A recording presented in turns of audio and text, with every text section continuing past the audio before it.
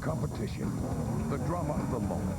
This is TNT Sports, home of NASCAR's race for the championship.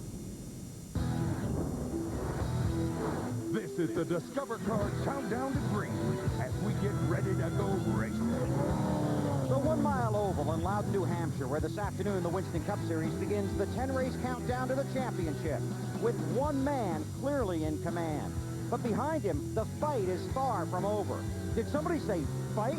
Today, race fans will get the answer to the old question, after a wild Saturday night, just how much do you remember on Sunday afternoon?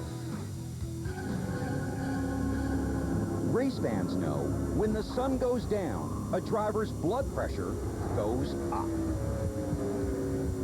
Harvick is driving that car in hard. Maybe it's because at night you have to feel your way, and occasionally you will bump into things in the dark. The frustration that comes from failing to finish isn't that you didn't win, it's what you lost. Here we go. Now it's on. In Winston Cup racing, the two toughest opponents to control are temptation and temper. Ricky Rudd took a cheap shot at us. He's going to get one back, I promise you that. This is totally ridiculous after the race, stuff like that.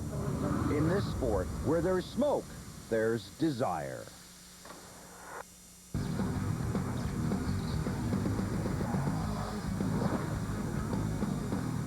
TNT Sports presents Winston Cup Racing from Loudon, New Hampshire. 100,000 fans are here and along with you. They're waiting to see if a week is long enough to cure the hangover from Richmond. Hi everybody, the TNT Race family dodging raindrops here at New Hampshire. I'm Bill Weber. We are in the hurry-up. The start of this race has been pushed up to 1:03 Eastern Time. That's about 30 minutes from right now. It has been a very busy weekend here at the track, including the announcement of a new chairman and CEO of NASCAR. We'll get to that story in a moment, but to go forward, first we must go backwards. Plenty of fallout from last Saturday night at Richmond. Ricky Rudd hit Kevin Harvick. Rudd came home third. On pit road after the checkered flag, tempers flared. More than $60,000 in fines, probation, suspensions. Harvick is on probation now, but Kevin apologized for his language after the race and explained that the passion that drives you to win can be a problem when good days.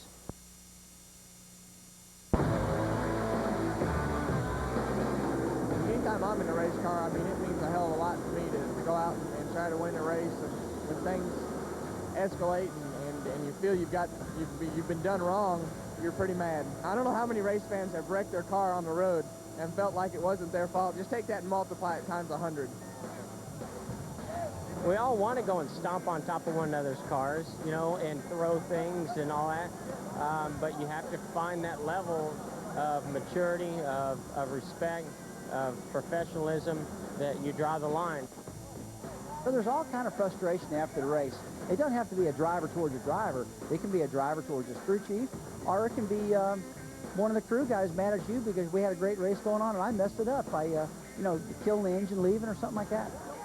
I think everybody from time to time when you run and somebody hits you or something, you go flat out, sort of like road rage is what it is. And the deal is some people come down quicker and some people just don't come down when somebody knocks their sense into them. Kevin Harvick starts 13th today. He finished second here in July. He's with Matt Yoker. Kevin Harvick, one of 7 individuals penalized for last Saturday night's post-race incident at Richmond. Kevin, have you and Ricky had a chance to talk about your problems? Well, I don't know that the problems were that big, but you know, we talked a little bit yesterday, and we'll just roll on with it. On a scale of 1 to 10, how does your package stack up today? Here at New Hampshire, you finished second here in July. Well, I think GM Goodwren's car is probably at least a 9, so let's have to wait and see what it is today, but it's pretty good. He says a 9, possibly a 10. A 10 would definitely be a trip to victory lane. Marty? Well, Matt, Ricky Rudd's side of the story now, and do you feel there are any unresolved issues between you and Kevin that need to be hashed out, and did something go on in happy hour yesterday between you two? Well, Marty, first of all, I don't, you know, as far as I'm concerned, we don't have anything ongoing. I think maybe Kevin has a different opinion, but, you know, that deal last week was a racing accident. You know, I explained to him, and doesn't seem to be going very far, though, but, you know, it's over and it's done with. It's unfortunate. You know, no one wants to see somebody's car get torn up in the late stages of a race, but, the way I look at it, as a matter of fact, I've declined interviews all week long because, as far as I'm concerned, it's a dead-end issue. And, you guys are out there getting one side and then the other side. Next thing you know, you get it stirred up and it doesn't end. So, I had a good talk with Richard this morning, Childress, and as far as him and I both are concerned, it was a last week issue.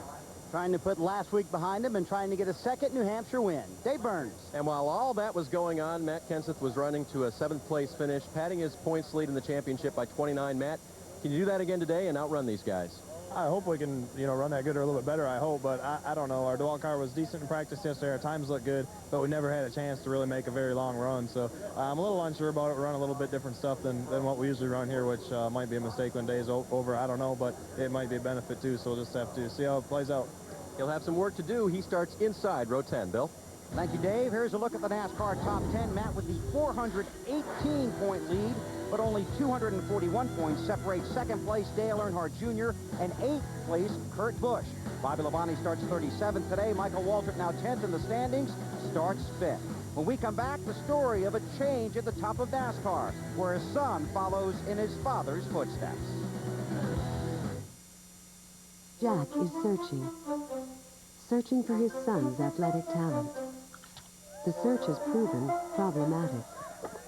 But every time Jack uses his Discover card to buy things, he gets paid a cash-back bonus award. So far, he's earned $130. It's money he used to buy his son something more suitable. Discover card. Why not get paid for the things you buy anyway? Here in my town, I'm for safest of all. I can lock on my doors. It's the only way to live in cars.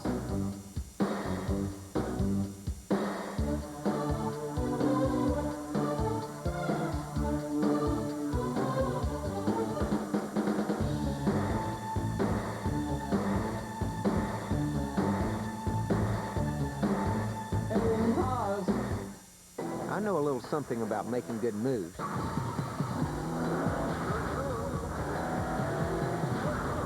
Make your move. Talk to your doctor about Viagra today.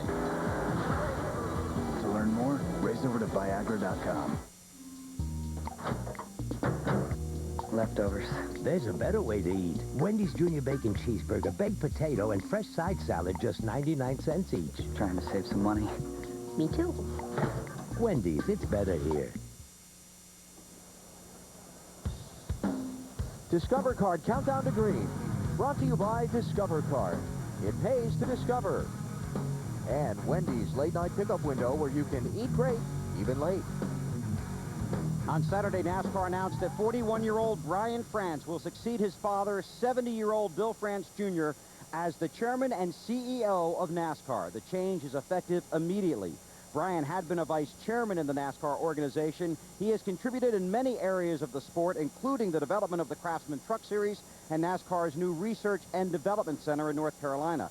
Bill France Jr. will become a vice chairman of NASCAR along with his brother Jim. He will still serve as an advisor to the sport in that capacity. NASCAR said the change is a timing matter. It is not health related. Mike Helton remains as president and will continue to oversee the day-to-day operation of the sport. Bill and Brian France did not make the trip here to New Hampshire this weekend, but they are scheduled to address the media Monday in Florida. Now, one of the saddest stories we've ever had to report. Wednesday night, 29-year-old Tara Parker and her two sisters, Misty and Megan, were killed when the limousine they were riding in while returning home from a concert was rear-ended by a drunk driver. The limo had stopped in a construction zone on a highway. Tara Parker was the wife of Sean Parker, crew chief for Dale Jarrett. Just 2 months ago, Tara and Sean adopted their first child, a newborn boy named Jagger. Just under 2 years ago, we shared with you the story of Sean and Tara, of Sean's romantic Christmas-time proposal, Tara's valiant fight for life while hoping for a heart transplant, and the miracle that followed. I seen an empty hook on the tree, so I went over there and actually hung it on the Christmas tree. And finally she seen it over there, and I had to hid back around the corner, but she did see it. I just stood there and cried. Tara Parker was born with an irregular heart. After several surgical attempts to repair it, Tara was hospitalized in May of 2001 and was told only a transplant would save her life. As soon as that door opened, I sat straight up in bed And when I saw that it was the nurse coordinator, Sherry Close, I just started crying, and I said, it's time, and she said, yes. Me and her grandfather actually snuck down to a patient's room, watched the start of the race, and I actually only watched about 40 laps, and it was kind of like, this race is not important to me right now. How many race weekends did you miss? Just one. It's the first race I've missed in 10 years. There was more to life than just racing for me at that day. And it was, you know, her fighting for her life. And even though she Record those words. Dale Jarrett has been kind enough to spend a few minutes with us on a very difficult day. Tara Parker's funeral is this afternoon. There is a memorial service tomorrow. Matt? And DJ and the entire Yates team wearing black armbands in remembrance of Tara. First off, DJ, how is Sean doing on this most difficult day? Well, certainly I've talked to Sean a number of times, and I guess his spirits are as good as we could possibly expect in a time like this. But Tara was such a special person, a true inspiration, really the real meaning of the word inspiration to all of us. Wonderful smile and wonderful attitude all the time. Never give up attitude, and I think that's what we'll all take and remember about Tara. Certainly our prayers and thoughts are with Sean and his family and Tara's family at this time, and we'd ask all the fans out there, please keep these people in your prayers, because it's such a tragic accident. And but Sean is doing as well as can be expected, and if that wasn't enough, we had another employee on Friday night to lose his father. Michael Cooper's father died of a heart attack on Friday night, so it's been a most difficult weekend for us at Robert Yates Racing. Certainly is. Tara Parker, a very truly special young lady, will be missed by so many, Bill. Well said, Matt. Tara Parker was a wonderfully attractive young woman. Her smile and personality would light up pit road. But her beauty is captured forever in photographs. It's her inspirational spirit that Dale talked about you should never lose sight of. So full of hope, compassion, determination, and understanding. Beauty that you cannot see, but you can only feel in your heart. In every life that Tara Parker touched, her heart lives forever.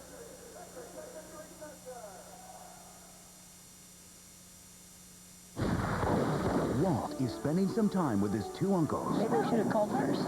And it's going to be a summer He's a nice doggy. he'll never forget. Is it okay if I watch television? Ain't got one. No television? No TV. Michael Caine, Robert Duvall, and Haley Joel Osment. Who do you think you are? Just dumb kids. Don't kill him. Secondhand Lions, directed by Tim McCandless. You're gonna have to start acting your age. Rated PG. Special sneak preview tonight. Check newspapers. If you don't use fuel to clear your head, if you've never had a Sunday ride extend through Tuesday, if the only thing that wanders is your mind, get out of the way. The all-new Suzuki SV1000S.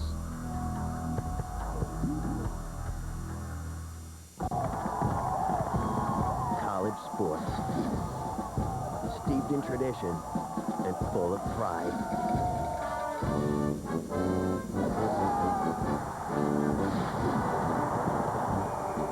Introducing the first and only 24-hour home in college sports. CSTV. The new tradition in college sports.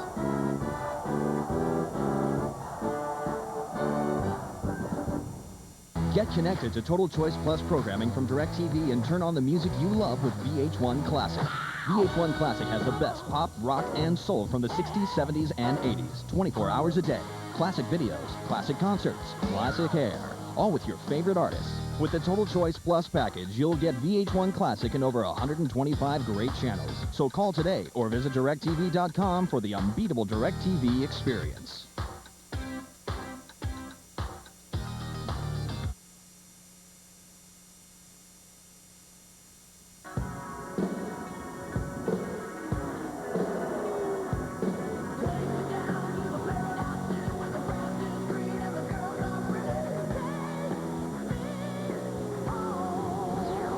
The celebration is on for South Bend, Indiana's Ryan Newman. The checkered flag waves first over Ryan Newman. It is amazing how this 12 bunch does it. Ryan Newman does his talking on the track. He's celebrating in victory lane. Checkered flag in fifth win of the season. Ryan Newman is in victory lane again. Ryan Newman wins the Chevy Rock and Roll 400. That's 6 wins, Mr. Newman. 6 wins this season and 5 in the last 14 races. Dave? Well, the circumstances are strangely familiar here. Ryan Newman, fastest in Friday's qualifying, and now threatening weather here. Last time that happened here, you won the race. Can you do it again? I hope so. We got the same race car, same team, same crew, same Penske Racing, and hopefully we can just do that for the Automobile and Dodge. Takes 300 laps to figure it out. Last year it was shortened. This time he hopes he can lead at lap 300. Matt? On Friday, Jimmy McMurray knocked down his best qualifying effort of the year, rolls off third. Now, how does that change your strategy concerning track position is so important here? Well, I think that we get to race our own race now and don't necessarily have to use a pit strategy to get up to the front. It seems like at Loudon you can maintain your track position even if your car is not that great. It's so hard to pass. So for us, we're just going to stay on our own strategy today. Our car has been pretty good since the time we unloaded, so hopefully it's not going to change much. Same car he finished third with at Bristol, and he rolls off in the third position. Marty? Well, Matt, Jimmy Johnson won here 8 weeks ago on a warm July afternoon. Today, cloudy and cool. How's that going to affect the race, Jimmy? I think it'll help everybody. It'll be a little bit more grip, and I think it'll be a good day for everybody. It's the same tires, same track. For the first time we come back, there's been new asphalt down, so it's going to be a lot like what we saw here in the spring, and I'm hoping so because the Los Monte Carlo is in victory lane, and I'm hoping we can do it again. That's a pretty good result for him, and driving the same car that won here in July, Bill. Thanks, Marty. Next, Wally Dallenbach's in the seat with some breaking news. You'll see what we mean. You're watching NASCAR on TNT. This week on Home Makeover, we're turning the Wagner spare room into a home gym. Let's get started. Take a look. Nice workout equipment, thank you! No sweat. Now every Yamaha motorcycle and ATV is as low as 3.9% APR all the way to 2005. And just look at the results.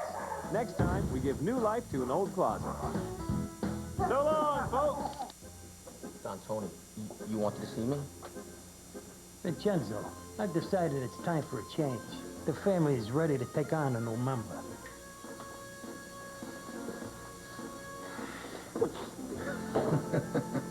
But boss, I don't understand. I thought this family only uses Stacker 2. Stonard, it is Stacker 2.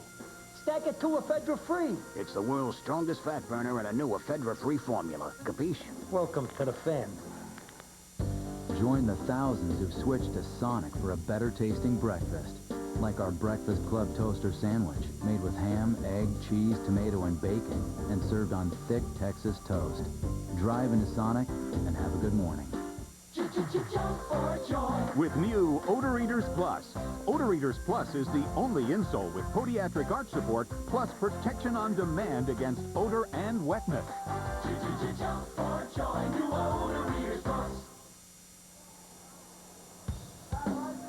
Discover Card Countdown to Green. Brought to you by Discover Card. It pays to discover. And Wendy's late night pickup window where you can eat great, even late.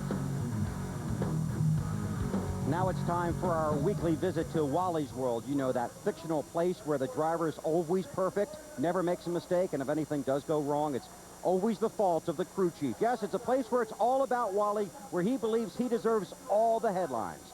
So now we take you to Wally's World, where even CNN Headline News is covering his story.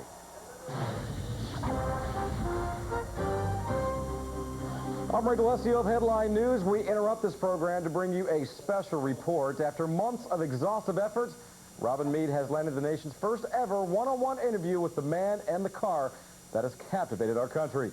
For more now, we go to Robin in New Hampshire. Ray, perhaps many of our viewers have heard about the phenomenon that is Wally's World. But to really understand what it's all about, we had to talk to people here at the racetrack at New Hampshire International Speedway to find out what impact Wally's had on the race world. Wally Dallenbach is my hero. Go Wally! We love Wally's World. We named our dog Wally. I think if I was able to ride with Wally Dallenbach in a race car and see what a true driver could do, that, it would just complete my life for me. We named all our children Wally. Wally 2, Wally 3, Wally 4, and Wally 5. Wally who?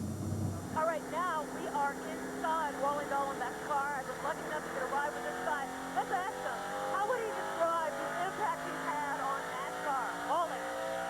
Well, on Impact I've had, Robin. This is just my job on the weekends, and I get to take people for a ride in NASCAR, and I've been taking people for a ride in NASCAR my whole career. Okay, now this car is really an immense power machine. I would imagine most race crews are like 70 people. How many people do you have on your team? We only have one guy working on this car, Robin. Most teams have into the hundreds, but this is the only guy that we could really find to work on the car for food. You put me in a car with one guy sitting on a car? Let's go faster. All right, let's go faster. Show me what you're made of, Wally. Get me up on the wall. What? Come on, baby. Let's go. How's that right there? Woo! Hey, I also hear that you like to sing, Robin. Sing me your favorite song. Wally's World. Wally's World. Wally's World. You give that dog a helmet and sunglasses, and you'll see the resemblance and why they named it Wally. Jeff Burton has gone 66 races since his last Winston Cup win. It came in October of 2001 at Phoenix. Today, Jeff starts 15th. That's good for him. Only 7 times this season has he started better than 15th. 15 times he started outside the top 20. He has 15 career super speedway wins, including 4 at this track. In September of 1999, Jeff Burton started 15th at Darlington and won. The only time in the 54-year history of the Southern 500 that race has been won from the 15th starting position. The only time any Winston Cup race at this track has been won from the 15th starting spot was in July of 1997.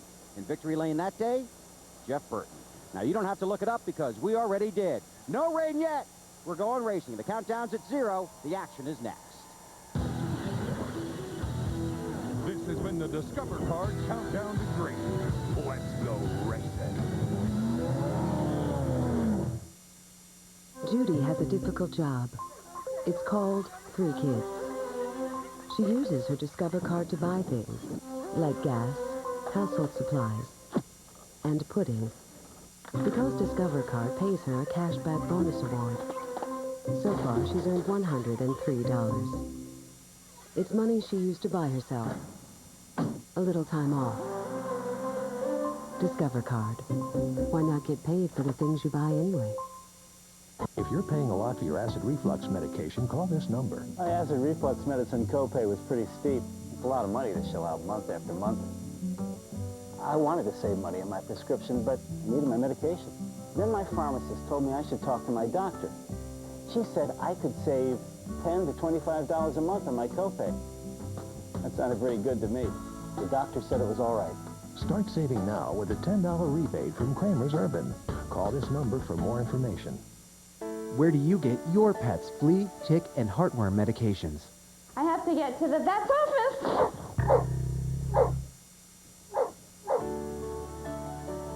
I saved a visit to my vet's office. I didn't have to leave home. I just called 1-800-PET-MED, and my pet's medications are delivered right to my door. 1-800-PET-MEDS guarantees the lowest price on all your pet's medications. Order now and receive free shipping.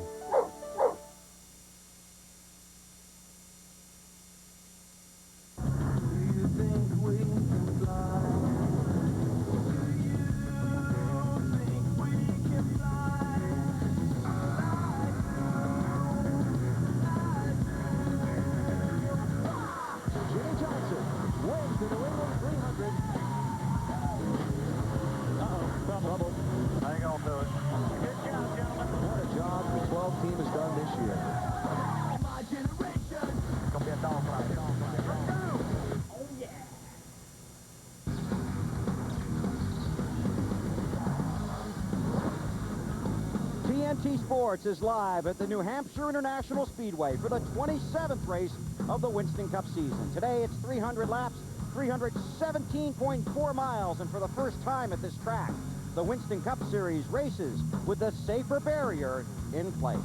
We're getting ready to go, so let's get you upstairs to the 3 guys that will call today's race. Alan Bestwick, Wally Dallenbach, and Benny Parsons. Okay, Bill, thanks. We're getting ready to go. The weather's holding off for now, we hope. When we were here last in July, we saw some great side-by-side racing. The changes they made to the track's banking and the new paving really seemed to work. There we see Jimmy Johnson, the 48 car, Kevin Harvick, 29, side-by-side, and they did this for almost a complete lap. When the cars showed up here Friday morning, we heard one thing the drivers and crews talking about. Slick, very slick racetrack. Yesterday in practice, searching around, trying to find some grip the cars could get around the racetrack. We saw drivers moving up the racetrack to that top group. If they do that today, we will see people on the inside, and we will see cars side by side. But if they can't, it puts a premium back on the pit stop. So in the pits, hero zero for these crew chiefs. Earlier this year, Jeff Gordon took 4 tires, and it didn't work for him. He couldn't get through traffic, so it's going to put all the pressure back in the pits. And this is considered a big short track by a lot of people. Some bumping and running. We'll see. Here, let's go trackside now for the opening ceremony. Ladies and gentlemen, please direct your attention to the stage. We would ask everyone to please stand. And gentlemen, to please remove your hats for today's invocation and our national anthem. The invocation will be given by the Most Reverend Michael Tody, Bishop of the Roman Catholic Diocese of Norwich, Connecticut. Bishop Tody. Let us pray. Father in heaven, out of your infinite love, you have called us into being and daily sustain us. For the gift of life, we praise your holy name.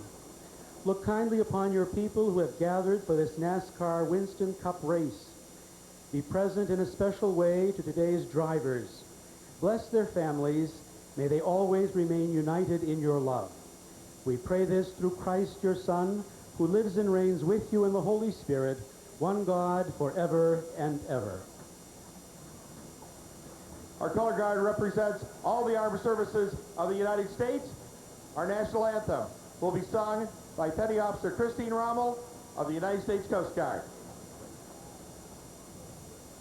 Oh, say, can you see by the dawn's early light what so proudly we hailed at the twilight's last gleaming, whose broad stripes and bright stars through the perilous fight o'er the rampart we watched was so gallantly streaming, and the rocket's red glare, the bombs bursting in air, gave proof through the night that our flag was still there. Oh, who say does that star-spangled banner yet wave o'er the land of the free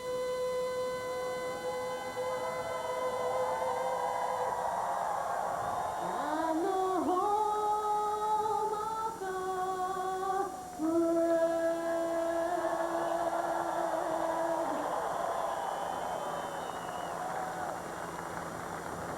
And now, to give the command that will send the field on its way in the Sylvania 300, our Grand Marshal, Charlie Jerabek, President and CEO of SRAM Sylvania.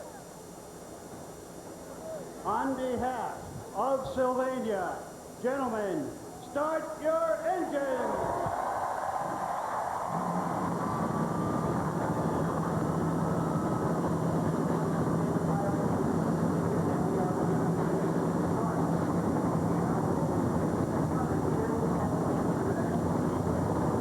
Just 10 races remain in the 2003 season. What'll this chapter on the road to the championship produce? We'll find out when the green flag waves next.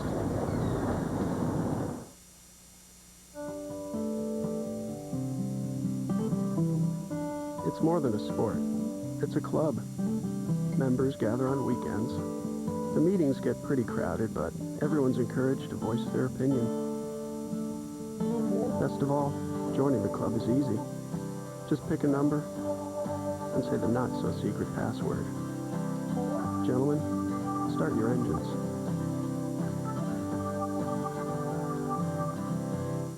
You want action? We got more wrecks than racing, more competition than baseball, football, basketball, hockey combined. Their seasons stop for months at a time. Our season started 11 years ago. You want drama? We got more drama than a 14-year-old girl who just got dumped by her boyfriend, lost her pet cat, and discovered a zit the size of Mount Kilimanjaro. You want dysfunction? In our world, the only place to settle differences is in the ring, not in a court, not in a family meeting, just with brute force. Come to think of it, that's a great idea. This is who we are. We're raw, and we like it that way. WWE Raw, only on Spike TV.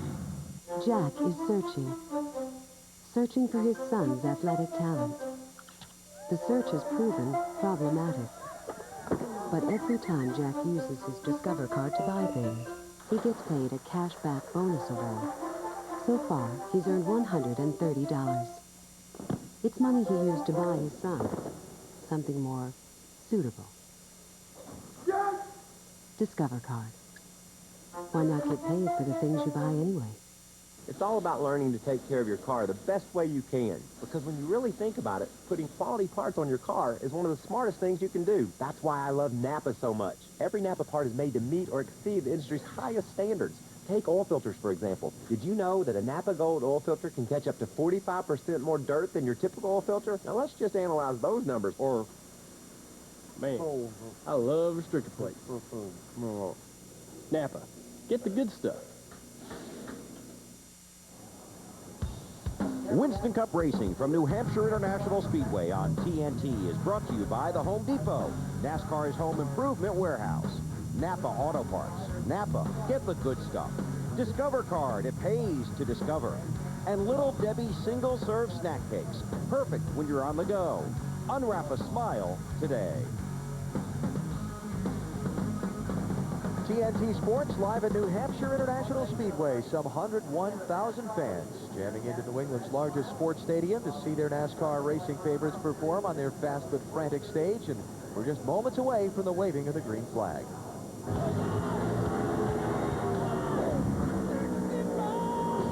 Budweiser, the official beer of NASCAR, proud to sponsor the Bud Pole Award, given to the fastest qualifier at each NASCAR Winston Cup race. The Ryan Express rolled again Friday.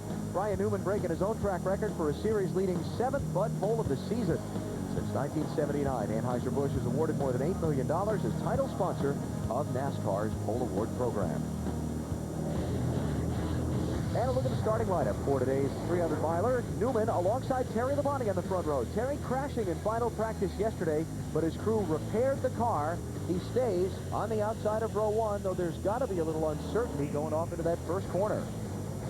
Jamie McMurray, Greg Biffle, the Ray Vestas Rookie of the Year leading candidate, sharing row 2. DEI teammates Mikey Waltrip, Dale Earnhardt Jr.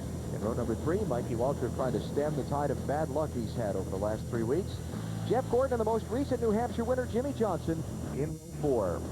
A couple Dodgers in row 5. Jeremy Mayfield there with 3 straight top 10 finishes. Rusty Wallace, engine change this morning, going to the back of the field instead of starting in row number 6. Kevin Harvick, Mike Skinner. Harvick making all the headlines after the race in New Hampshire last week. And there's Jeff Burton, 4-time New Hampshire winner, back in row number 8. Let's try to talk to Jeff. Jeff Burton, Benny Parsons, you got me? Step forward, Benny. Okay, here in July, just a couple of months ago, you had a very fast car. Is this car as good as that one? Oh, thing was pretty good yesterday. The go course was pretty fast. We had to make some changes this morning, trying to make it a little bit better. Seems like to me the track's quite a bit different than it was, but we think we're pretty close. Is this cool weather going to be a problem for you, think? For me personally, it's a great thing. For the race car, it's the same for everybody. We just got to try to make the most of it. These tires seem to last forever, and the cool weather will probably just make a little more grip. Well, thanks, Jeff. Good luck to you. Or VP. Jeff Burton, 4-time New Hampshire winner, starting at 15th position. And the rest of the starting field, Tony Stewart, row 16. Alongside Ricky Rudd, who had such a good run last weekend in Richmond. Mark Martin with his 500th consecutive NASCAR Winston Cup start, 3rd longest such streak. Got to come from way back in row 17, though. Hermie Sadler, final spot on the field on time. And now we get into provisional land, and those who get in on their owner points. Bonnie Labonte, worst ever New Hampshire starting spot. Steve Park, Kyle Petty. Yep, Steve in a backup car after a Friday morning practice crash, but he did qualify this car, so he keeps that spot in mind. And final place in the field, Christian Fittipaldi in the Petty 43. Those unable to qualify for the race, there were 4 of them. And 3 drivers to the back, Ricky Craven and Dave Blaney in practice crashes Saturday morning. Rusty Wallace with an engine change after his car was throwing off all kind of smoke during Saturday practice as well. They were dropped to the tail end of the field. 1 lap before the start. Dave, what you got from pit road? Well, Dale Earnhardt Jr. has never won here, Alan, but he qualified 6th and he was 3rd fastest in final practice. The team told me they've never worked less on a car than they did this weekend. They hope less is more. Matt? Wally mentioned the importance of track position earlier in the show, and that's why Robbie Loomis and Jeff Gordon worked with their race car during the final practice session, primarily in traffic, trying to get Gordon's car to pass easier. Also, fuel mileage a concern. 3 wins here, hoping for a 4th today. Marty? Matt, one of the great things about this racetrack, we almost always see someone who starts in the back make their way to the front. Tony Stewart starts 32nd today. The crew said the car is better than it's been in weeks. Look out for Big Orange today. Bill? Nick Biffle starts 4th today. He finished 10th here in the first visit to this track earlier this season. The highlight of his year, the win at Daytona. Today he has the car and the confidence to try and make his 2nd trip to victory lane. Alan? Okay, Bill, getting set for the start. You know, this racetrack, BP, I think is probably one of the toughest turns 1 and 2 as you take the green flag because it's so slippery. It is so slick, and these tires, they really need some heat in them before they grip too well. The first couple laps could be exciting. Let's see. Let's see what happens. Here they go, turn 1.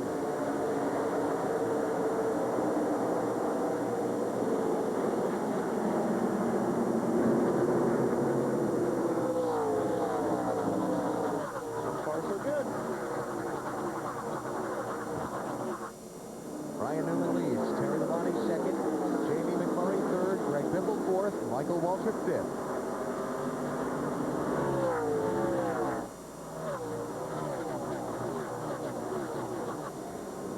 Almost feels like people are just tiptoeing around. Yeah, it looks like they're parking over there in the corner. But it is. It takes a few laps to get the temperature in these tires in this place. Being flat, there's no banking to help you hold in the corner. You do have to be very careful. And what about Terry Labonte? Changed so many things on that 5 car overnight after the contact with the wall yesterday. That's probably one reason he's lost a couple of spots since the beginning of the race. But you know, you've got to have a lot of confidence in your race team and your race car to get in at first lap after it's been crashed and repaired and just go sailing off into turn 1 on the outside like that. Well, your crew chief tells you about 100 times that morning. It'll be okay. Yeah, it'll be fine. Terry trying to come back on Greg Biffle. They tried to poke the nose under him off 2. Settle back in line in 4th. Just behind. Well, here he goes again. And here's that side-by-side that we saw so much in July. Marty, you got something on Terry already for us? Well, I was just going to follow up on them fixing the car. They were allowed to stay 2 hours after the garage area closed last night. Then NASCAR allowed them to come in 1 hour this morning. They were here at 6 a.m., and Mike Bumgarner, the car chief, told me it's so close to how it was in the shop, Terry should not notice a difference in the repairs they made on the car. Well, it doesn't look like he is because he cruised by Greg Biffle in the 16 car. Michael Waltrip also through. Got a little bump on the back door there from Junior on his teammate. See Jimmy Johnson, the 48, going by Biffle, also Jeff Gordon. And when I walked through the garage here this morning and talked to guys, they said the 48 car is really, really fast. Dale Earnhardt Jr. in the 8, working on his teammate Michael Waltrip in the 15. This is for 4th and 5th positions. Those guys are pretty confident down there this morning. Oh, they really liked their chances today. That 8 car they felt was really, really hooked up yesterday. And they are just in a spot where they're going to do anything with Matt Kenseth for the championship. They've got to start to make something happen. They've got to knock off a win or 2 here. Junior's won once this season. That was at Talladega back in April. And he's just been kind of hot and cold last month and a half. Finished 25th at Darlington, 32nd in Michigan, 17th at Richmond. They need to make something happen.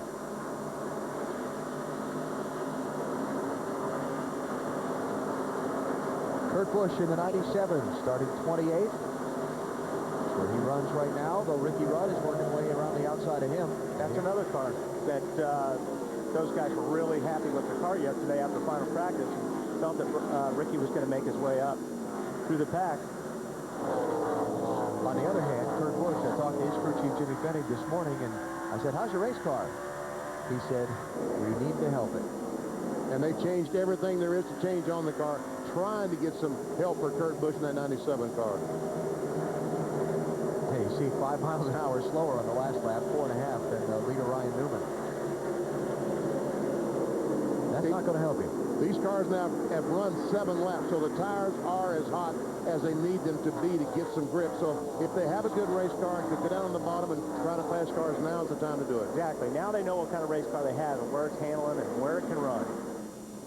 Ryan Newman, Jamie McMurray, Terry Labonte, Michael Waltrip, Dale Earnhardt Jr., Jimmy Johnson, Jeff Gordon. That's that lead group. And you see things have strung out single file among most of the top 20. Joe Nemechek there is in 18th position in the 25 car.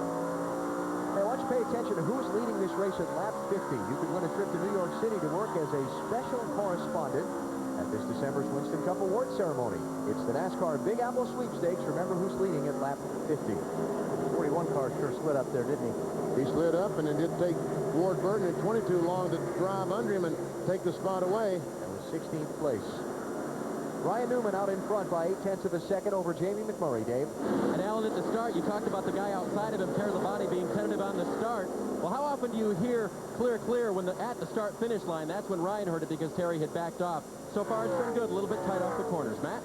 After that great run at the Brickyard, Jimmy McMurray was so confident coming into New Hampshire, another flat track. Same car finished third with at Bristol. He told me this morning they feel like their biggest hindrance this year has been qualifying. Knocked down a second best ever start, starting third today. He says the car is a little loose on entry and tied off. Basically the same problem they had through much of happy hour. They do have some built-in adjustments. But he said he really feels like the strategy today will be more like a road course. When you get to that final window, that's when they're going to pit. Yeah, we're going to see a lot of crew chiefs rolling the dice on their pit strategy today. Who's going to be the hero on pit road and make the winning call? We're about 289 laps away from finding out. Freedom of speech. Exercised all race long. Log on to America Online or NASCAR.com and get track pass. NASCAR.com. America Online, keyword NASCAR. The testing is over. Their strategies are set. The only question that remains, who's going to win the first nighttime running of the UAW GM Quality 500? Saturday night, October 11th, Lowe's Motor Speedway. It's the first primetime running of this fall classic. Be there as 43 of NASCAR's fastest burn up the track to take the checkered flag.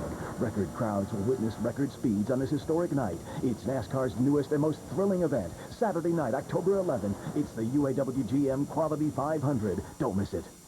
Human thigh bones are stronger than concrete.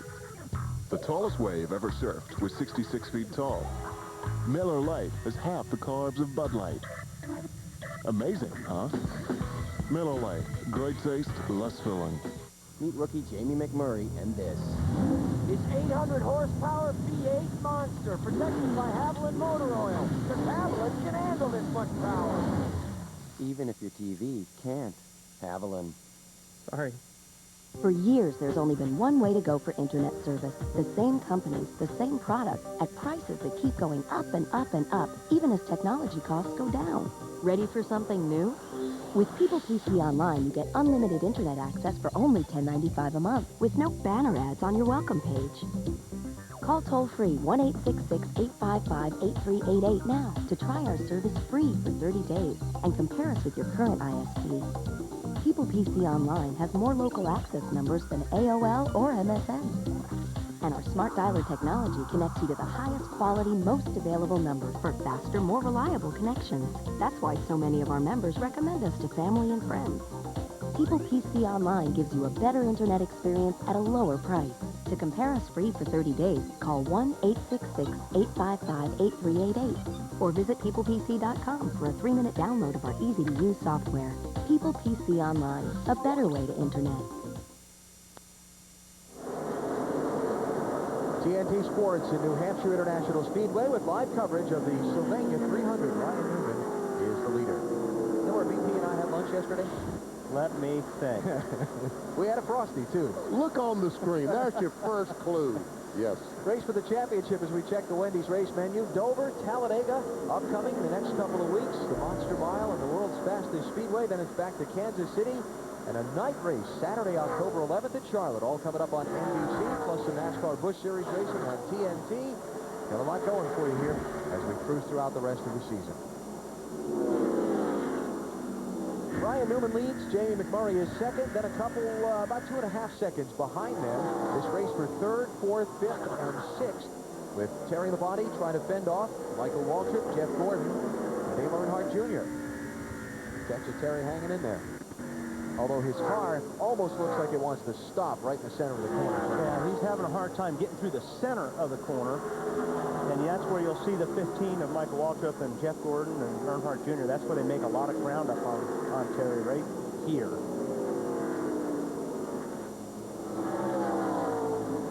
And there's the guy that's not having any trouble in the middle of the corner. Jeff Burton. He was so fast here in July. Kenny Wallace, as he was going by him on the outside, had a suspension part break, put the 99 in the wall, but right now seems to be the fastest car on the racetrack. Matt? And Benny, he is certainly moving, coming off a great run at Richmond. They really feel like that this 10-race stretch could be where they really pick up the pace. Coming into New Hampshire, 4 wins here, would like to get a 5th. The car, though, from the get-go, a little bit on the loose side, but Jeff just told crew chief Paul Andrews, it's starting to come back to me. Yeah, it may be loose, but let me tell you one thing. It's running very fast. If it's loose, he's going to want to leave it that way. Well, loose is fast, right? Loose is fast.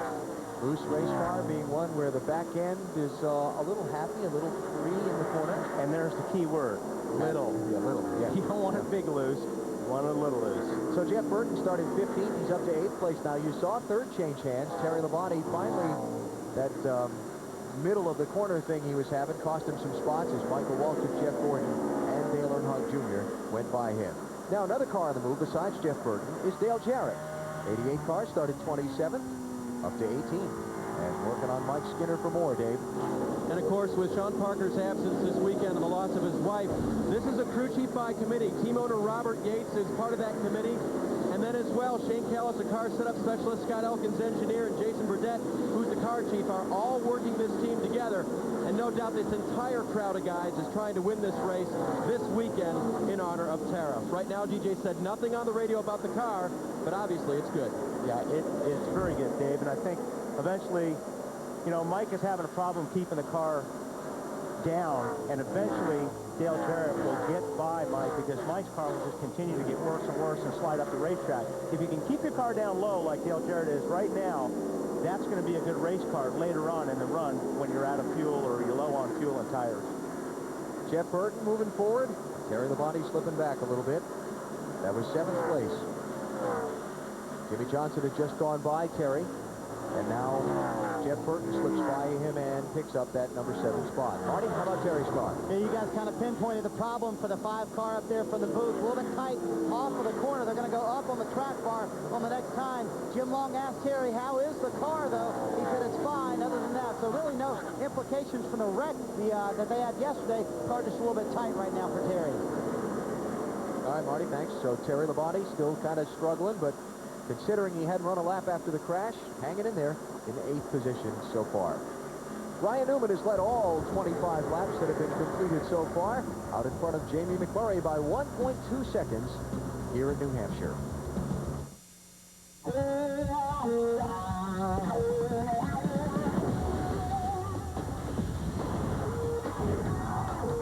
Are you fast enough to make millions of hearts race? Strong enough to drive away fear? Cool enough to make the competition sweat? They are the drama of the NASCAR Championship on TNT. I mean, my haircut is nice. The dye job at work, good. It's good, huh? Uh-huh. You charge the batteries, right? Yeah. And I look good? Yeah. Hey, Dale. We're here for the interview. Oh, right. Where do y'all want to do it? You know, wherever you're most comfortable.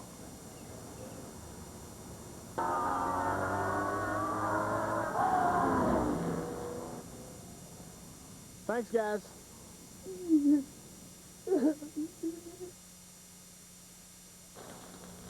got a problem up here. Tower 12, weather's limited.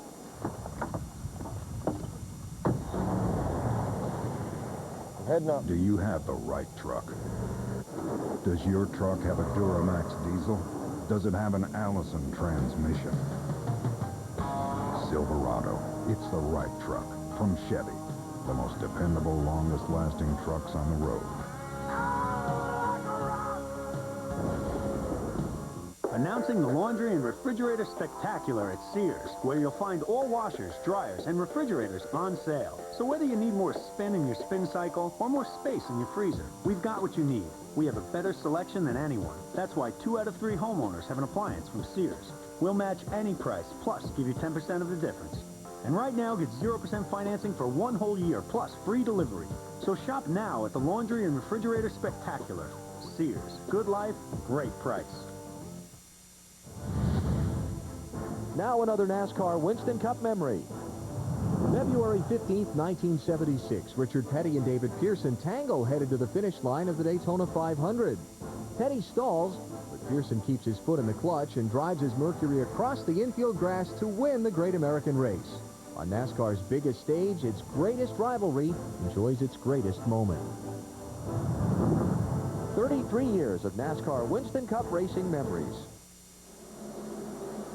NASCAR honoring R.J. Reynolds and its Winston Ranch for its longtime support of stock car racing. And boy, there have been so many great memories over the years. I'll tell you one thing, if Pearson had not kept that 21 car running, that would have been a great memory for me because I finished third. You would have won, huh? Yeah. All right, sorry, BP. Jimmy Johnson, Dale Earnhardt Jr. racing now for 4th and 5th place. Jimmy Johnson, did I say Jimmy? How about Jamie McMurray? I know what I meant to say. Did your spotter tell you? We didn't have one of those back then. So you didn't even know until you came back around? Oh, I knew all about it, yeah. But see, you could watch the scoreboard and all that other stuff, so I knew. But I also saw him moving, so I knew I was in trouble. You weren't going to get there. McMurray slipping back a little bit. He was second a few laps ago, Matty. He has made it back to 5th, Alan. Jamie came on the radio a few laps ago and told crew chief John England says the car earlier on was loose on entry and tied off, but it wasn't bad. But now the car is loosened and really tight from the center off. Donnie at this juncture talking about a wedge, track bar, and air pressure adjustment on their first stop. Okay. So a lot. Yeah, a lot. And normally your car here at Loudon, New Hampshire does not get better. Wherever it starts off, it's just going to magnify the problem as you go on. You burn the fuel off, burn the tires off. Bill Elliott, the 9 car, goes by Labonte in the 9th position. And, you know, that takes all that strategy away as well. Because when they stop and make changes, they really, truly need to change 4 tires to tell how the car is going to be. They can't really safely change 2. A lot of them don't want to take that gamble to change 2. Our Stacker 2 NASCAR Winston Cup track back got 101,000 on hand here today for the 18th NASCAR Winston Cup race at this track. 18 races, 18 sellouts. Great race fans here in New England. I say that somewhat biased because I'm from New England, but there are thousands of race fans here. Even remember when we ran Thanksgiving weekend, the place was packed. And they always have been. I ran at Langhorne, Pennsylvania back in the 60s, and that place was sold out for a modified race. That was a tough place. Now Pennsylvania's not New England, but... Well, it's northeast. Oh, okay. Close to north. Jeremy Mayfield working on Sterling Marlin here, and this is for 13th place. Mayfield started 10th, slipped back a couple in the opening laps. Now he's trying to get some back. Sterling Marlin started 9th. He's lost a few positions in the opening go also. Turn 2 here reminds me of Turn 2 Richmond. When you're on the bottom, it's so hard to stay next to the guy getting off the corner. 5th place change in hands. Jimmy Johnson by Jamie McMurray. And look at this. Ryan Newman, the leader, is in traffic already trying to get by cars, and right behind him is Michael Waltrip at 15 and the 24 off Jeff Gordon. Things closing up as they get into the traffic. They went by Hermie Sadler, Christian Fittipaldi. Now trying to put Kenny Wallace a lap down, which they do, and Todd Bodine next up for the leaders. And let's don't forget about Junior. He's right on the bumper of the DuPont Chevrolet. Bill, what's Jeff Gordon saying? Loose up, off, and tight in the middle of the turns, but not exactly a great ride, but not bad for him so far. But loose up, off, tight in the the middle, BP. Bill, I think it's going to be a great run before long because I see visions of Jeff Gordon getting to the front of that 24 car. Yeah, it wouldn't surprise me. Runs real well here. Kind of the pace is this is his kind of race pace, too, BP. Getting up there, staying clear of the traffic till you start running into the lap guys. So a guy that's determined to get back to victory lane and stop some of the chatter. You know, Bill, you talk about getting up there and getting clear. I had an interesting conversation with Robbie Loomis this morning about this 24 car. He said, and remember, he dominated a lot of the July race here in the lead, but when he got back in traffic, he couldn't go anyplace. Robbie said the mistake we made in July wasn't changing 4 tires on that last stop. It was that we did all of our practice in clean air. And we didn't really know what our car was going to do, and it wasn't really set up when we got back in traffic. They changed that yesterday. They tried to get out and run in traffic behind people to make sure they knew what it was going to do in these kinds of situations. Well, that car looks really good right now in traffic. So how will it be when he gets out front? Yeah, if he gets out front. Working on Michael Waltrip for second place. Ryan Newman, though, has led all 38 laps completed so far. Early in the going here at New Hampshire International Speedway. We're DVD crazy. Freaks. We live our lives one DVD at a time. Walmart's home entertainment department. We love it. DVDs are spectacular. The picture quality is amazing. You feel like you're in the movie. You can see it, you can hear it, you can feel it. Everything is combined into one little disc. You gotta have a good TV to watch DVDs. We got our entire home theater system at Walmart. Sound system, DVD player, TV, from RCA to Panasonic to Sony. This is the prices down here, they're low. What you want, what you need, get some DVDs at Walmart.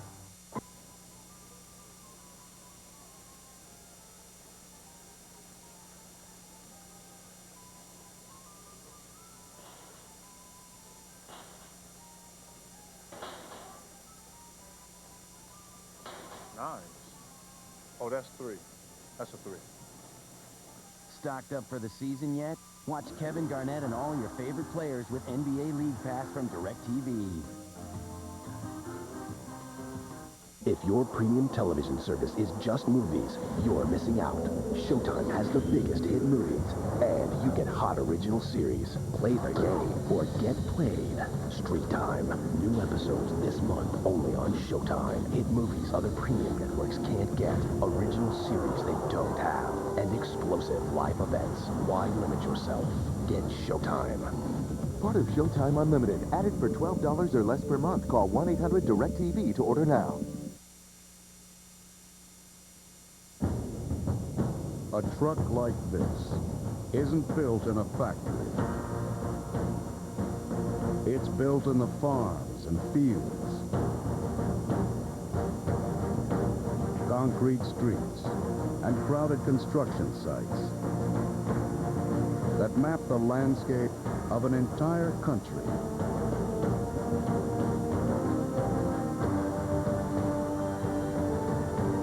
Because when Ford builds the new F-150,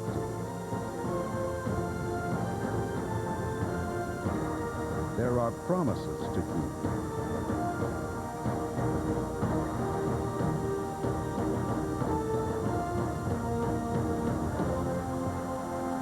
And only one truck earned the right to be the next F-150. If you haven't looked at Ford lately, look again. TNT Sports, live at New Hampshire International Speedway for NASCAR Winston Cup Racing. Ryan Newman out in front in that blue and white 12 car. A new second-place runner behind him is Dale Earnhardt Jr. I don't think he's going to be out front for long, BP. I don't either, because checking our scoring monitor, Dale Earnhardt Jr. in the 8 car has been fast in the last few laps, and here he goes in front of the home stretch span. Well, he's got a sense of timing, doesn't he? Takes the lead. First lead change of the race. Dale Earnhardt Jr. Well, maybe not for long. Okay, so Earnhardt Jr. out in front. Newman back to second. Michael Waltrip third. Jeff Gordon fourth. And Jimmy Johnson fifth. Rest of your top 10 are Jeff Burton, Kevin Harvick up to 7th. Jamie McMurray, Matt Kenseth up to 9th. And now Bill Elliott runs in 10th. I talked to Tony Uri down in the 8 pits this morning, the crew chief, and he said they set this car up a lot like Make an adjustment, we'll change tires, won't be too much. Their NASCAR Busch Series car they had so much success with, and they said they're going to try it here in Loudon, and so far, so good.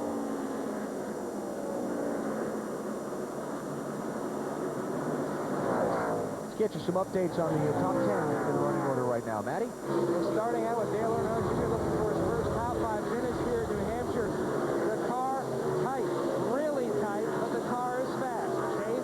Ryan Newman's car tight as well, Matt. In fact, he said, I can't use the throttle to help turn the car because the car is tight right before I can get on the throttle. Bill? Michael Waltrip battling a tight condition, wants to take air out of both of his front tires to try and improve the handling condition. Jeff Gordon, as we talked about just a few laps ago, loose up, off, and tight in the middle of the turns, hoping to be able to adjust that on their first pit stop. As for Jimmy Johnson, the car loose in, tight in the center off. First he thought it was getting better. Now he says it's getting worse, Matt. Jeff Burton's last win came 66 races ago at Phoenix. Said earlier on that the car was loose in the middle, but it's getting tighter, especially on throttle. Bill? Not much from Kevin Harvick so far, running 7th currently on the racetrack. No problems with his car to this point, Matt. And Jimmy McMurray still battling that loose-in, tight-off scenario with the 42 car. They're still looking at those same changes when they make their first stop, Marty. Matt Kenseth may have the best car on the track, Matt. He started 19th, currently up in the 9th position. The car pretty good, just a little bit tight, Matt. Dodge boys had Bill Elliott at the 9th, and since dropped back to 10th. Ray Evernham came on the radio and told Bill the car looks very, very solid from the middle up off the corner. Bad. All right, Matty Banks, and there's your leader at lap 50. You will need to know Dale Earnhardt Jr. to win a trip, possibly to this year's Winston Cup Award ceremony, and serve as a special correspondent.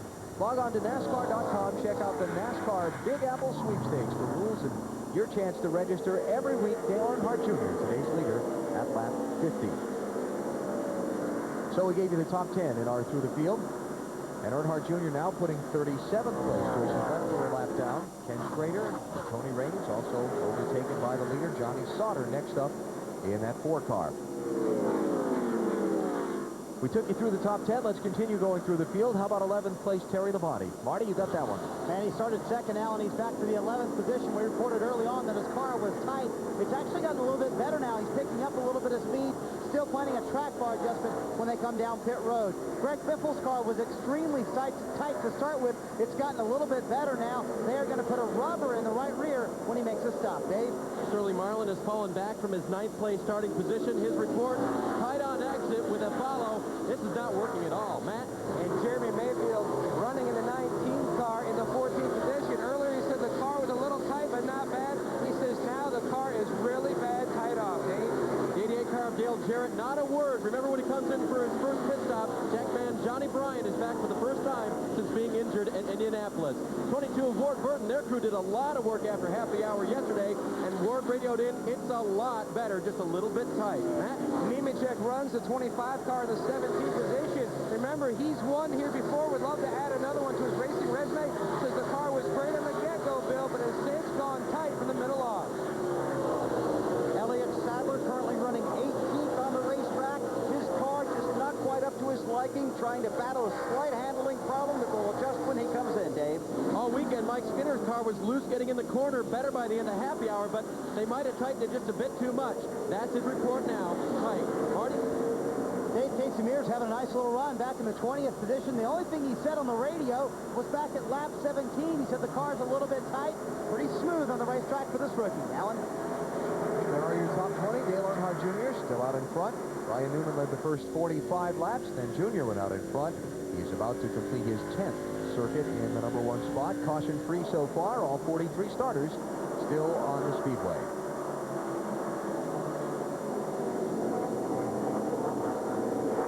Five laps have been completed. Junior works lap 56 at New Hampshire International Speedway. You're watching NASCAR on TNT. From the network that knows drama. A little trick I learned in the car thief retirement home. Could you hold this? Nicolas Cage, Angelina Jolie. Gone in 60 seconds. Next, after NASCAR on TNT. Tonight on TNT. My money, yes or no? No. Drama isn't how you make your money. It's how far you'll go to get it back. See Mel Gibson in Payback. Tonight at 7 on TNT. We know drama. Dale. Go to Napa. Use top quality auto parts. Get expert advice at Napa, Dale. Hey, how are you doing that? What's that, Bud? The voice is in my head talking about Napa. You can hear them, too? What are they saying now? They're saying, Michael is the greatest driver ever. man, now I know you're doing that. Napa, get the good stuff.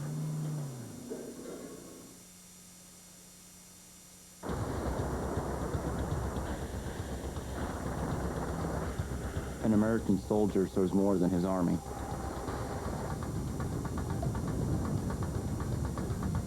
He's a selfless defender of our rights and freedoms. He is proof that one soldier can and does make a difference. Sergeant C.J. Overway, an Army of One. Log on to GoArmy.com.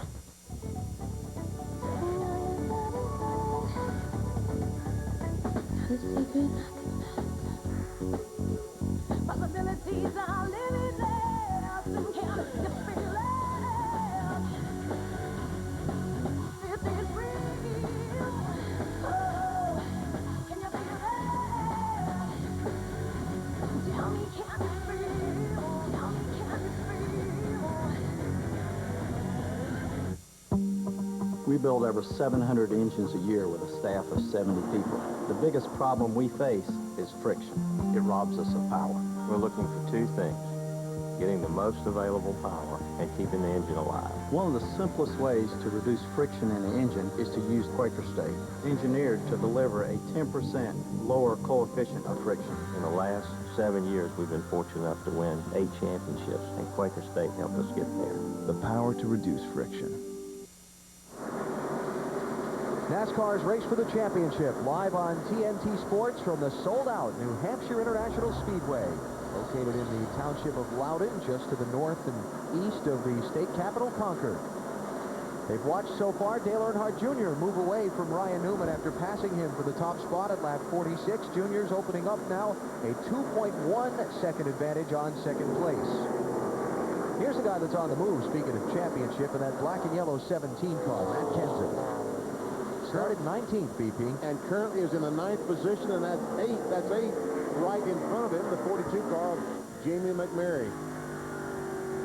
Matt Kenseth, the last 2 straight weeks, has slapped the wall in the race and come back for solid finishes. 14th at Darlington, 7th at Richmond, despite incidents in both races. Marty, he's doing very well today. And he's doing really well, Alan. He came on the radio very early on and told Robbie Reiser, his crew chief, he said, you know, I think this car is going to be really good on the long runs. I just feel it. And then he came on the radio a little while later and said, we're just a little bit tight, Robbie, but let's not play with the chassis too much. And Wally, when you have a really good car, you're kind of afraid to mess with it, but you also have to keep up with the racetrack, don't you? Doesn't the racetrack change as the race goes along? Absolutely, but that's the biggest thing. It's human nature. You don't want to mess with the race car. You hope they put the same set of tires on the car or a set of tires that is just as good. So, yeah, you'll tend to make smaller changes right now if your race car is good. Even though the track will change, you don't want to dial yourself out. Talk about Matt Kenseth's troubles the last couple of weeks. Here is a weekend ago at Richmond. Matt gets up into the wall off turn 4 and then gets bumped from behind by Todd Bodine. He spins out. You see the damage on the right side of his Ford. But they come down pit road, make adjustments. A little pit strategy call later in the race gets him back up to the front of the pack and gets his track position back, and he comes up finishing 7th and gains points on the rest of his rivals for the championship. Did you see who he almost hit when he spun there? The 42 car, Jamie McMurray. Yeah. I talked with Matt on Friday a pretty good bit about the massive 418-point lead he holds in the championship and about what that does for him at this point in the season. He's not really under pressure. And he said what having that kind of a lead allows us to do is not fret over mistakes. If we make the wrong call on pit road, or, as he said, for example, last week at Richmond when I drove into the wall, you didn't have to get all balled up in your stomach about it. You could just say, okay, don't worry about it, we'll keep going. Oh, there's no question. It's nice to have a cushion because, man, you're under a lot of stress here if you're going for a championship like that. And you're right, Alan. I mean, every little mistake, there's a big magnifying glass over it. So they've got that cushion, and boy, it's nice having that cushion. Talked on Discover Card Countdown to Green about the post-race incident at Richmond last week, and we show you the 31 car because it's time for our Singular Wireless Race Talk poll. I want you to put yourself in the driver's seat. You're the guy running second in the final couple of laps, and you get bumped and spun. Was Kevin Harvick's reaction to Ricky Rudd justified? Wasn't strong enough? Too much over the top? Cast a vote. I'd be curious to get your opinion. I know what Wally would have done. I think Benny would have handled it differently. Yeah, I was thinking, we would have probably handled it differently, BP. I think it was justified, and I think you may have thought he was over the top. Well, he's way over the top because, again, I talked to all those guys down there, and Ricky Rudd, yes, he's funny, but there was no intent. There was no intent. And, folks, we're in this sport today, we're going to have people bumping each other. This 21 car may bump the 1 car trying to get by him. It's certainly not intentional. So we got to tell them, don't race, don't bump each other. You're such a nice guy. Did you ever go after somebody after the race? No. Never in your career? Never. I only raced 25 years, so if I'd have raced another 25 years, I might have. I think it depends on who you're racing, too. I mean, obviously, you race a guy like 21, Ricky Rudd. He doesn't race that way. No. He doesn't drive that way. So, normally, if he gets in the back of you, you think, well, Ricky made a mistake. But there are other guys out there that you may think, well, he probably did that intentional. And that's one reason that I said that he did not do it intentional, because it was, in fact, Ricky Rudd. Ricky Rudd in 24th place right now, trying to come up toward the front. Talked to his crew chief, Pat Bryson, and Ricky this morning. Felt like they had a very good race car. Just needed to find a way to get some track position. Meantime, Kevin Harvick started 13th, and he's moved up pretty well. He's in 7th place now. Third place driver in the NASCAR Winston Cup Championship. He's on probation for the rest of the year. Does that mean something to somebody like Kevin? I think it will, because he has been at home during one of these races before.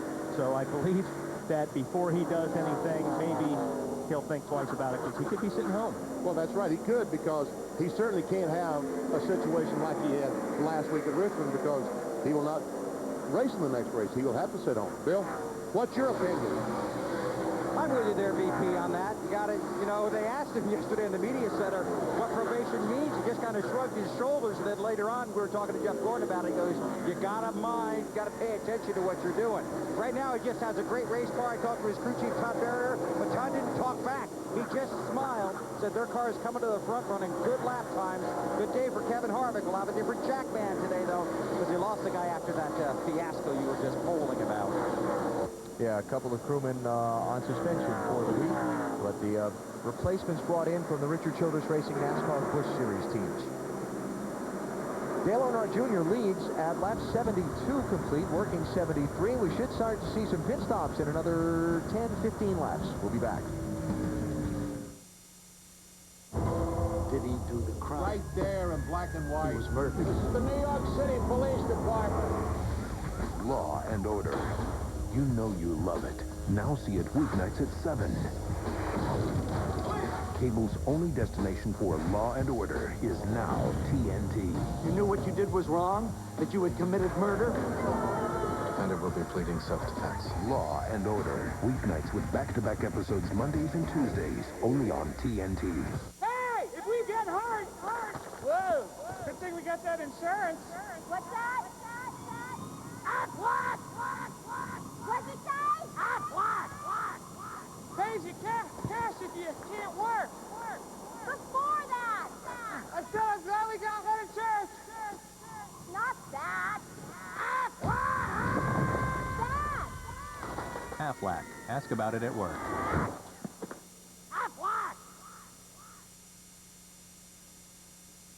New McGriddles. They're sort of a syrupy pancake breakfast crossed with a bacon, egg, and cheese combo dealie.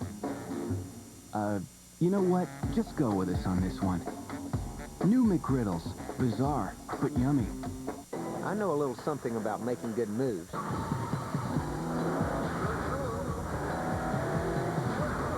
Make your move. Talk to your doctor about Viagra today. To learn more, race over to Viagra.com.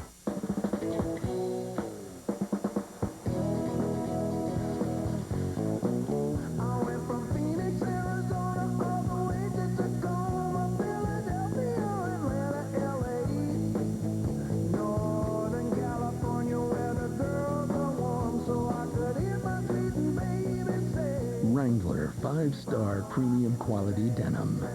Wrangler, real, comfortable jeans.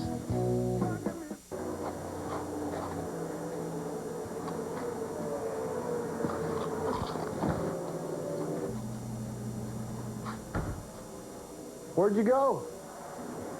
I just did a bumper run and took the lead. I ran out of dip. Dip? I'm racing neck and neck, and that's all you can think about is dip? You need to get your priorities straight. Bush got under him and muscled Jimmy Spencer. You don't see that often. Dale Earnhardt Jr.'s team won the McDonald's Drive-Thru Pit Crew Championship, fueled by Powerade at Richmond. Their car spending the least amount of time on pit road among participating teams, 20 grand to them. And they're right behind their teammate Michael Waltrip's crew in the season-long standings for the $200,000 top prize. BP, these guys are out of gas. Not the car, the guys pushing it. Yeah, they are out of gas. Marty? He was out of fuel when he came to pit road, BP. As you see, they now get him going. It took a while to get the car going. They pushed it a good 100 yards down pit road. Ricky came down pit road out of fuel. They did give him 4 tires and plenty of fuel, but lost a lot of time here on pit road. And man, Marty, only 76 laps on that tank of fuel. Man, that's terrible. That's the amazing part. Most of the leaders talking about pitting in 5 to 10 laps, so that's very, very early. And he lost 4 laps. And because of that. And his troubles are going to compound because he's going to have a drive-through penalty coming down pit road at the 45-mile-an-hour pit road speed limit because he was too fast when he came in. So he's going to lose 5 laps. Car wasn't running, tachometer's not working, no way to measure his speed. Somebody said else. Jimmy Spencer, was that his radio? Sound like it. Spencer's on pit road at lap 80. Marty. And he comes to a stop. He came on the radio earlier, and I'll do my best Jimmy impression. He said, this car is awesome. And he was real happy with the car. They got a little bit tight towards the end of the run, and they're preaching to Jimmy on the radio, drive it in smooth, drive it off car. A little bit tight for Jimmy right now. They adjust it with air pressure, and they were talking about a wedge adjustment as well. 4 tires for Spencer. Beginning to see a rush onto pit road now. Kyle Petty is in, getting ready to go. Tony Stewart is in. Johnny Benson is in, and look at this race for 6th place as Kevin Harvick tries to take it away from Jeff Burton, and they're right behind Michael Waltrip and Jimmy Johnson. I mentioned Tony Stewart on pit road a second ago. Matty? Service already complete for Tony Stewart. They made a chassis adjustment. Tony was complaining about the 20 car just being way too tight earlier in this run. It's really surprising how many cars have made pit stops. And I'll tell you what, these guys, BP, that are having to make a lot of changes is really going to hurt. The guys that are going to come out on top are the guys that really are close on their setups because they only have to come in, make a small change, put tires on the fuel. The guys that are going to be doing spring rubbers and things like that are going to lose a lot of time on the racetrack. Mark Martin in, Joe Nemechek just leaving pit road. Casey Mears, Johnny Benson also on and off pit road. And Mark down and away. Also, Mike Skinner is in for a pit stop. You'll see Mark pass Mike Skinner. Jeff Gordon on pit road, lap 83, Bill. And this was planned. You have to be very careful coming into pit road. The timing line is early. Gordon's car is a little tight in this loose end and tight in the center. Has a little trouble in traffic, but it's just 4 tires and fuel. They're marching to the front, and his lap times have been very impressive, Marty. Kurt Busch has just really struggled today. His car has been tight. They go up on the track bar. Right there, you saw that adjustment. The biggest problem for him, no power steering. That's a problem at New Hampshire, but with a tight race car, I would think, Wally, that makes it even worse. Yeah, that's going to be tough on him. And Dale Earnhardt Jr., a bad entry. Earlier, he came on and said to his team, where is my pit stall? They even held out the signboard. Jr., a little bit outside of his box. They come around the left side. Bill Dry trying to get those lugs off. Kevin Tuber-Pinell jacking up the car. As a 42, and Junior Murray's in as well. Junior's down and away. Dave? 12 car, Ryan Newman, tight from the middle, off the corner. Wedge adjustment already completed. Air pressure adjustment as well. Team trying to get him on and off the pit road as quick as possible. Good stop for the 12 line. What a terrible stop from Junior. 18 seconds. But when you don't get in your box square, you mess the timing of your crew up. Right. Oh, that's right. And we see Greg Biffle in the pits. Looks like they've got some trouble on the left side. Is he out of fuel? He stalled it. Well, there comes the ether. Yeah, he's out of fuel. The reason why Junior could get away with that, though, the way he did, I mean, it did hurt his pit stop a little bit, but he's got an empty box in front of him. Out of fuel for the 16, and he got it refired by himself. That's pretty amazing. They did spray ether in the car. The car was extremely tight. They went up 2 rounds on the track bar, Bill. Michael Waltrip on pit road wanted the air pressure reduced in his front tires, gave him a little bit more light. He's got 4 new tires and fuel. He's on his way. We're waiting for Jimmy Johnson. Yeah, Jimmy Johnson now the leader. Matt Kenseth second. And Jimmy Johnson slowing in turn 4 and will come to pit road. You see Rusty Wallace leaving, Dave Blaney on and off pit road. And here's the leader in, Bill. And his crew chief, Chad Knaus, really likes this pit stall. Says it helps him control the race. Chatsy adjustment for him. Remember, he was tight, thought it was getting better, was not, ended up getting worse and worse as they went along. So he's got 4 tires and fuel and the command to lead. Elliott Sadler comes on pit road. You'll see Jimmy go by him. And so Robbie Gordon will take over the lead, not yet having come to, Matt Kenseth will take over the lead, not yet having come to pit road. And now here comes your championship leader in. 45 miles an hour, today's pit road speed limit. And the pit road speed line, as Bill Weber mentioned, just like at all the other tracks this year, moved way out farther toward turn 4 than it used to be. Drivers have to get used to that. Marty? They stayed out the extra lap on purpose, Alan. They wanted to get the 5 extra bonus points.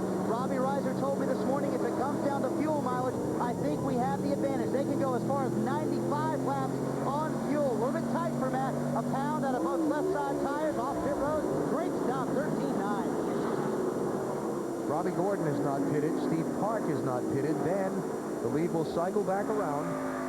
And Jeff Gordon got off pit road ahead of Dale Earnhardt Jr. And that's where the top 2 will be, right there, once the cycle of pit stops is completed.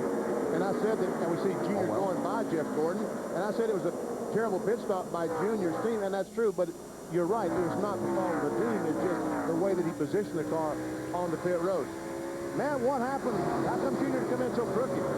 Well, first off, Eddie, he wasn't counted down to his pit stop. First, let me show you that the pit stop was legal. You can see this is a car that all the NASCAR officials carry with a number of the penalties and rules. You can see this is how Junior's car pitted. The back end was out, but it was legal. Now, why Junior stopped like that is very simple. Now, we told you about 20 laps before his stop, Walt Smith, the pit crew coach, held out Junior's pit board sign so he could see where his stall was.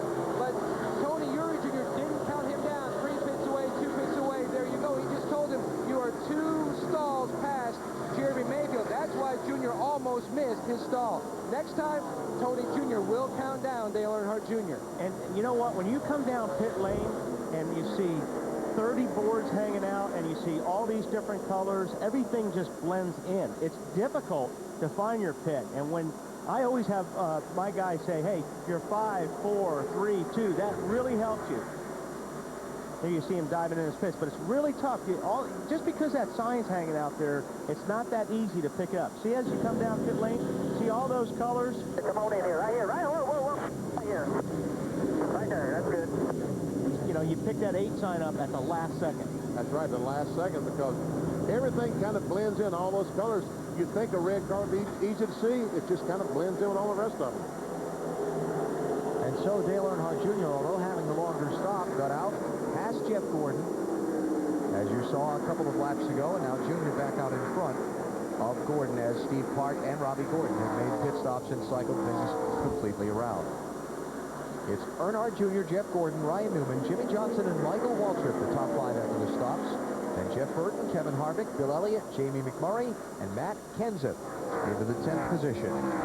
The hardest part about this racetrack is when you drive down in the corner, you watch Junior drive down the corner, you roll off the throttle, you hit the brake a little bit, and you let the car roll.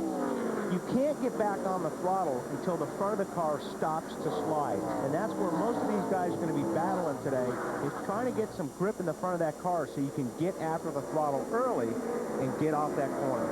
And look at those cars all about to be put a lap down by Junior. Bobby Labonte, Kurt Busch, Johnny Benson. And see, Junior's getting after the throttle. That's why he makes that big gain on the center and off the corners, because he's getting on the throttle earlier than all those other cars. Ryan Newman, the 12 car, goes by Jeff Gordon, moves into 2nd position, and takes off in the pursuit of the 8 car. Earnhardt Jr. out in front here at New Hampshire International Speedway, closing in on the 1/3 mark of the race.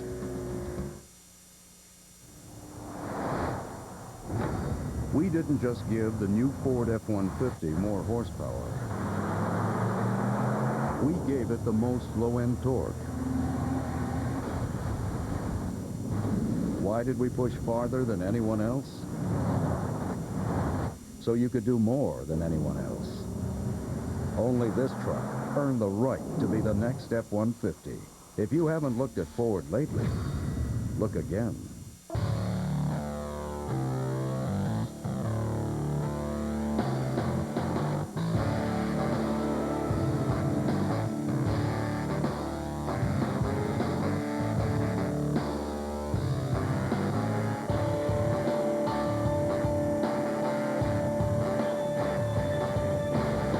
Georgia Boot. Over 200 styles made for just one thing, work. No matter what you do, you can get it done in Georgia. If you crave 90 minutes of soccer from a league established as one of the world's finest, world-renowned footballers with earth-shattering goal power and fans that live and breathe for their teams, then you want all the live action of the Barclaycard English Premier League. The defending champion, Manchester United, its eternal rival, Arsenal, and 18 other teams will fire up the 2003-2004 season.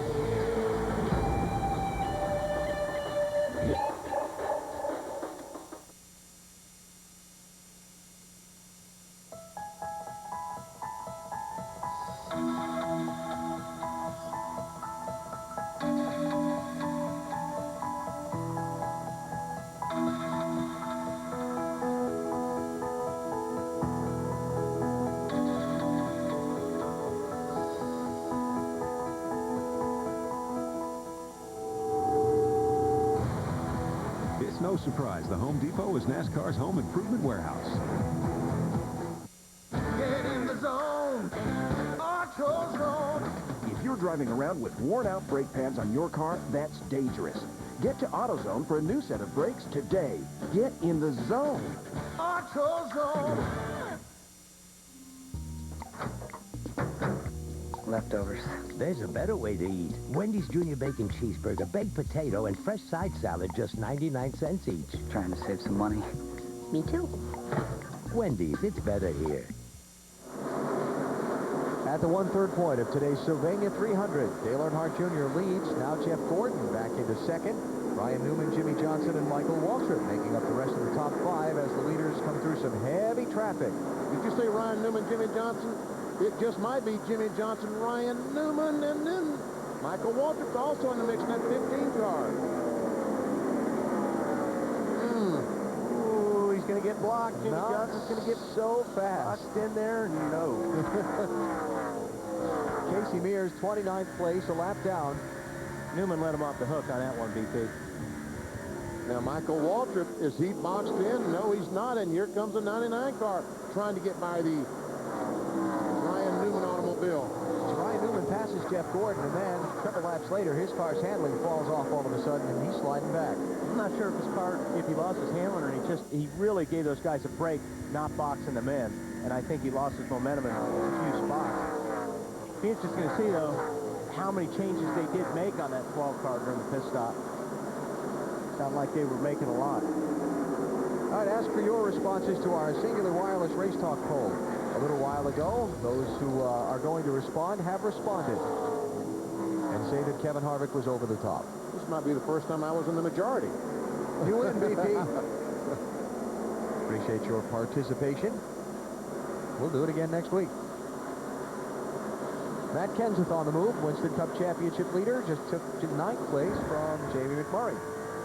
17. Moving up, Marty.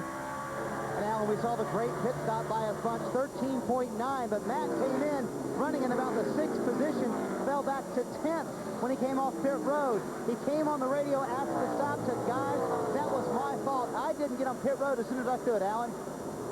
Something up with Jeff Burton. Look at the smoke out of the right side of the car. Looks like an engine problem. Was 5th place. Matt, what's wrong? He came on the radio to Paul Andrews, said, I've swapped ignition boxes. That's not it. I believe it's something in the valve train. You can see the car smoking excessively as it goes into turn 1 and 2. Yeah, that's terminal there. Yeah, that's not going to fix itself. Wow, that's a shame. 4-time New Hampshire winner. We talked with him on the pace laps. Thought he had a pretty good car for the day. He did have a good race car. Blue smoke, white smoke, out the exhaust pipe. Bad news. So Jeff Burton on the apron and heading for pit road. We'll give it a try. Yeah, some picture. Just listen out there. Where to go? Right pass open. Here's somebody in the blue shirt. Let's say turn left like that. Slow down a little bit. We'll go ahead and go Pop the hood and take a look, sounds like. Take him into the secondary garage here, the track that the Craftsman Truck Series used this weekend, and have a look at it. So, one contender, sideline. While Dale Earnhardt Jr. continues to lead. We are caution-free, and we're past the 1/3 point of this race, which begs the question, has there ever been a caution-free Winston Cup race here in New Hampshire? And the answer is? No. No. And guess what? There will not be one today. You're fairly confident in that? Fairly confident. Okay. Fewest cautions in a Winston Cup race here would be 2. July 1997.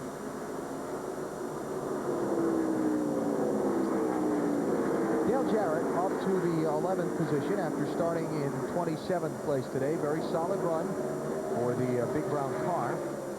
And a couple things going on with this team this weekend. We told you during Discover Car Countdown to Green the heartbreaking story of crew chief's wife who lost her life the other day. Also, this weekend, the return to the racetrack of John Bryan, the Jackman, injured in this scary pit road accident during the Brickyard 400 at the Indianapolis Motor Speedway the first weekend of August. And that right there is why they moved that timing lane further up the racetrack, so you don't have to come in so fast. If you're that guy in that first pit, you really have to rush the pit, and that's what happens sometimes. Dave? Well, Wally, he missed 5 races recovering from leg and shoulder injuries. He's back for the first time since Indianapolis, and so I asked him after the first pit stop how it went. He said, boy, when I get off that wall, my legs were shaking a little bit, but as soon as I got around the front of the car, I forgot about all that and had a great stop. That's good. And that's what happens. You know, you're always you're always a little bit antsy when you come back for the first time after injury, or even being away for a long time, and you hope you can do it. But boy, once you get in the action, you never forget. Change for second place, Jimmy Johnson and Michael Waltrip around Jeff Gordon back in the garage. Matt Yoakum's with Jeff Burton. A very frustrating day for Jeff Burton and company. This team has made up so much ground, starting with Daytona with 5 top 10s. I know it's got to be frustrating. Well, it really is. We had a car today I thought that, with the right changes was capable of winning. Just trying to be patient there early, and I don't know, single car forward was good. We just, it's kind of the way a year has gone. When we get a really good car, we have problems. The last 3 months, we put ourselves in the contention to win races. We just have things like this happen. But real proud of our guys. They keep working hard, and our engine guys are doing a great job. Great horsepower. We just had some break. Any idea what broke in the motor, Jeff? If I had to guess, it was probably a valve spring broke, and then a valve broke, and it'll still run. But we went ahead and stopped, because if we stop, we can fix it and then get back out. If I kept running, it would have blown up for sure. Great battle going on between these 3 cars. And, Matt Kenseth, Jeff Burton is in the garage area with an engine problem. And while we were interviewing Jeff Burton, the 16 car pulls in, raises the hood. Is it the same problem, Marty? VP, I would be concerned too, but this is the oil pump belt. It came off on the racetrack. Some debris knocked it off. They will try to put it back on here and see what they can get out of the engine for the rest of the day. They did not run too long without an oil pump belt. Greg brought it in as soon as he noticed the problem. Ooh! Harvey gets in the back of Newman. Yeah. That's racing for 5th place there, Wally. Yeah. See Greg Biffle behind the wall in his car as the team attempts to effect repairs on the 16. Tell you what, Harvick's car is really, really good in the center. It was that last run, and it looks like it still is. He can really run through the center of the corner very quick. Wasn't very good on the restart, Wally, but it's gotten better. They went down too much on the air pressure. Will add an extra ½ a pound next time he pits. So they went down to the back, Bill, or? Yeah. Okay. Does it seem, watching Ryan Newman, like he has a lot of troubles in traffic? Remember last week in Richmond, once he was okay for most of the night, but then once he got the lead, he left the field. Is that one of those clean air, dirty air cars again? It could be. I mean, when he gets around these lap cars is where he does all of his struggling, it seems like. Dave, am I onto something there? You certainly are. His radio traffic just a little while ago. I'm a little tight off the corner, but, Matt, I'm really struggling in traffic. That's to Matt Borland, his crew chief. Okay. Thank you for the vindication. And we talked about Greg Biffle knocking off the oil pump belt. It's stuff like that, just clumps of rubber. Any kind of debris can come up and knock that belt off. As a matter of fact, let's go inside our Home Depot virtual garage and show you what we're talking about. As we skim the shell back on the car, there's the oil pump belt, the green. Now, a piece of debris comes off the racetrack, goes in there, breaks the belt, and away it goes. When this oil pump stops turning, then there's no oil going to the connection rods. The pistons inside the engine, pretty soon it gets so hot that it just locks up. Hopefully Biffle saw the oil pressure before all that happened inside, but I doubt it. It didn't completely turn red, just a little bit. Yeah. Marty. Wally tried to get it to pit road as soon as you could, Craig, but was it too late? Yeah, it was too late. I saw the oil pressure light come on down there. I shut it off. I didn't want to cause a wreck, so I drove it around the corner there, shut it off. Too late, oil pump belt fell off, but it's too bad. I had a pretty good car. We're going to have to get a gas gauge, though. Got to quit running out of gas if we're going to win this Rookie of the Year deal. There you go, and he said he saw a little bit of debris on the track, and that's what caused it, BP. You're all over it. Yeah, I want to go back to what Alan was talking about, BP. You know, when your car is really, really good by itself, it's all aerodynamics, or most of it is. And I think probably what these guys are doing, like maybe what Jeff Gordon was working on, is having to get more mechanical grip and not rely on the air, you know, pin in the nose so much. And changes for next year's cars were announced earlier this week by NASCAR, in which they're going to trim some of that rear spoiler off the car. Going to be 3/4 of an inch off the rear spoiler of all the cars for next year for all the races. And they're going to work with Goodyear on bringing out some softer tires to try and get more mechanical grip back into the cars and be less reliant on the aerodynamics.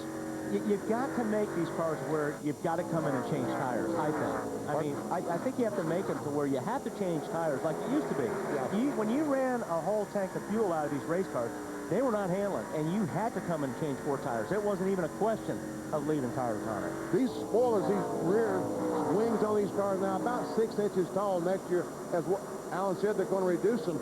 Back 20 years ago, they were 3 inches tall, 3.5 inches tall, half the spoiler that we have now. So I do think that it's a step in the right direction, getting these cars less dependent on air. So Kevin Harvick, after working Ryan Newman for a long time, finally gets 5th position away, and here comes Bill Elliott kicking Newman back to 7th.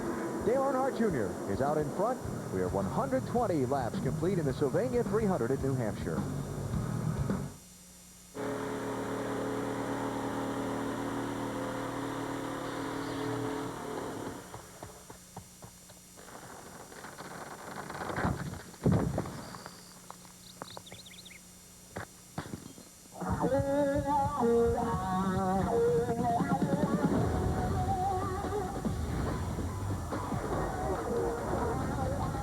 The drama of the NASCAR Championship on TNT.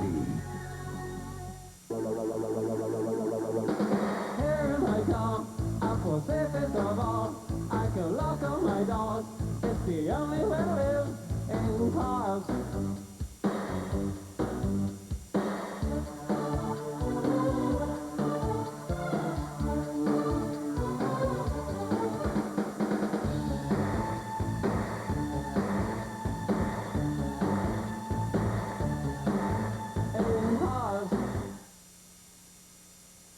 You can't help but be a little bit nervous when your daughter's out there on the highway. My best friend Jessica and I are taking a trip to visit 3 colleges.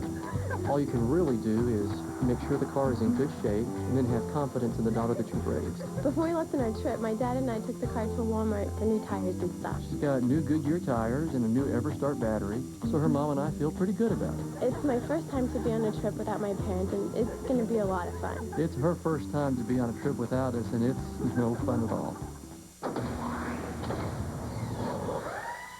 I know a little something about making good moves.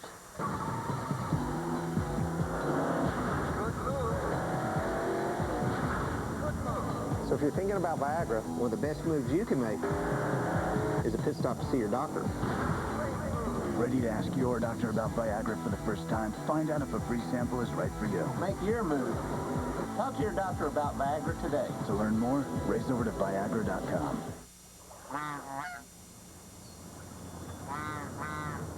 Without a Yamaha ATV, you're not going very far. The Grizzly 660 Automatic from Yamaha. The only ATV with push-button front diff lock and 4-wheel independent suspension. The Grizzly 660 Automatic. Where you go now is up to you. Now, get a 2,500-pound Warren winch for just $69.95 with select models. Winston Cup Racing from New Hampshire International Speedway on TNT. Brought to you by Walmart. Always low prices. Always. Viagra. Ask your doctor if Viagra is right for you. And Yamaha, makers of fine motorcycles and ATVs. Nobody's more in tune with motorsports than Yamaha. Caution flag is waving. First time today here at New Hampshire International Speedway. Debris on the backstretch.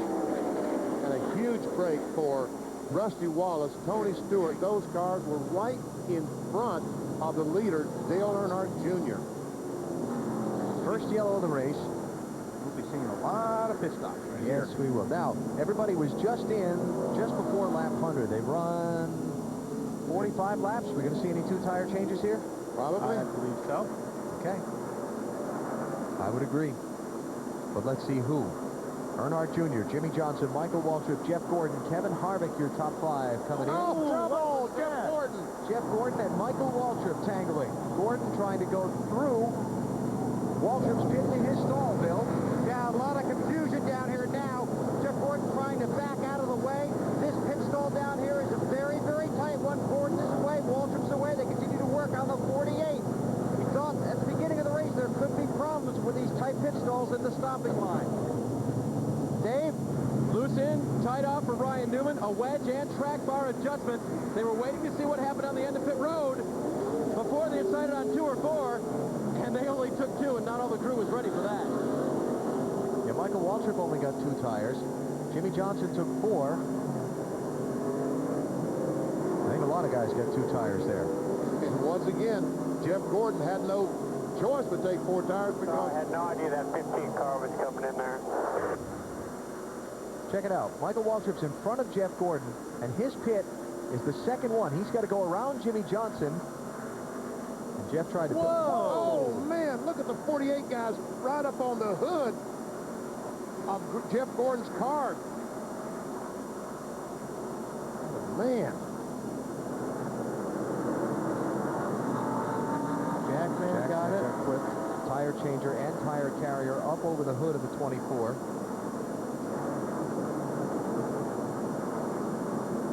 Chris Anderson is the jackman on the 48 car. Ex-school teacher was talking to him this morning. See, watch. Waltrip goes to his pit around Johnson's car, and Gordon... thinking that he was going to this pit up here, and thinking he was going to drive through Michael Waltrip's pit, but why would he think that? I guess he didn't know Michael was pitting there. You know, he thought he was going to get to the inside of Michael because he was going to come quickly to his pit. He must have thought Michael was going farther down pit road. Yeah.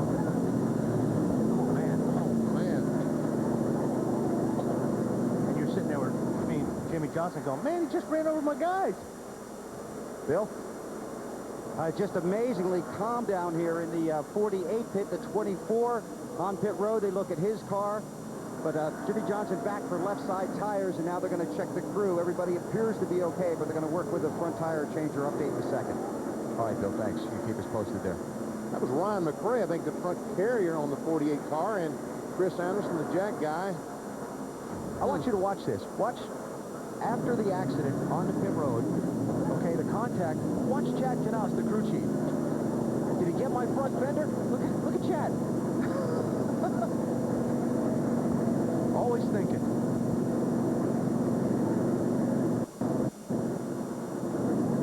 Yeah, he could have been looking for some of the crew guys. No, I think he was looking at the fender. I think so, too. Under caution here at New Hampshire International Speedway on TNT.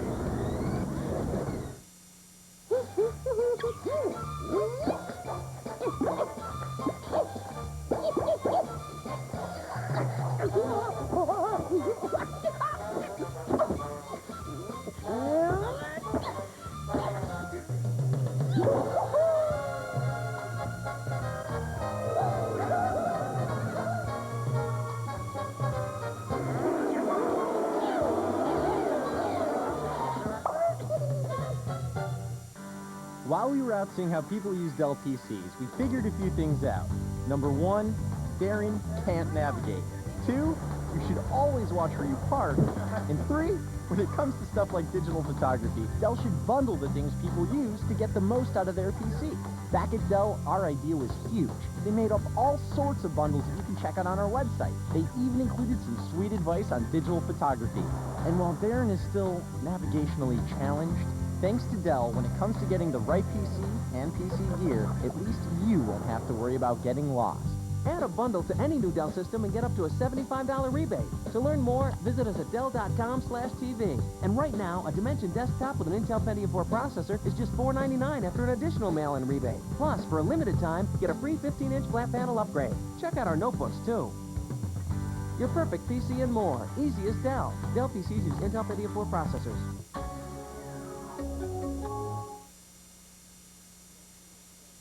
We were on a wireless family talk plan. Imagine worrying about overage charges for 4 people. Hi, Mom. Give me the phone. I think... Get off the phone. How long have you been on? Dad? So they stopped talking to me. Only Singular has family talk with rollover. Unused anytime minutes, rollover month after month, so you're protected from overage charges months you talk more. Now add a line for only $9.99 and get a great deal on Nokia phones. I call it my, no, it's okay, don't hang up plan. Family talk with rollover. Another reason why Singular fits you best. You know, Kenny, thanks to you and Stacker 2, the world's strongest fat burner, I've made some great new friends in racing. Last night, Jeff Hammond took me to a movie. Guess you didn't take your Stacker 2 today, did you? But nobody compares to my new best friend, Tony Stewart. Hey, Big Show. There's room for one more. Yeah. Burn fat, crush cravings, and supercharge your energy. Stacker 2 if fed you're free. Because you never know when you're going to need it. Who said Kenny can't run fast? Cleanup continues under caution at New Hampshire International Speedway. Here's what that Jeff Gordon was trying to do. Here's his pit. As he comes down pit road, he did not realize that Michael Waltrip was pitting there. When Junior comes down pit road and starts to slow down to obey the speed limit all the way down pit road, watch the 8 cars he comes down. Now he slows down to the 45 miles per hour. Now Jeff Gordon says, I can sneak on the inside and go down through there and pick up a couple of car lengths, not realizing that the 15 car was going to his pit. And that is a scary situation. Thank goodness those helmets. Yep. And again, Bill Weber with the update there that everybody's okay, but they're still working with one of the crewmen just to make sure. Jeff Gordon on his radio just after the crash on pit road. Well, I'm so sorry. I had no idea that 15 car was coming in there. And there again, we talked about it earlier. You know, although the pit is right there, you still don't look at those guys. It's just a bunch of colors and blur. Bill? Corey Quick, the front tire changer, is the guy they're working on back in their transporter in the garage. But he did change the left sides after that incident. So he got hit, finished the right sides. They came back in, he did the left sides. Now they're looking, it looks like to be his ankle back on the garage area. Okay, Bill, thanks. And we'll keep you posted with further information as it comes in. Cleaning up the track still, so we're under caution in New Hampshire, and we'll be back on TNT. Well, folks, everything will be decided today. If you want to win in today's world,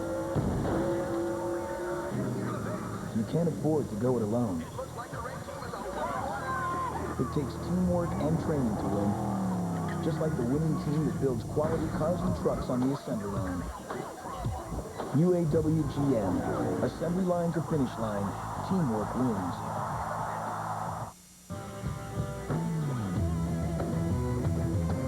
Speedway racing, the gang's all here. 43 teams all getting in a gear. Time trial run, not a second to lose. Tune it up, tweak it out, run it in the groove. This is for the people giving it the best. Who said Sunday was a day of rest? This buzz for you.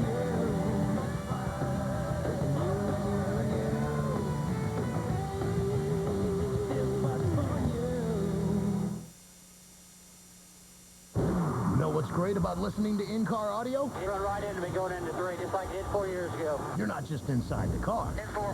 You're inside their heads. Get track pass with Pit Command and listen to in-car audio all race long. Just log on to America Online, enter keyword NASCAR, or go to NASCAR.com. With Pit Command, you'll never watch, or listen to a race the same way again. NASCAR.com. America Online, keyword NASCAR. Still picking up a lot of that rubber debris off the track. We remain under caution here in New Hampshire. NASCAR Busch Series update. No race this weekend, but a great championship fight as they head to the Monster Mile in Dover, Delaware next Saturday. You'll see it here on TNT. Craftsman Truck Series raced here yesterday. Jimmy Spencer edging Carl Edwards for the win in what was a very exciting race. And their championship is also extremely close. Brendan Gaughan taking the top spot from Travis Kvapil. Just 9 points between them, though. Bill. Okay, just to update, that's Corey Quick. They are taking him to the infield care center. He just had a big smile on his face. It's just a bruised shin. A bruised shin, so they're going to take a look at that and maybe send it back out here, and we'll see. As for Jimmy Johnson's crew chief, Chad Knaus, he jumped off the wagon over me because he could not see Quick on the racetrack, and I was standing right next to him, and after the incident, I couldn't see him either. So you see he sneaks over there because he couldn't see his guy. He wanted to make sure his guy was okay, and then comes back across the wall, allowed over the wall because of unusual circumstances on pit road. All right, that's good. Thank you, Bill. So Johnson is out, but the chaotic pit stop drops him back to 22nd place. Fortunately, though, everybody's okay. NASCAR's on the track. Odds are so is Track Pass. Just log on to America Online or go to NASCAR.com and get Track Pass. NASCAR.com. America Online, keyword NASCAR. The testing is over. Their strategies are set. The only question that remains, who's going to win the first nighttime running of the UAW-GM Quality 500? Saturday night, October 11th, Lowe's Motor Speedway. It's the first primetime running of this fall classic. Be there as 43 of NASCAR's fastest burn up the track to take the checkered flag. Record crowds will witness record speeds on this historic night. It's NASCAR's newest and most thrilling event. Saturday night, October 11th, it's the UAW-GM Quality 500. Don't miss it. That is sweet. My pride and joy. Oh, it looks new. Like right out of the showroom. Oh, that is one great looking... Whoa, hold on, honey. I'm showing Tom the floor. Nice floor, Joan. Make your garage floor the envy of the neighborhood. You can do it yourself with Rust-Oleum Epoxy Shield Garage Floor Coating. After prep, you're ready to go. Simple as painting a wall. Easy to clean and resist chipping and peeling. This all-inclusive kit is available at home centers, hardware stores, and automotive retailers near you. Oh, what a floor. Look how the moon reflects off it. Oh, beautiful. Huh? From the network that knows drama. Little trick I learned in the car thief retirement home. Could you hold this? Nicolas Cage, Angelina Jolie. Gone in 60 seconds. Next, after NASCAR on TNT. Tonight on TNT. My money, yes or no? No. Drama isn't how you make your money. It's how far you go to get it back. See Mel Gibson in Payback. Tonight at 7 on TNT. We know drama. You know, Kenny, thanks to you and Stacker, too, I've made some great new friends in racing. Yesterday, Jeff Hammond took me to the rodeo.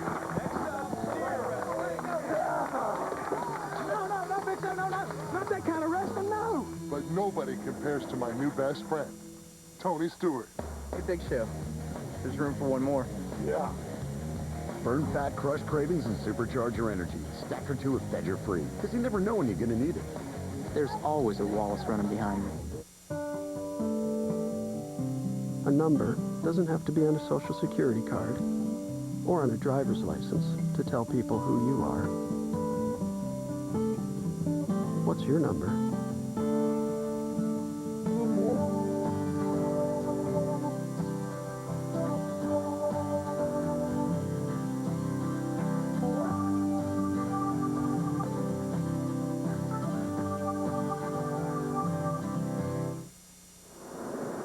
New England's largest sports stadium, New Hampshire International Speedway, full with 101,000 NASCAR fans watching today's 300-miler under caution, just shy of halfway. Bill? With crew chief Chad Knaus, your guys are okay. Quick went to the care center to look at a bruised shin. Yeah, Corey Quick looks like it bruised his shin a little bit. Ryan McRae, he's just a little shook up, you know. It's pretty exciting out there for those guys, you know. They're in danger every time they go out there, and that just proves it time again, you know. they're going to be fine. Lowe Chevrolet's running good. We'll see if we can get back up there in the top 10 and get a good finish. If Corey can't come back, are you going to change front tires? It's a possibility. I might have to come out of retirement. Well, you practiced with the team earlier this year, didn't you? I practiced a few times, so we will be, 13s, but we can probably get some 14s done. And we're back under green. Bill Elliott is the race leader. Off pit road first. Ryan Newman second. Michael Waltrip third. Elliott Sadler fourth. Dale Earnhardt Jr. fifth. Followed by Kevin Harvick, Matt Kenseth, Jeremy Mayfield. Who's that? Sadler sliding around there. Jamie McMurray and Rusty Wallace, your top 10. A lot of strategies played out here. I'll give you the quick recap among the front runners. Right sides only for Elliott, Newman, Waltrip, John Andretti, Rusty Wallace, and Elliott Sadler. 4 tires for Earnhardt Jr., Matt Kenseth, Jimmy Spencer, Mayfield, and McMurray. Bill Elliott went to a lot of trouble to keep that 30 car. He sure did. Inside on that restart. He sure did. Jeff Gordon from 4th to 23rd because of the pit road incident. Jimmy Johnson 2nd to 22nd. And you look at the race for the lead with Bill Elliott and Ryan Newman.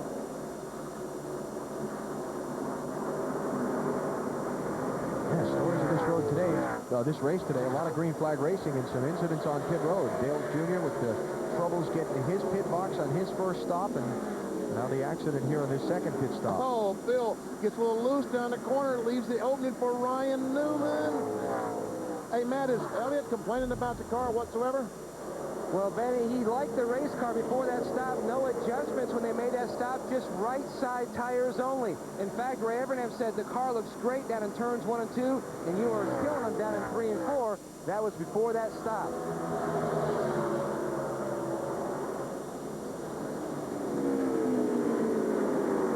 And again, it's interesting to see if Ryan Newman can get out in that clean air and then get away from Bill Elliott. Meantime, Jimmy Johnson, 21st place, and Bill's got another update on the injured crew member. Yeah, just wanted to answer Benny's question he was asking during the break. Chris Anderson, the Jackman, is okay. He said, I'll be a little bruised tomorrow, but he was able to smile about it. Well, good. Ryan McRae used to race against Ryan's father out in California, Rick McRae. Good news there. Everybody's basically okay. Well, that car, I don't know what it's feeling, but it does look loose. It does. I mean, I don't know if he's tight getting in, and that's why the car's getting loose, but Bill Elliott's car is certainly loose in the center. Bill was running in the top 10 in the final 5 laps of the July race here and had to stop for fuel. He wound up finishing 31st. Matty? And what happened in that race, Al, the dry brake actually hung open, and when Bill was turning left and right, cleaning the tires, the extra fuel was sloshing out of the dry brake. That's where they lost that fuel. That's why they had to pit with 5 to go. And it cost them big. 31st is not what they should have had that day. Check Elliott's out of the 38 car. Yep. It's a new country heard from. He's trying to get alongside the 15 of Michael Waltrip. Started 24th. Took just 2 tires on his pit stop there a minute ago. Got up to 4th place.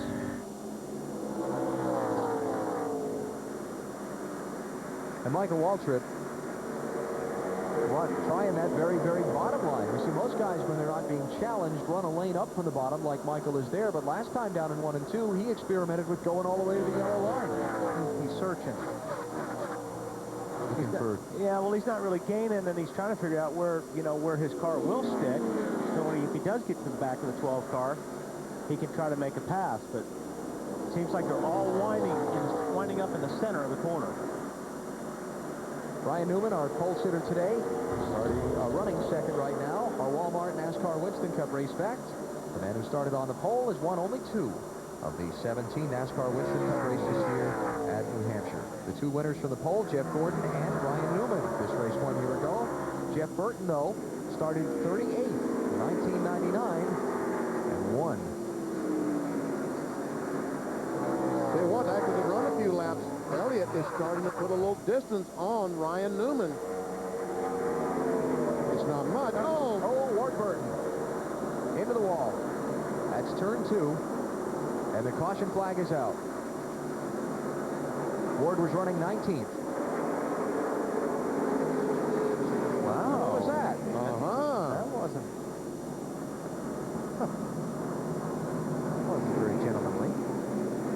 I think Bill just slowed down faster than they were ready for. Well, that sure looks like a bump in the rear causing that, doesn't it? Get caught up to the back of the field here, okay? See that damage in the Tires look left? like they're all up. See the tire mark on just in front of the left rear tire? Let's see if that's what caused the spin. Sure looks like it. That's a big bump. Okay. Probably on the survey outside says. of somebody. Somebody slid up the track into him. Ooh, Jimmy Johnson. Johnson, the 48 car, got down in the corner and got loose when he corrected it. And if the 22 car wouldn't have been there, Jimmy Johnson would have spun out. No doubt. Still there, still there.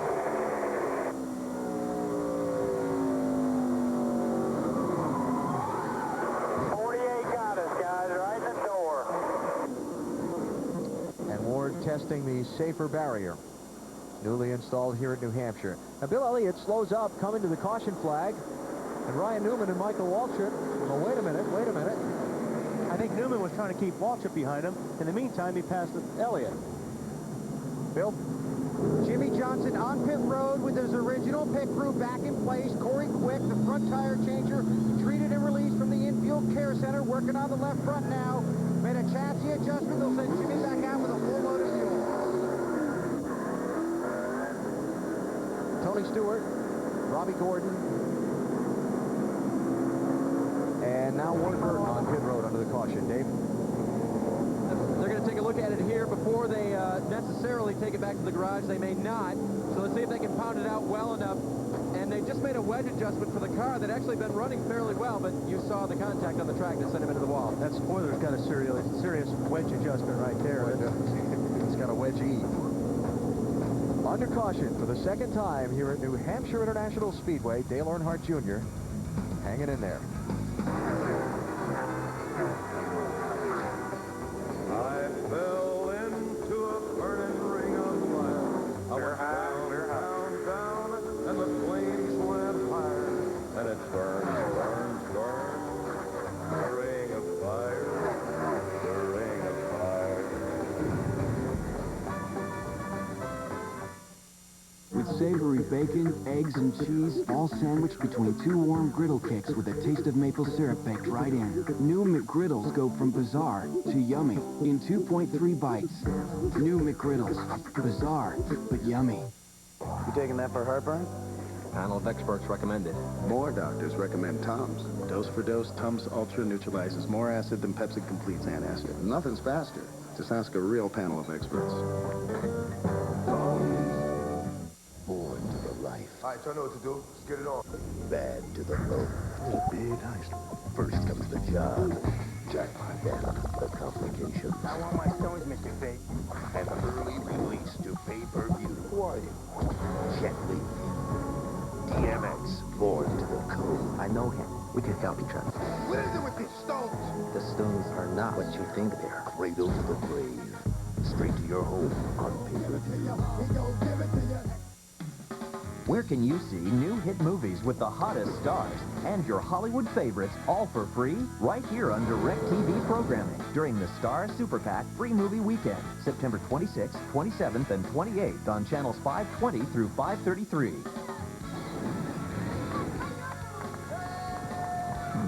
It's your free peek inside the 12 distinct channels of the Star Super PAC. Watch the Star Super PAC Free Movie Weekend, only from DirecTV. Half a lap away from the restart at New Hampshire International Speedway with Bill Elliott leading. Dale Earnhardt Jr., I said, was hanging in there, and Matt Yoakum, that's about what he's doing at this point. He's running in fifth, Al. Right before that caution, he said that the car was running just the way he liked it, and then all of a sudden, all the hearts sank here in the A pit. Junior came on the radio and said, guys, we've got motor problems. Well, it's bad vibration on multiple straightway speed. The motor feels like it's under a heavy load, like it's fine. The motor's fine, but there's something holding it, some friction somewhere in the drivetrain. It's running on 7, you hear it. Green flag, running on 7, Dale Earnhardt Jr. He's in 5th place. And that's not good. It takes 8 to beat these guys. 8 cylinders. Bill Elliott leading, Ryan Newman 2nd, Michael Waltrip 3rd, Elliott Sadler 4th, then Earnhardt Jr.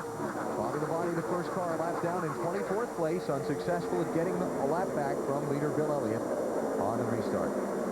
tell you what, if that 8 car's running on 7, it's running pretty fast on 7. That's exactly what I was thinking. I watched him down the backstretch. Sure looks like to me running on 8. He's not getting past. No, he's not on 7, or he'd be getting smoked right now. All right, so they'll re-examine that one, huh, Matt? Alan, one thing that Dale Earnhardt Jr. did say under that caution, it's not bad yet, but he does lose 1 to 2 car lengths down the straightaways. My guess is that he's broken a valve spring, and he's only lost about 10-15% of that 8th cylinder, but it will not get any better.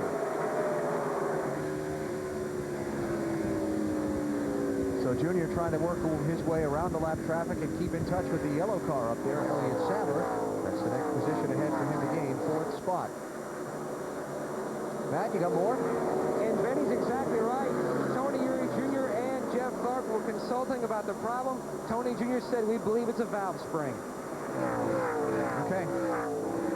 See if he's able to nurse it through the rest of the race, or if it'll start to develop further problems as we go.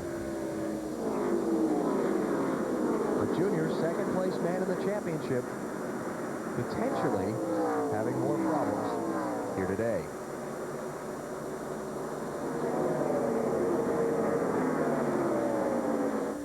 Kevin Harvick coming up on the back of Dale Earnhardt Jr. Trouble off turn 2, Robbie Gordon. 22nd place, last car on the lead lap. Caution's out. And Robbie will grab a gear and let it go. What happened? Ooh, he just got way loose getting off of turn 2 there. Stood on the brakes.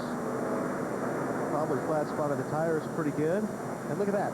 The racetrack complex includes a road course, and that little piece of pavement that he is sliding onto is where you kind of hang a little hook into the infield and then turn right and go outside the oval track to continue racing on the motorcycle course.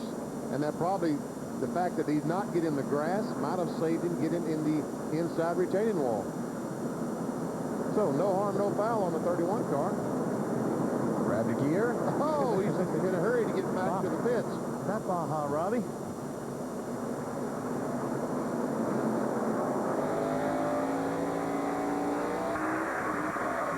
All clear. He just spun out coming off 2. We did not hit nothing.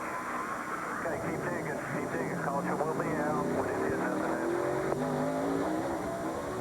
Just past the midway point today here at New Hampshire, under caution for a Robbie Gordon spin.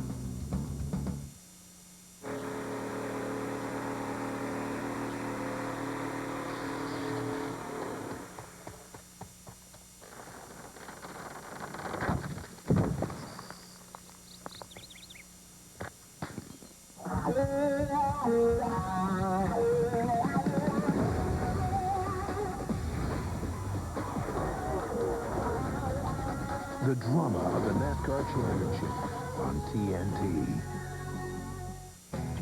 It's been the best driving the number 15 Napa Chevy the past 2 seasons, but this year's going to be really special. Now the entire Dale Earnhardt Incorporated family is joining me in spreading the word about Napa quality. I'm at the wrong track. Is my hair okay? I'm not splitting the money with you. You think they're making fun of me? I think they're making fun of me.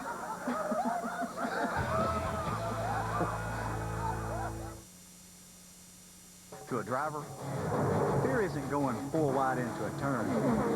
Fear isn't driving into a cloud of smoke at 200 miles per hour. Fear is not getting sideways an inch from the wall.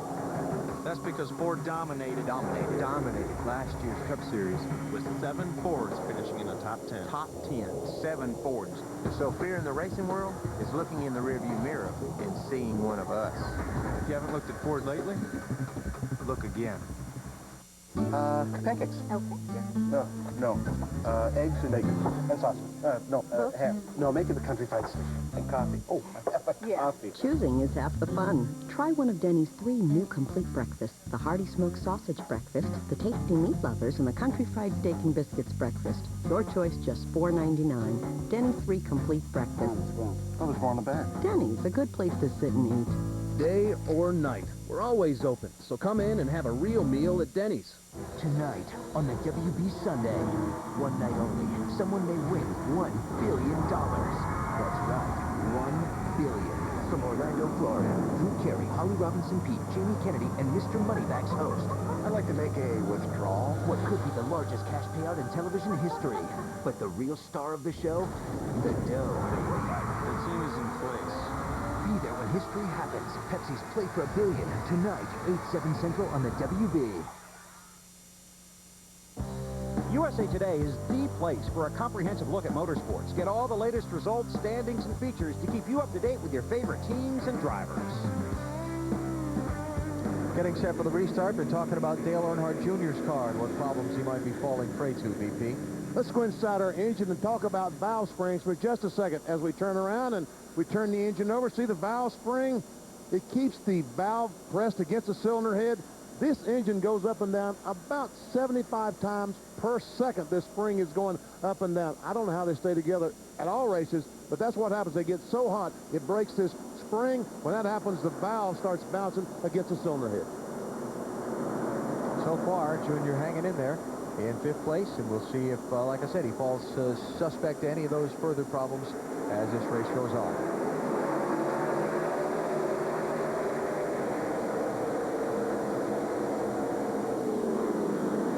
Newman gets to regroup and try Bill Elliott again for the lead. There's 3 wide off turn 2. Well, everybody made it so far. Onto the caution flag. Jimmy Johnson, Robbie Gordon, Christian Fittipaldi, Johnny Benson, Ricky Craven, Kenny Wallace, Johnny Sauter, and Ward Burton a couple of times made pit stops. Most all of the lead lap cars did not pit. Oh, crash off turn 4. Dale Jarrett. Right back across into the center of traffic, but everybody avoids it. Cautions, 3 cautions. I'm telling you. See some fire under the hood of that car. All right. Oh, wow, boy, Bobby they get some laps back, aren't they? And Ryan Newman racing Bill Elliott back to the caution flag. Michael Waltrip.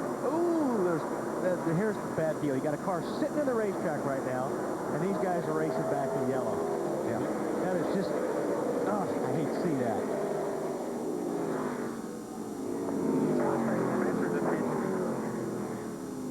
Dale Jarrett was running in 11th spot at the time. And now he sits crashed just shy of the start-finish line. And lots and lots of damage. Let's see.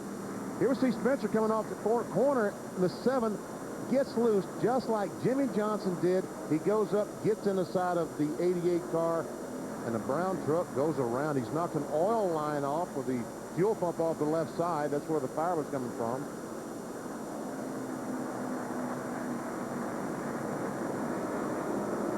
Boy.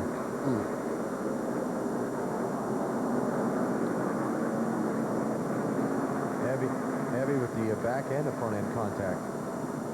So a very difficult week for Dale Jarrett and his team has come to conclusion here at New Hampshire in a very disappointing manner.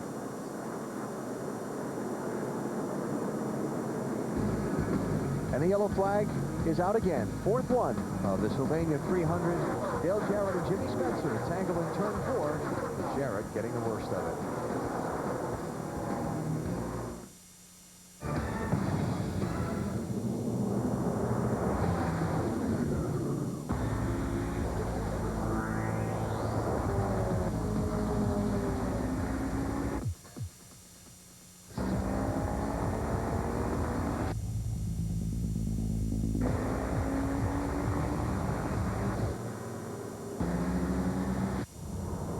Nothing outperforms Mobil 1, now the official lubricant of NASCAR. If you suffer from acid reflux disease and the cost of your monthly prescription copay is burning a hole in your wallet, then call this number for a special offer from Kramer's Urban. My prescription copay sent me through the roof. I told her she could call her doctor and ask about prescription generic omeprazole. I talked to my doctor about it, and he said it was all right. Generic omeprazole and save my customers $10 to $25 each time they fill their prescription. Over 2 million people have already taken prescription generic omeprazole from Kramer's Urban. So call or visit our website to get your $10 rebate, good only for your first prescription of Kramer's Urban generic omeprazole. Then ask your doctor if generic omeprazole is an option for you. Omeprazole may not be an option for everyone. The most frequent reported side effects with generic omeprazole are headache, diarrhea, and abdominal pain. Symptomatic relief does not rule out serious stomach conditions. I'm saving a lot of money on my monthly copay. I like doing that for my customers. Call now for your $10 rebate. We're back! Ray. We're professional police officers. We do this for a living. Murtaugh. Let's do it. If we're going, shouldn't I have a gun? No! See, the movie's so explosive. It has to be a new classic. Got a bad reputation. Sometimes I just go nuts. Watch Mel Gibson and Danny Glover in the Saturday night new classic, Lethal Weapon 2. Saturday night at 8 on TNT. Hey, Tony, congratulations on your NASCAR championship. Hey, Lance, great job winning 4 straight Tour de France titles. By the way, is it true that you shave your legs before a race? Sure, makes me faster. Less wind resistance? Actually, no. Shaving your legs stimulates nerve endings under the skin. That activates neurons in the brain, creating a surge of adrenaline. So you're faster. Really? Let's do Petty next. Yeah.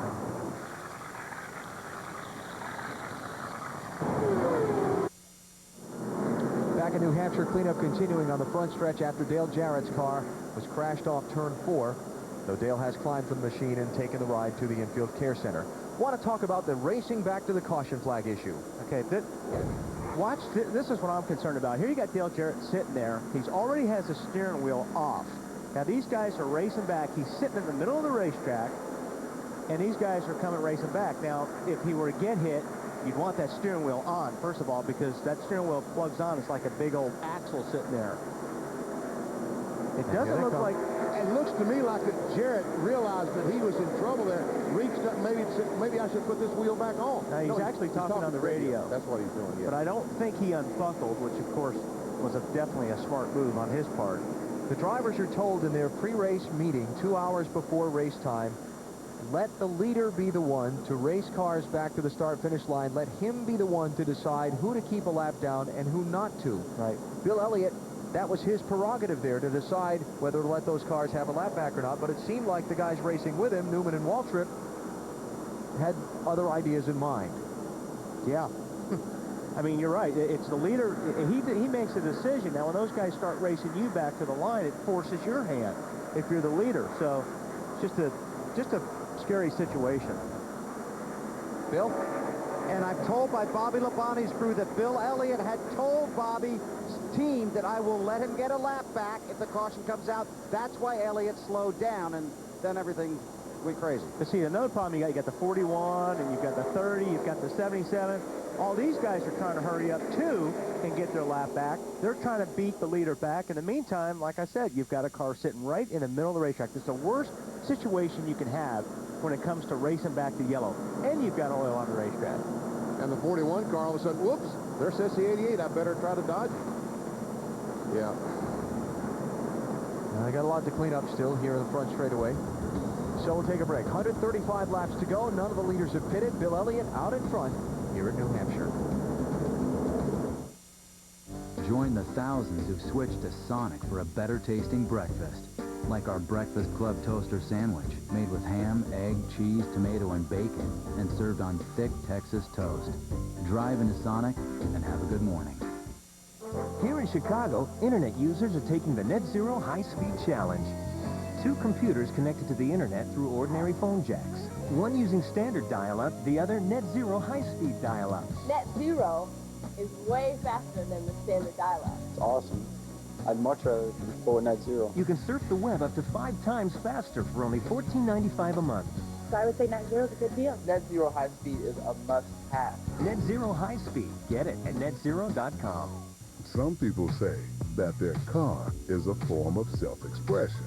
In that case, there's no better way than AutoZone to get the parts, accessories, and help you need to express yourself. So get in the zone. AutoZone. right there in black and white. He was murdered. This is the New York City Police Department. Law and Order. You know you love it. Now see it weeknights at 7. Cable's only destination for law and order is now TNT. You knew what you did was wrong? That you had committed murder? Defendant will be pleading self-defense. Law and Order. Weeknights with back-to-back episodes Mondays and Tuesdays. Only on TNT. If I'm gonna live here, there's gonna be some conditions. They're cranky. Last thing we need is some little sissy boy hanging around. Nice doggy. They're stubborn. You both gotta take better care of yourselves. More vegetables. Corn, corn, corn. They're the most difficult adults You're gonna have to start acting your age. a kid ever raised. Second-Hand Lions is the best family film since Finding Nemo, hails Jeffrey Lyons. No more dangerous stuff. Watch it, kid. Second-Hand Lions, rated PG. Special sneak preview tonight. Check newspapers.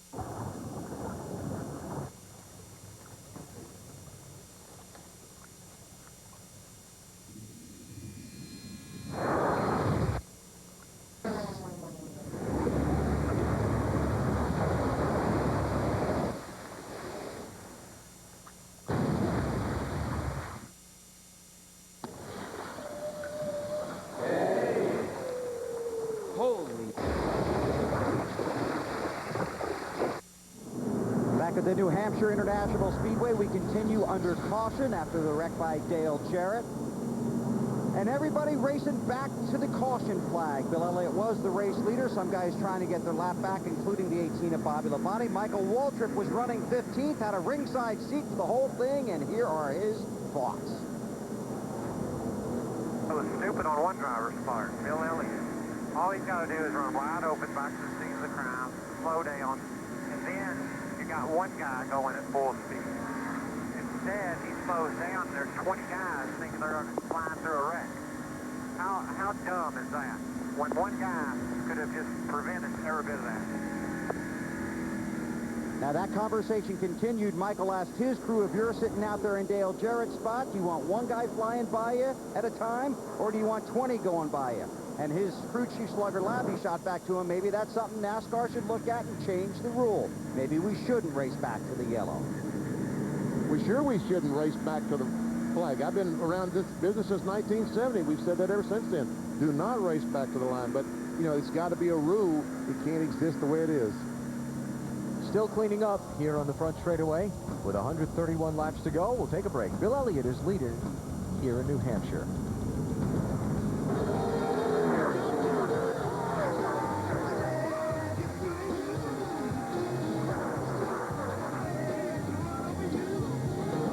All clear. He just spun out, coming off 2. We did not hit nothing.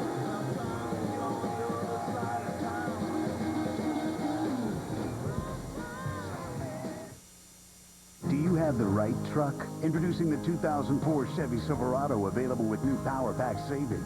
Get this Silverado extended cab with a light-duty Power Pack, Vortec V8 heavy-duty trailering and more, and the Safe and Sound Power Pack, bucket seats, a Bose sound system, and more. Combine your Power Pack savings with cash back for a $4,000 total value on select models. Silverado, now available with Power Packs. It's the right truck. So this is the living room, plasma TV, The awesome sound system! toast, the hot tub, the grill. Oh yeah, did I mention the driveway? Check out Visa.com to learn how you and 3 friends could win the ultimate NASCAR experience. Stay in a luxury RV, get a hot lap with Rusty Wallace or Kurt Busch, and tour the pits. Visa, if you love NASCAR... These are my neighbors. They're kind of noisy. It's everywhere you want to be.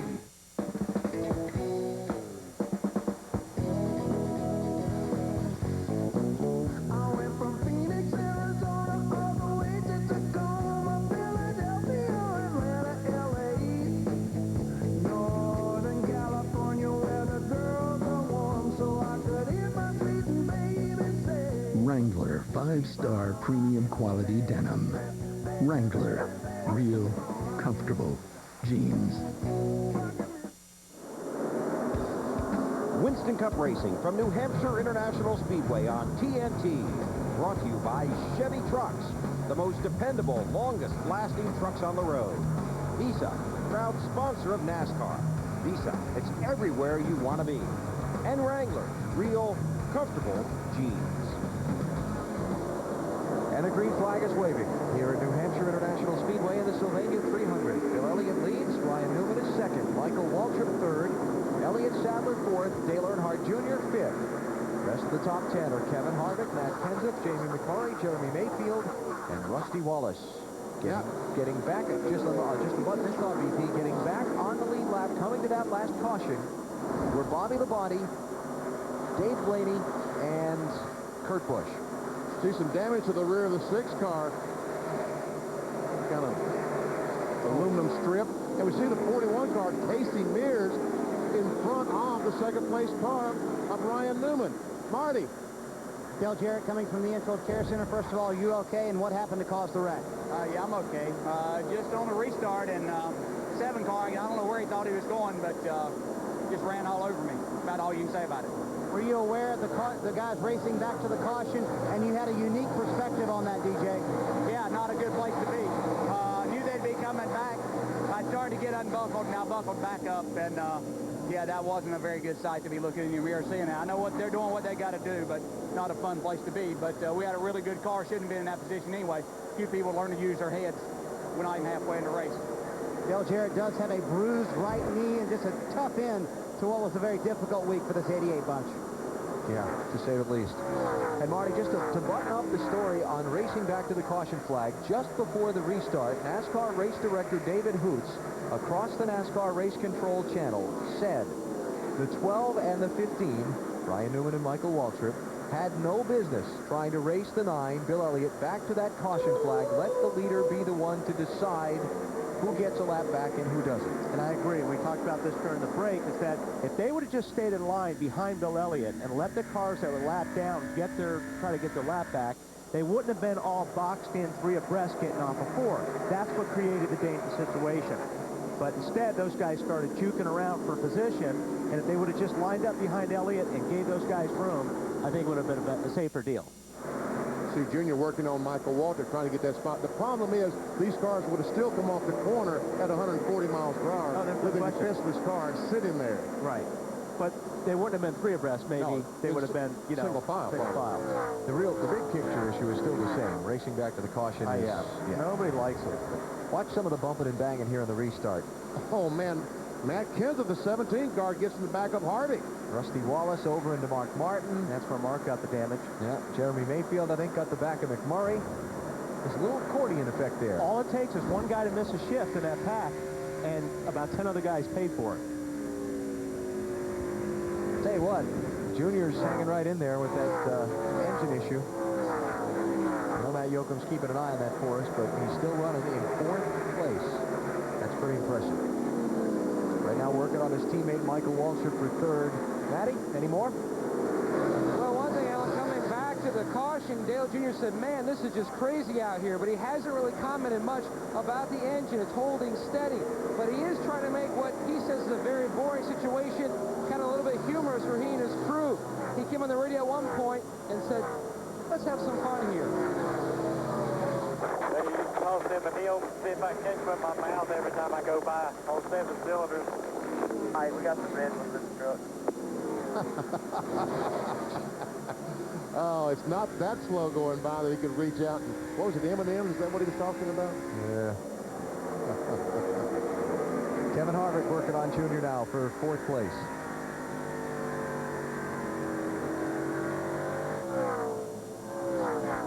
Harvick finished 2nd here in the July race.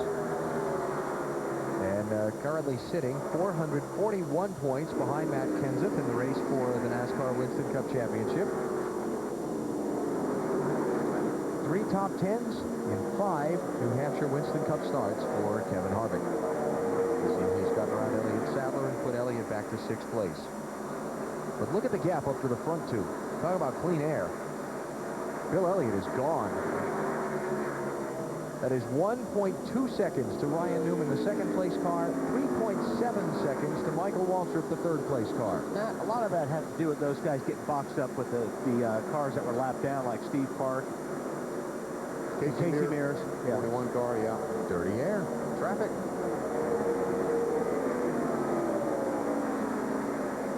Here's Dale Jr. a minute ago.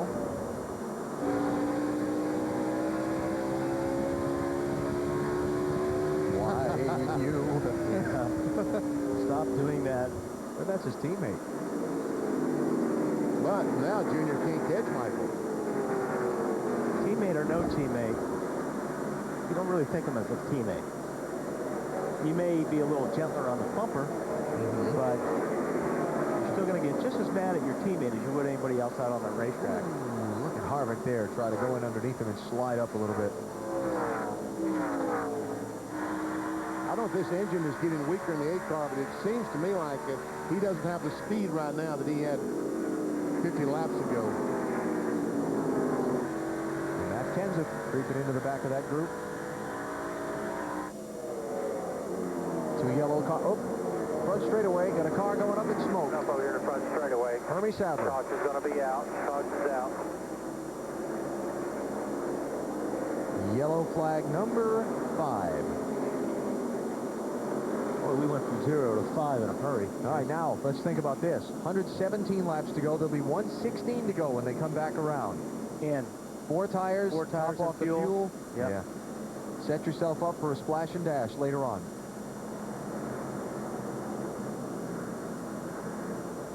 So Hermie Sadler looking to join Greg Biffle and Dale Jarrett in the garage. Jeff Burton has come back out onto the track after 66 laps behind the wall for repairs.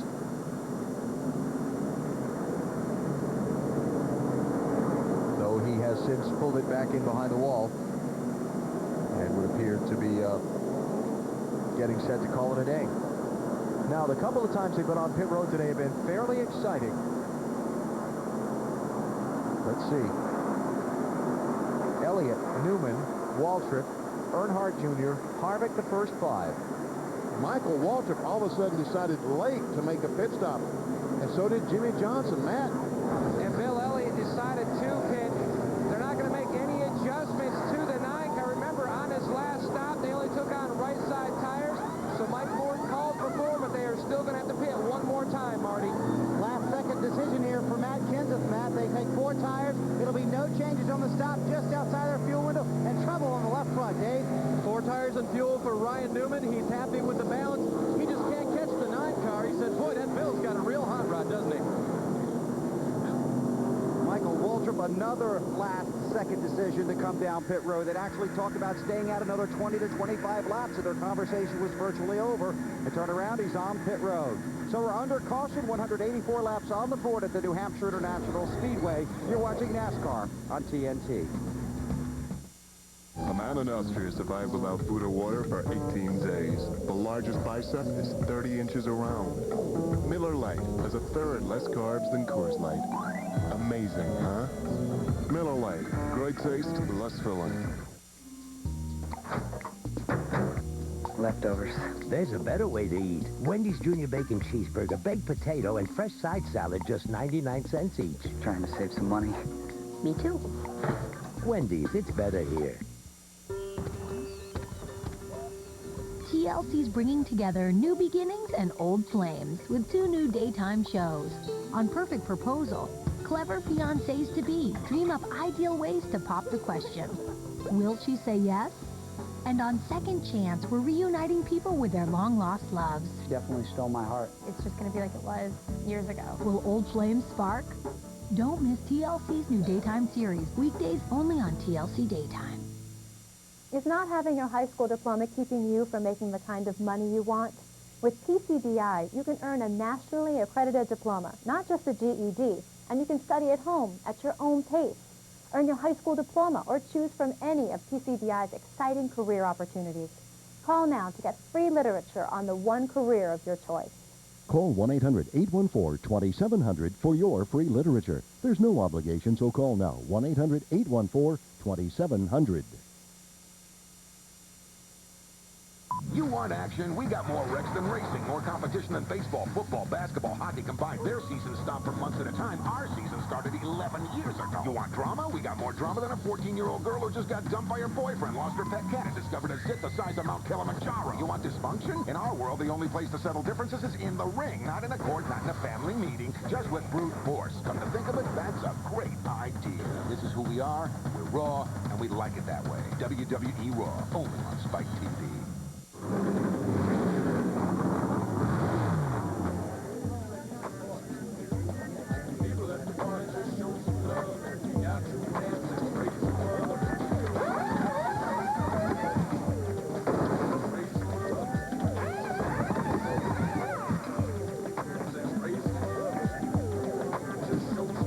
Drink intelligently. A reminder from Smirnoff Ice Triple Black Premium Malt Beverage, proud sponsor of Matt Kenseth and the number 17 car. At New Hampshire International Speedway, getting set for a restart, which will come with 113 laps to go. And the new leader, Dale Earnhardt Jr., did not pit under the caution flag. Top 5 didn't stop. But he's got a car right in front of him that's on the tail end of the lead lap. Casey needs to get by him quick. Needs to get by him quick.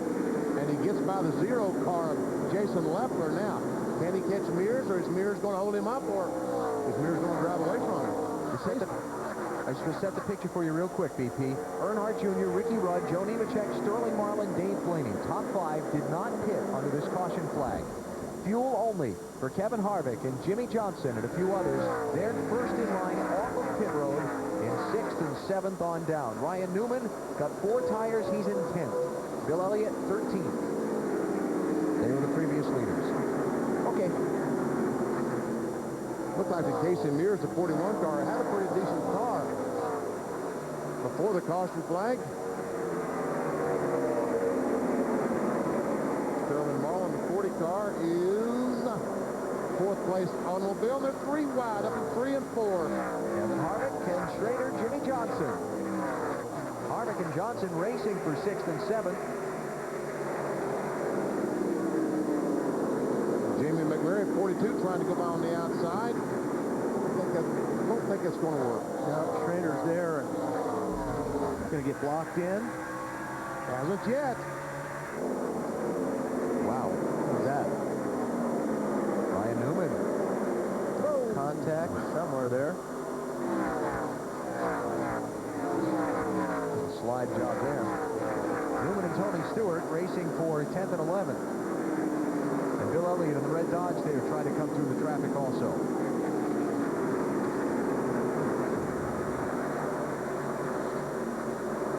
Stewart got in the back of Park. And Newman had to go way low. Nice save by Park. That was a terrific save by Steve Park. Talking to Mike Beam, the crew chief on that AOL car this morning, and he said they're about out of race cars. They've had so many problems here lately that they don't need another wrecked race car. So, Steve, good job. We have 25 cars on the lead lap. Everybody of those that stopped came in at 184 with 116 to go. That's farther than anybody can make it to the finish on fuel. Nobody can go from there. But what the guys who did pit set themselves up for was to just top off the fuel as soon as they get into their window, if they get a caution flag, and try and pick up some spots getting off pit road quickly.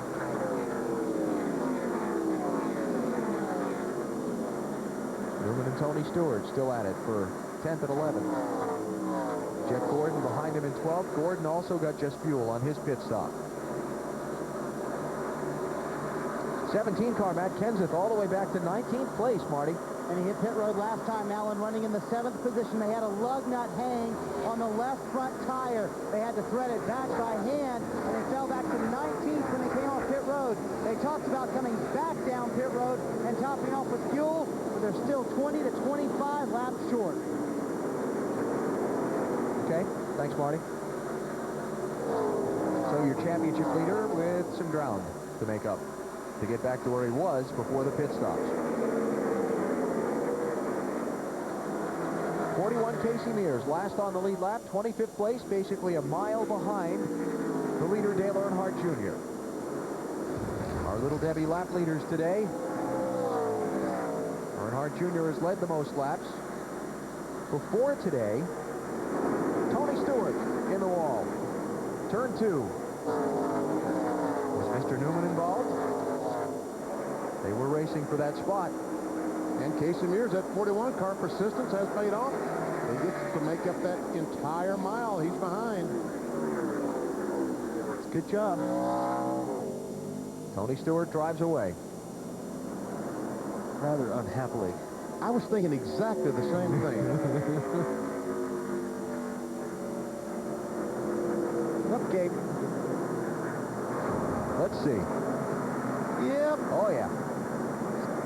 Newman went in there and got in a four-wheel slide. Unfortunately, Tony Stewart became the barrier. You know, there was enough contact there to see the safer barrier when Tony backed the car in. It's great to see these things. I applaud all these speedways, and I applaud NASCAR for going to the trouble to get something that's going to work. Okay, 105 laps to go. Now who comes in? Sterling Marlin going to give up 4th. Dave Blaney going to give up 6th. And Kevin Harvick back in. Remember, he took just fuel on that last stop. Let's see what he does this time, Bill. The 29 is tight in the middle and tight off. A half pound of air out of the left side tires for Kevin Harvick. Again, as Alan said, they had stopped only for fuel last time. So this time it's 4 tires. And guess what? The next word you'll hear are fuel mileage, Snyder. Oh, it ought to be interesting, Bill, for our championship leader, Matt Kenseth. Service is already done. Down on the track bar, a little bit loose. They are on the edge of their fuel window. They can go 95 laps on fuel. With some caution laps, they can stretch it. Dave? Fuel only for Ryan Newman, and gosh, it seems a lot like July when he had to slow down at the end of the race to conserve fuel because he's over 100 to go at this point, so we'll check on that, guys. But you see the right front tire on Newman's car where he made contact. See, the Goodyear is gone, so looks like they would have changed that right side tires anyway. A track position derby is beginning to unfold here in New Hampshire today. Tony Stewart, he's got bigger problems than his track position right now.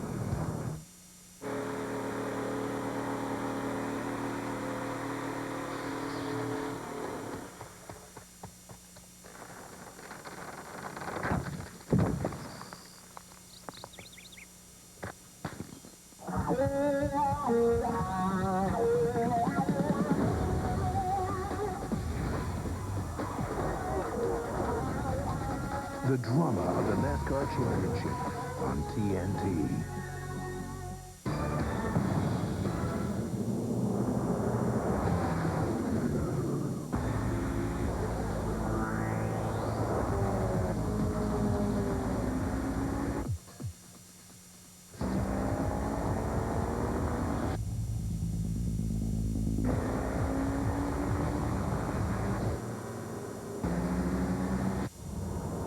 Nothing outperforms Mobil 1, now the official lubricant of NASCAR.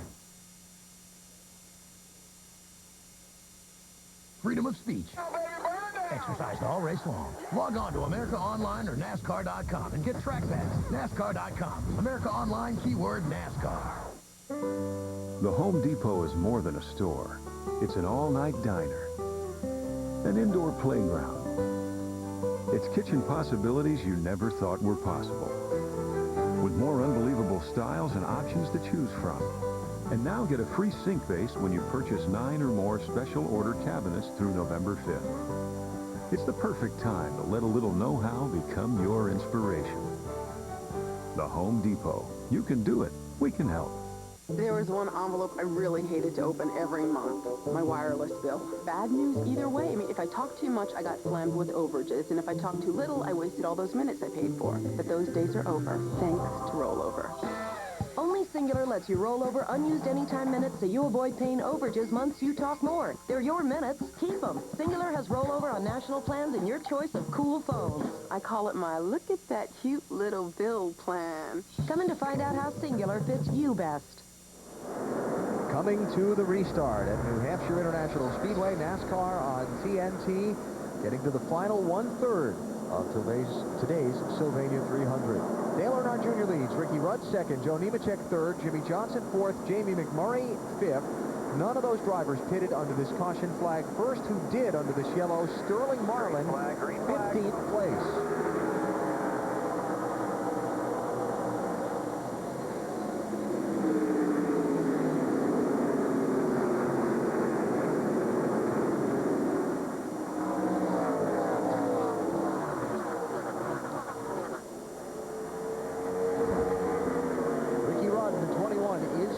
Johnny Benson in the 10th. First car a lap down. He's in 26th. Interesting how this plays out. I think the 29 car, Kevin Harvick, pit that last time, took 4 tires. I think he's in a good position right now because he can gas and go. What do you think, Bill? I agree with you. I think they're in a good position. They are 9 green flag laps short. That means we need about 20 caution flag laps to make it to the end. But they talked it over between crew chief and driver, Todd Berrier and Harvick. They decided, let's come get our tires now, fill it up with fuel, see what happens. If we have to stop one more time, it'll just be first flash. Matt Kenseth getting passed by Kevin Harvick out on the racetrack. He came on the radio. They too, Bill, 9 laps short. If they go green the rest of the way, he said, I'll save you some fuel under caution. But once we go green, there are no guarantees. If we need to save 30 to go on fuel, I'll do it then. But for now, I'm racing as hard as I can go. Dave? On the 12 car, guys, it is exactly the same as July. They pitted with about 103 to go in July. They had to slow down to try to conserve fuel to the end. I just checked with Matt Borland. I asked him, isn't this the same situation? He said, yep. I said, did you get any more fuel mileage out of the motor room? He said, I don't know. But he had a smile on his face. Alan? A little coy there, is he? Well, we'll find out. And then, what about the leader? What are they thinking? Dale Earnhardt Jr. did not pit at lap 184, did not pit at lap 196 when some others did. Matt, what are they saying? His engine tuner and the guy who calculates the fuel mileage is Jeff Clark. Jeff, where do you guys stand? Not only with your engine problems, but on your fuel mileage situation. Yeah, right now, Matt, we've got a broken inner spring. We're hoping to limp along here and finish our regular fuel run. If we can do that, it'll put us back in the field momentarily. I think these other teams are going to get worried, trying to short pit, which I think will put us back out front as far as track position. Dale Jr. says if he can get out front, he can keep the momentum and hopefully win this race. Jr. said under caution, it feels like he's had a gunfight with a knife, but if he stays out in clean air, he feels like with his driving, he can help pick up the 10th or 2 that he loses because of being on 7 cylinders. As long as he's able to run around the racetrack by himself and traffic is not involved, it's not going to slow him down that much. But if he gets in the traffic like this and he has to back off the gas to keep off and try to accelerate by someone, he's going to be hard-pressed to do that. Watching Michael Waltrip and Bill Elliott there race for 7th and 8th places. Waltrip just getting by Bill to pick up that spot. And there's Terry Labonte in 9th right behind him in the 5 car. And ladies and gentlemen, it is time to cue the duck. Yes, sir. Our Aflac NASCAR Winston Cup trivia question. Who was the last driver to lead every lap in a NASCAR Winston Cup race? This isn't even a challenge. Come on, guys. You told him that already. I did, yeah. Yeah, early before the show started. Actually, right at the very top of the show, you said Jeff Burton led every lap here at New Hampshire. September 2000, he started second, got the jump at the start, and led every lap, even through the pit stops and so on. His crew held the top spot. They used restrictor plates here at New Hampshire that day. And Jeff Burton put a hurting on the field. That was awful. Yeah, it wasn't. I remember that. Wasn't a thing of beauty, was it? No. I don't think anybody passed anybody that day. Here's 3rd place. Jimmy Johnson trying to pass his Hendrick Motorsports teammate, Joe Nemechek. What a day for Johnson's team. The pit road accident earlier in the race that his crew has bounced back from. It was lap 127. Set them all the way back to 22nd place at the time. Then they came in and got fuel only under a lap 184 caution to regain some of their track position and did not stop under the lap 196 yellow. Terry Labonte tried to get 8th from Bill Elliott.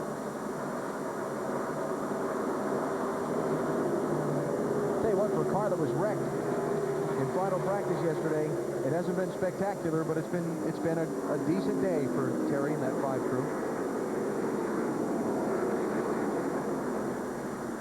And for Dale Earnhardt Jr., what will their fuel strategy be? He's out in front inside the final 100 laps.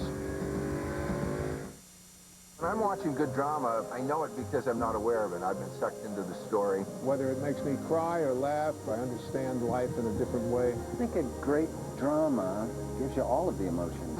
You never know what's going to come slamming through those emergency doors. Gurneys and wheelchairs all zipping in and zipping out. You have the feel wrenched in every different direction. It could go this way. It could go that way. Anything that's compelling, that shows an aspect of the human condition, that is a drama. You want action? We got more wrecks than racing, more competition than baseball, football, basketball, hockey combined. Their seasons stop for months at a time. Our season started 11 years ago. You want drama? We got more drama than a 14-year-old girl who just got dumped by her boyfriend, lost her pet cat, and discovered a zit the size of Mount Kilimanjaro. You want dysfunction? In our world, the only place to settle differences is in the ring, not in a court, not in a family meeting, just with brute force. Come to think of it, that's a great idea. This is who we are. We're raw, and we like it that way. WWE Raw, only on Spike TV. If you've been injured in an accident... Commercial. So, what's for dinner? Remember that cute little pink blouse that I was telling you about the other day? You know, the one with the turkey pot pie. Fast forward your wife and skip recorded commercials. Wow. Now you can get a free Dish Player DVR from Dish Network with up to 100 hours of tapeless recording with free installation. Visit Radio Shack, Sears, or a local participating retailer, or call 1-800-WOW-DISH. From the network that knows drama. Little trick I learned in the car thief retirement home. Could you hold this? Nicholas Cage, Angelina Jolie. Gone in 60 seconds. Next, after NASCAR on TNT. Tonight on TNT. My money, yes or no? No. Drama isn't how you make your money. It's how far you'll go to get it back. See Mel Gibson in Payback. Tonight at 7 on TNT. We know drama. Here in my town, I'm possessed of all. I can lock on my doors. It's the only way to live in cars.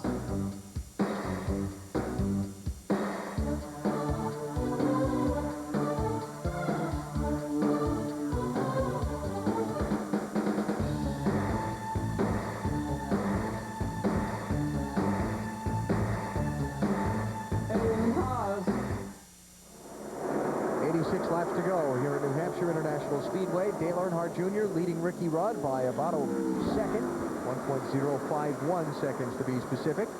But both Earnhardt Jr. and Rudd going to need some gasoline before they make the checkered flag. But if they keep racing these cars under the green flag, I think everybody in the field will have to have some gasoline before it's over. But they're going to need more than some of the other guys. Yeah, they've got to have a few gallons more than fellows who stopped that last caution flag. And some other people will have fresher tires than they will, and it's really going to be interesting to see how this plays out as we close in on the finish. Tell you what, I like the 29 chances right now. He's 14th spot right now. He's on good tires. There you see the gap. He's going to take less fuel than these guys right here. First to second, Earnhardt Jr. to Ricky Rudd. Marty, what have you got for us? Well, big day today for Mark Martin, his 500th consecutive NASCAR Winston Cup Series start. That's the reason you see for the special colors on the Viagra Ford Taurus. The streak began back in 1988 with the Daytona 500. Before that, Mark had run several part-time years and one full season, but once Mark and Jack Roush hooked up, this day took off. 33 wins, 3 second-place runs at the championship, and 13 finishes in the top 10 in the race for the Winston Cup. If you haven't looked at Ford lately, look again. And you know the most amazing thing about Mark's streak, Alan and Benny? What's that? He survived 2 years with Wally as a team. Yeah. Can't you guys sympathize with that? Yeah, that's bonus points there. Wally's biting his lip, Marty. Jimmy Spencer off the pace. Brake rotors. Brake rotors. He said broken brake rotors. Yeah, I thought he did too. It's too bad. Spencer up into the top 15. Rotor there when you guys take it off before. 2 tires there, right side. And we'll follow up there, but Jimmy Spencer into the attention of his crew. Well, let's follow up now, Marty. Yeah, he said something's wrong with the right front wheel. He just assumed it was brake rotors. The only thing he could think that it would be, but they put tires back on, sent them back out on the track. It's a tough break for these guys. This is the same car they just ran up through the field with last week at Richmond, and they had a problem, engine problem there today, possibly a brake problem. Looks like maybe a weight has come off the right front wheel. That could possibly have been the vibration. It sounds to me like the right front wheel was probably loose, and that was the vibration he was feeling. He's got bigger problems. Speeding, entering pit road. Spencer's coming in for a pass-through penalty. Dale Earnhardt Jr.'s out in front. 81 laps to go through the field when we come back to the New Hampshire International Speedway. Only one truck has crossbars that are welded through the side rails. That truck is the new Ford F-150. It has the strongest, toughest frame of any full-size pickup, which also gives you the highest payload. Only this truck earned the right to be the next F-150. If you haven't looked at Ford lately, look again. Bringing DirecTV to our new house was real easy. We just called ahead, left the old dish where it was, and packed the receiver and remote. They gave us a new dish and even took care of the installation. Actually, DirecTV made moving an enjoyable experience. Now it's my turn to enjoy it. Here you go. Remember to lift with your knee, dear.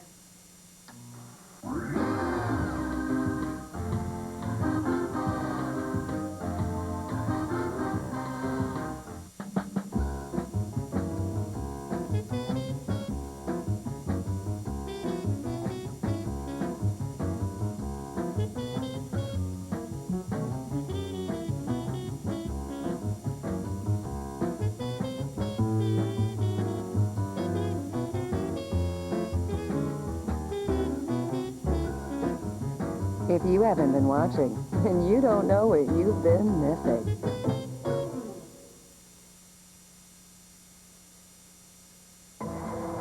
Drama starts with real stories. A trial is a drama. It evokes things. It makes people think. You're going to see a case from beginning to end. You know, so you only have this hour, like the da-dong. Here's the job, and you get it done.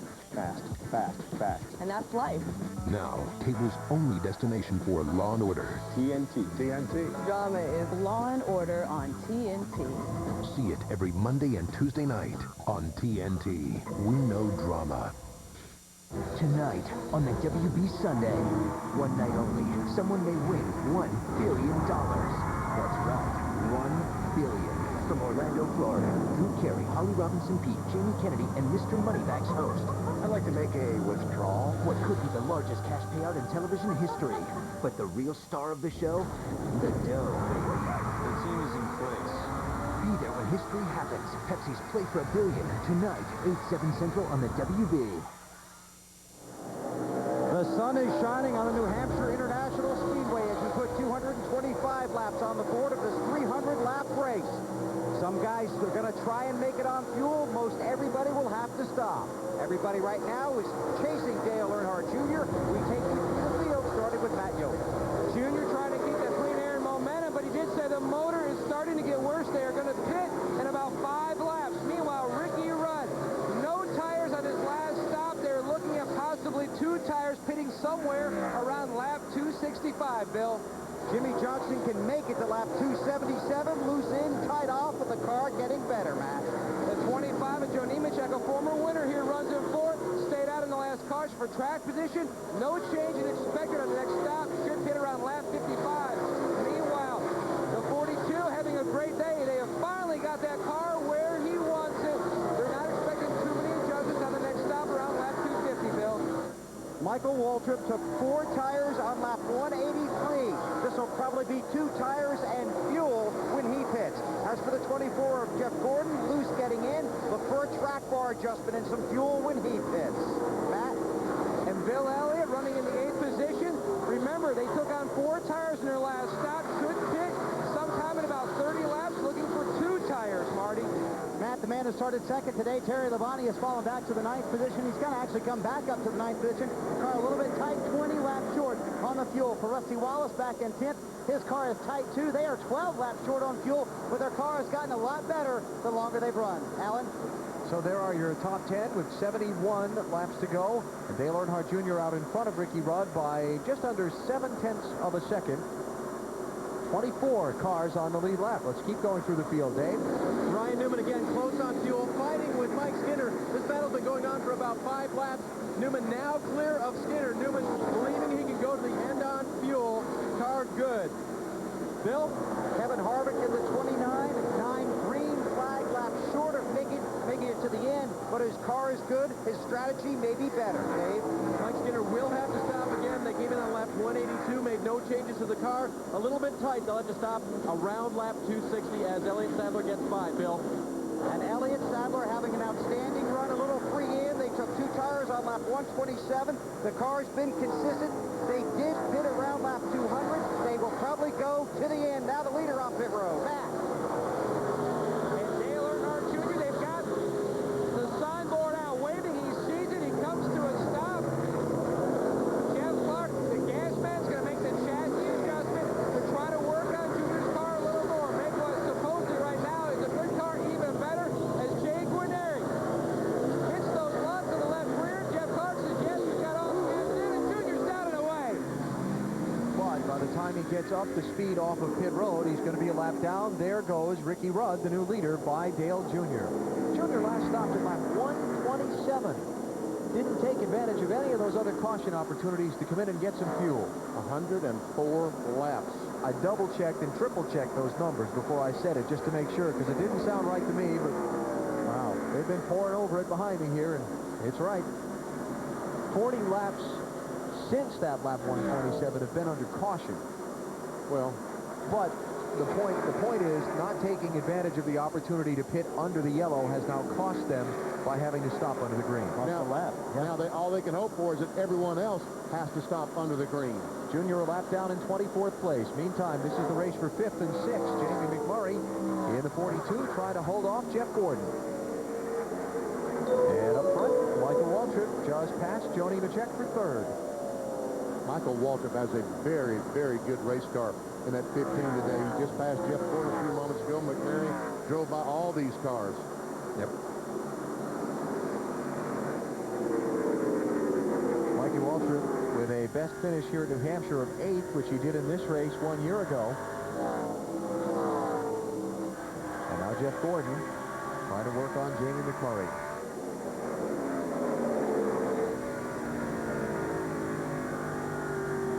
All over him. Now that would be a rarity if we see somebody drive around the outside here in New Hampshire and make a pass, huh?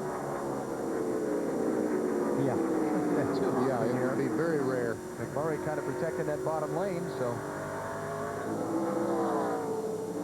Gordon hunting the line. Now 24 is getting off the corner a little bit better because he's using that higher line in the center, but he doesn't have enough to drive up alongside of him and present the nose. Although he may be presenting it on his bumper here in a minute. Yeah, he is. Right now he's presenting it. Oh, you hear him all over that red limiter? Red limiter, yeah. Oh, ran it in there a little bit deep. Gathered it up. So Jeff Gordon up to 5th and Jamie McMurray back to 6th. How about our Napa Field summary? 9 leaders today, though Dale Earnhardt Jr., Bill Elliott, and Ryan Newman have done most of the leading. Earnhardt Jr. 120 laps, Elliott 55, Newman 47. The other guys, with the exception of Ricky Rudd, who's out in front now, mostly trading the lead during a set of green flag pit stops earlier in the race. 6 caution flags, cars out of the race, Hermie Sadler, Dale Jarrett, Jeff Burton, and Greg Biffle. 64 laps to go. When will Ricky Rudd have to come to pit road, and how's the rest of this thing going to play out? So this is the living room, plasma TV, The awesome sound system! toast, the hot tub, the grill. Oh yeah, did I mention the driveway? Check out Visa.com to learn how you and 3 friends could win the ultimate NASCAR experience. Stay in a luxury RV, get a hot lap with Rusty Wallace or Kurt Busch, and tour the pits. Visa, if you love NASCAR... These are my neighbors. They're kind of noisy. It's everywhere you want to be.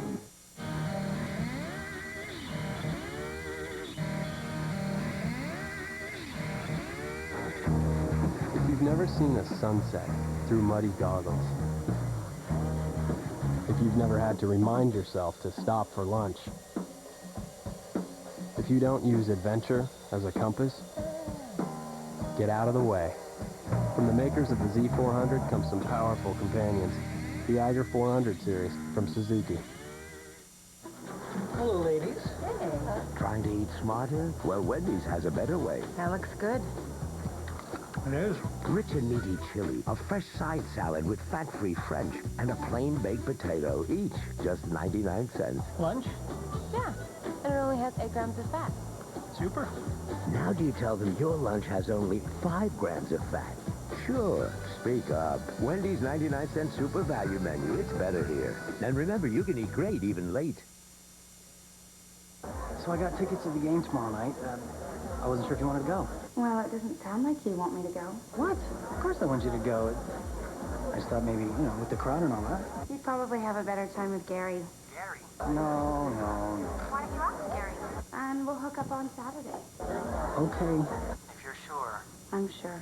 Okay, bye-bye. You're in. Yes! I'm out!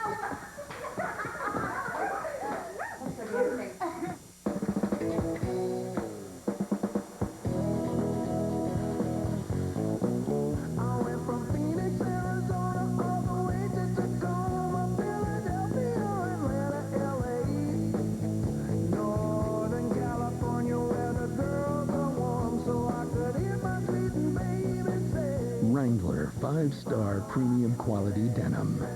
Wrangler, real, comfortable jeans. Back at New Hampshire International Speedway, Ryan Newman and Kevin Harvick racing for 10th and 11th. And racing they have. And it's close. And they have been racing like this for the last 25, 30 Here laps. it is. Little bump there. Bump and run. Well, he's trying. He got the bump part, but he hasn't got the run part yet. Harvick's on a better set of tires, but he's really struggling with Ryan right now, and he's getting a little bit frustrated. Oh, there's a bump again. And there's that frustration. Now, the only thing that Kevin's got to worry about is when he gets in front of the 12 doesn't get close enough to repay him. Let's see if he runs him up the racetrack a little bit. They kind of crossed over. Yeah, he might not be able to get back to him, but we'll see. You see the hand like, come on, man, what's going on? Kevin Harvick put his hand out. Now, Newman's trying to get to that bumper. Oh, yeah, he's trying his best. He just there it is. Oh, baby. Yes, he is. I say, if you're gonna do it to somebody, you better be really fast enough that you can drive away, or they're gonna do it back. Is that Danny Cullen, spotter? So now we know it's okay to do that if you're on probation, right? Yeah, I guess. Just a little bump and run. Matt Kendall, the 17, the championship leader, just goes by Elliott Sadler, moves into the 12th position. Trying to dig his way back after falling down as far as 19th in that last pit stop exchange. Marty? He may actually be in pretty good shape, Al. Remember, they have 4 fresh tires, just like Kevin Harvick, and they're kind of keeping pace with Harvick right now. The car, too, for Matt, gets better the longer they run. I asked Robbie Reiser, will you try to stretch the fuel? They're 9 laps short. He said, if I get 1 caution period, I will try it. 1 caution period. Well, he hasn't had it yet. And we're down to 55 laps to go. But Matt Kenseth by Elliott Sadler for 12th place. Now up front, Ricky Rudd's advantage over 2nd place. Jimmy Johnson shrinking, and they're catching some traffic.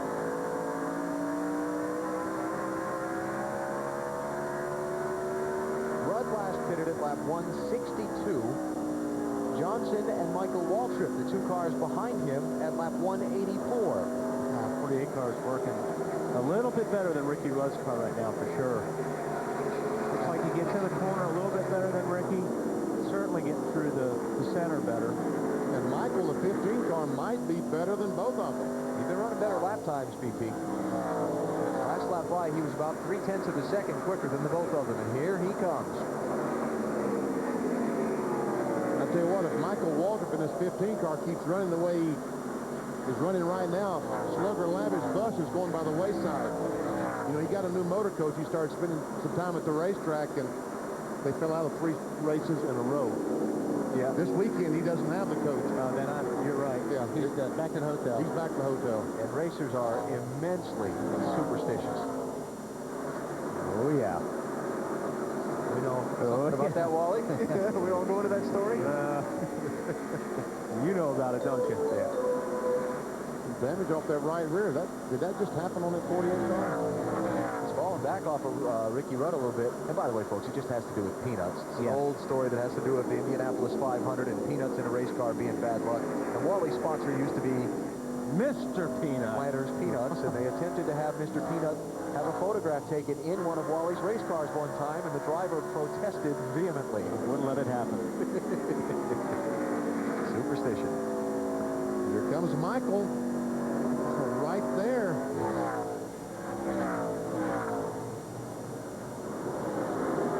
Slugger told me this morning this 15 car has been terrific all weekend, and boy, do I believe it. The producer's feeding me all kinds of lines about Wally being in the car. Was one nut enough, but I'll let all that go. The producer. No, I won't. It's a good line. Working around Todd Modine. And it's the race for second place. Matt Kenseth trying to get around Ryan Newman for 11th place. Newman's dragging something there, too. I don't know if it's just tape or something. Looks like her left rear. I think it's probably a piece of duct tape that they've tried to tape the brake hoses on to cool the rear brakes. Elliott Sadler right in that race for position also. 11, 12, 13. Harder got by Newman. He just drove away from him.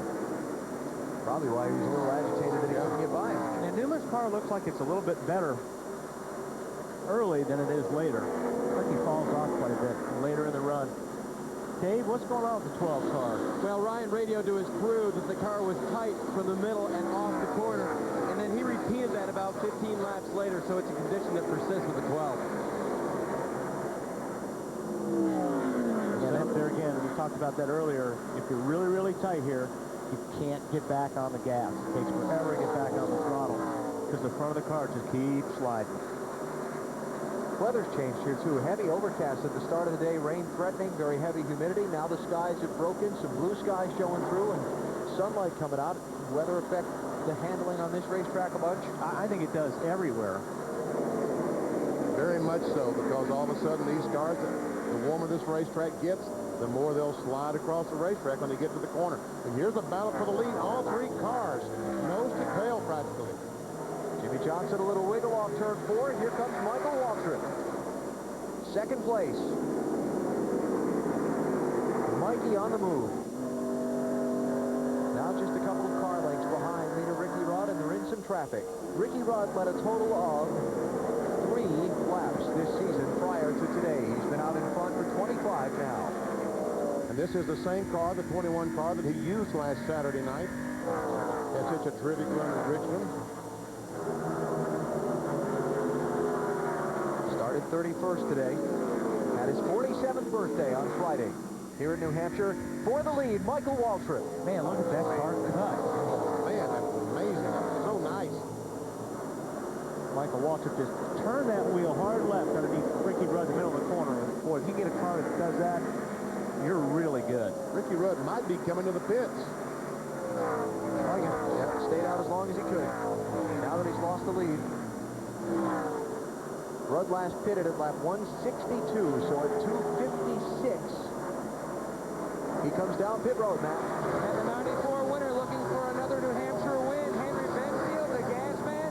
They're looking at possibly 1.5 cans of fuel. 2 tires as Henry hits it one more time. Meanwhile, the 25 is Joe Nemechek here. They came in, took on 2 tires, and topped off as well with a can. A lot of different strategies. Oh, man. See, Junior stopped and changed 4 tires.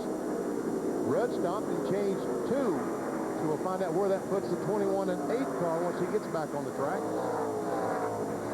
And still waiting to see what's going to happen with Michael Waltrip and Jimmy Johnson now, who stopped at lap 184. Will they have to pit before the checkered flag? Last commercial break under green flag conditions.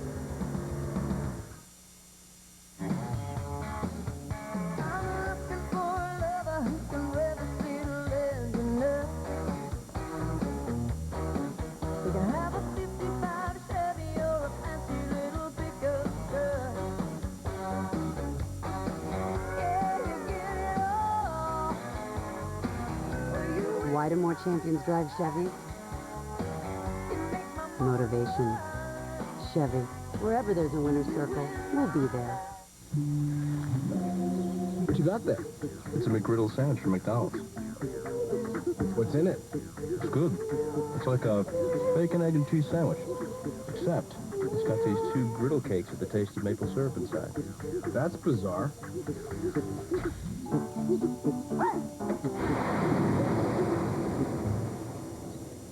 Then again, it's not that bizarre. New McGriddles. Bizarre, but yummy. Mark and Karen have twins. They use their Discover card because it pays them for the things they buy. So far, they've earned a cashback bonus award of $140. It's money they use to pay for a special night out. And an emergency 24-pack. Discover card. Why not get paid for the things you buy anyway? The Discover card is welcome at Walgreens, Toys R Us, and 7-Eleven, and more than 1,000 new places every day.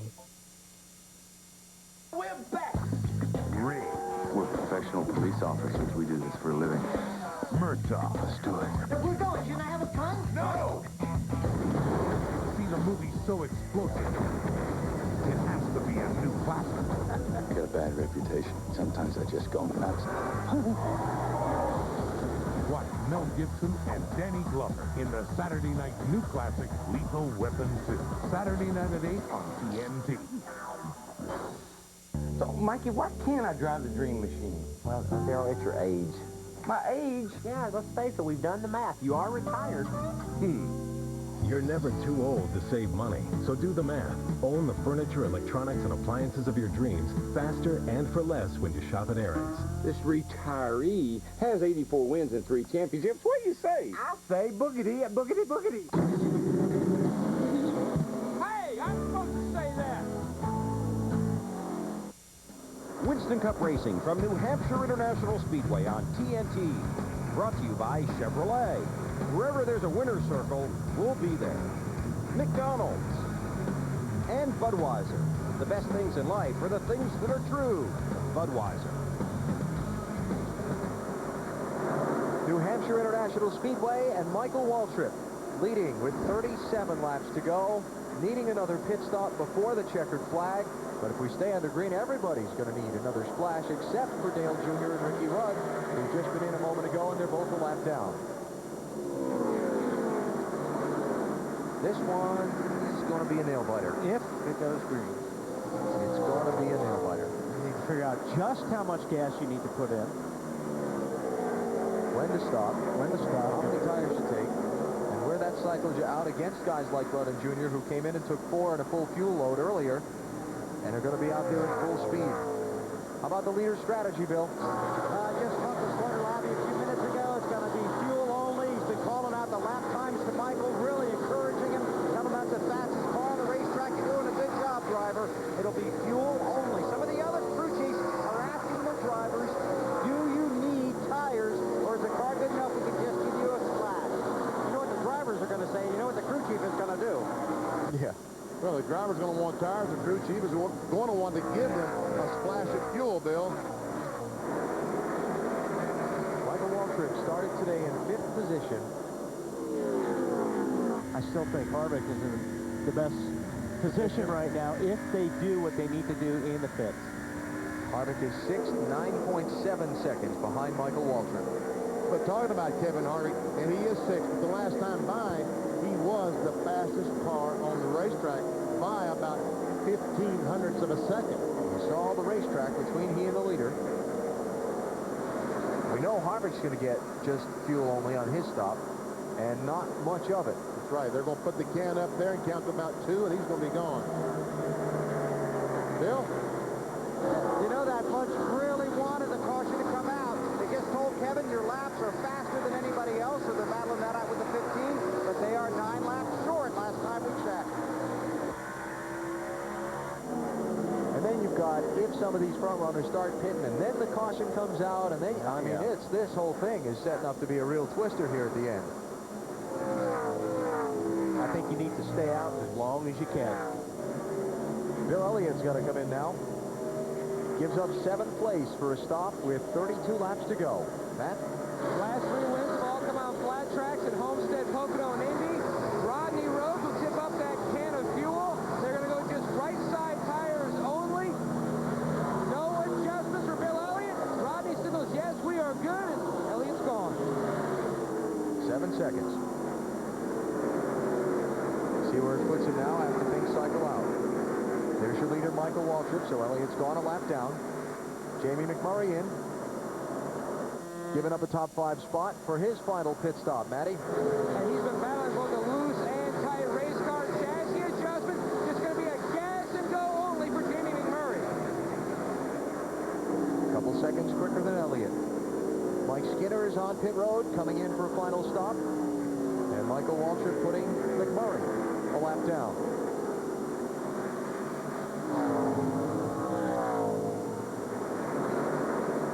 Terry Labonte in. Hearing he might not be under power. Marty? He ran out of gas in turn 3, Alan. What a quick decision by this veteran to make it to pit road. They were going to stay out 2 more laps. The car not running for Terry right now. They're going to take on right side tires. That was Terry's decision. They do get the car fired, and he stalls it again. Now they get it refired, and then he stalls it again, trying to get his car fired there. Finally, he gets the car fired. Now they're still pushing him off pit road. He gets it fired, and the car just stalls out again. I guess this gas still sitting in the carburetor, huh, Benny? I tell you, you get lucky if you can restart those cars right away when they run out of gas. If you run out of gas, you're pretty much really have lost almost a lap. Put the gas in it or something. Here comes Michael Waltrip. The leader is in. 29 laps to go. On the pit road, just a couple of seconds of fuel to turn. He took the gas can with him. He took the gas can with him down pit road. Oh, no. There'll be a penalty for leaving the pit stall with equipment. Yep, there you see it. Yeah, we see it. You have to pit again anyway. Oh, boy. Oh, man. Michael Waltrip will come back for a penalty. You cannot leave a pit stall, a pit box, with any kind of equipment on your car. And the problem is with this deal is when these guys are coming in, they're hardly stopping, BP, because if it's only gas and go, the guys usually stop and they put it in gear and start to roll. The gas guy has to run, basically, or walk with the car. Sometimes they can't get it out. Here comes Michael for his penalty. Bill? Stop and go. They wanted to give him 3 seconds worth of gas. He said, you told me to go. Yep, now let's see where he ends up by the time he comes back out. As he goes down the racetrack, Mike Skinner was also penalized, I guess, for speeding on pit road. Yes. I was thinking when they called out the Skinner penalty while we were watching Michael Waltrip, that's like the 3rd time we've seen somebody get busted for speeding on pit road today, and we might see that on one of these splash and dash stops among one of the leaders. And then it turned out Waltrip's gas can went with him, and that was the penalty we saw. So the last 3 guys practically have just really hurt themselves. Terry Labonte, Skinner, and right here, you see, watch your gas guy kind of run with the car. He's trying to run with it. He can't pull it out. Let's see where that shuffles Michael back to as he comes back around. Michael's back to 21st place, a lap down. Here's Rusty Wallace in, Marty. It's been a terrific run for Rusty up in the top 5. Got a top 5 last week at Richmond. Trying to back that up today. Go on my signal. Billy Wilburn says Doug Eagle, the gas man, gets a pull. Bill? Nice and easy to Jimmy Johnson. A wedge adjustment. They count the fuel down. They give him the command to go. So Johnson gives up the lead for his pit stop with 24 laps to go, and Jeff Gordon is now the leader with Kevin Harvick second. Gordon's coming to pit road. Making sure the drivers behind him know. Because when you come off turn 4, you've got to slow down to 45 miles per hour quickly. That's why he's trying to warn all those drivers behind him. Bill, coming to you. And this will be another quick stop. Gordon slows, easy in, gets his fuel. They count it down, waiting. He's on his way. Yeah, it was quick. Man, that's done a lot of gas. 2.9. Got about 25 more miles.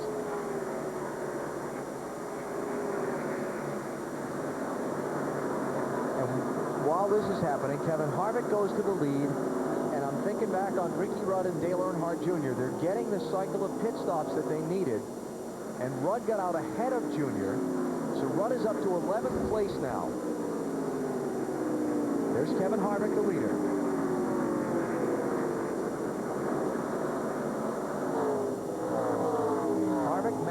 Kenseth, Ryan Newman, Elliott Sadler, Robbie Gordon. Top 5. Harvick, remember, 9 laps short on his fuel if we don't get another caution flag. Can Harvick come down pit road, put a couple of gallons of fuel in it, and get back out in less than a lap? It's pretty long pit road. Ricky Rudd might be looking pretty good. We'll have to see. Championship standings as they run. Matt Kenseth, 2nd place. Kevin Harvick, 1st. And Dale Earnhardt Jr. right now in 15th. Well, all those guys, really all he has to worry about is Rudd, right? Everybody in front of Rudd has to... Jimmy Johnson got his splash and stayed on the lead lap, and he's in 8th place. Okay, so he's got 20 seconds, so he's got a lap plus 20 seconds. Not enough. Yeah. No, not a lap. Just 20 seconds. Just 20 seconds. Just 20 seconds. So to answer your question, Benny, no. No, I don't think he can either. Whoa, Harvick.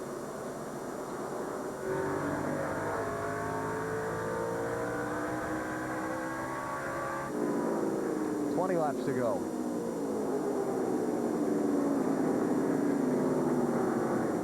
When those drivers last pitted.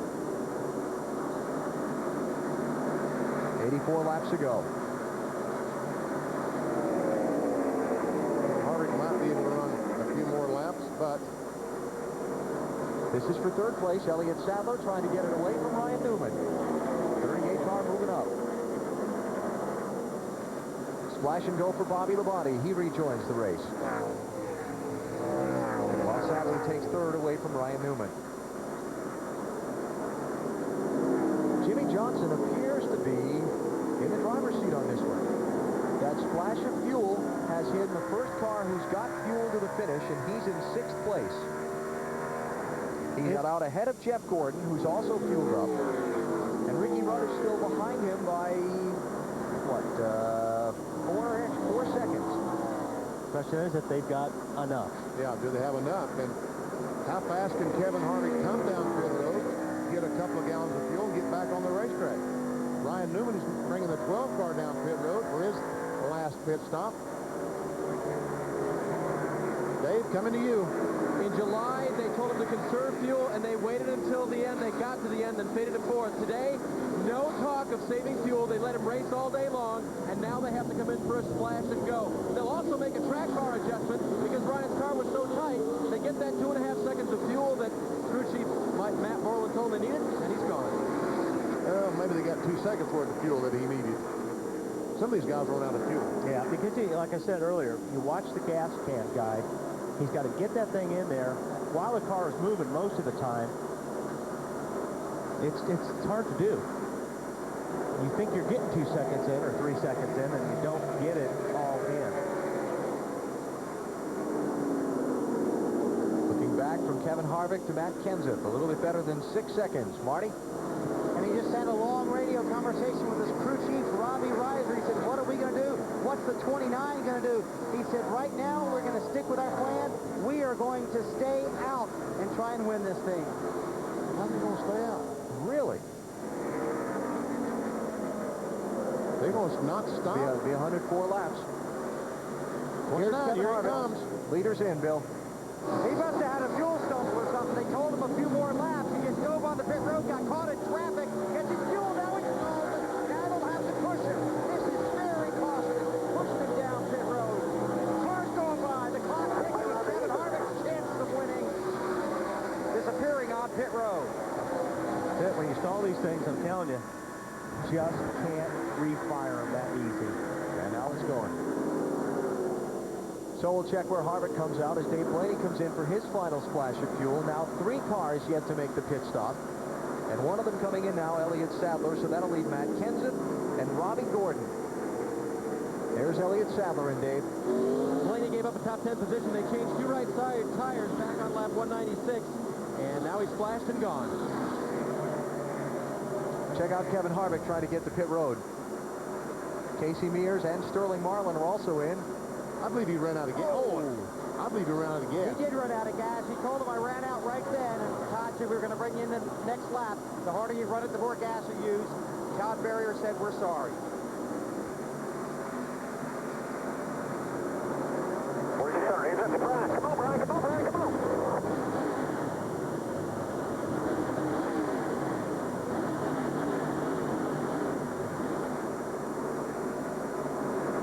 That will give you a headache. Delana, his wife, Kevin's wife, realizes we're not going to win today. Yep. Kevin now a lap down in 16th place. Down to 13 cars on the lead lap. Matt Kenseth is the leader. Robbie Gordon is second. Those two have not stopped since lap 196. We heard Marty's report a minute ago that Kenseth's crew is going to try and go that distance on fuel. And they just black flag. Come on.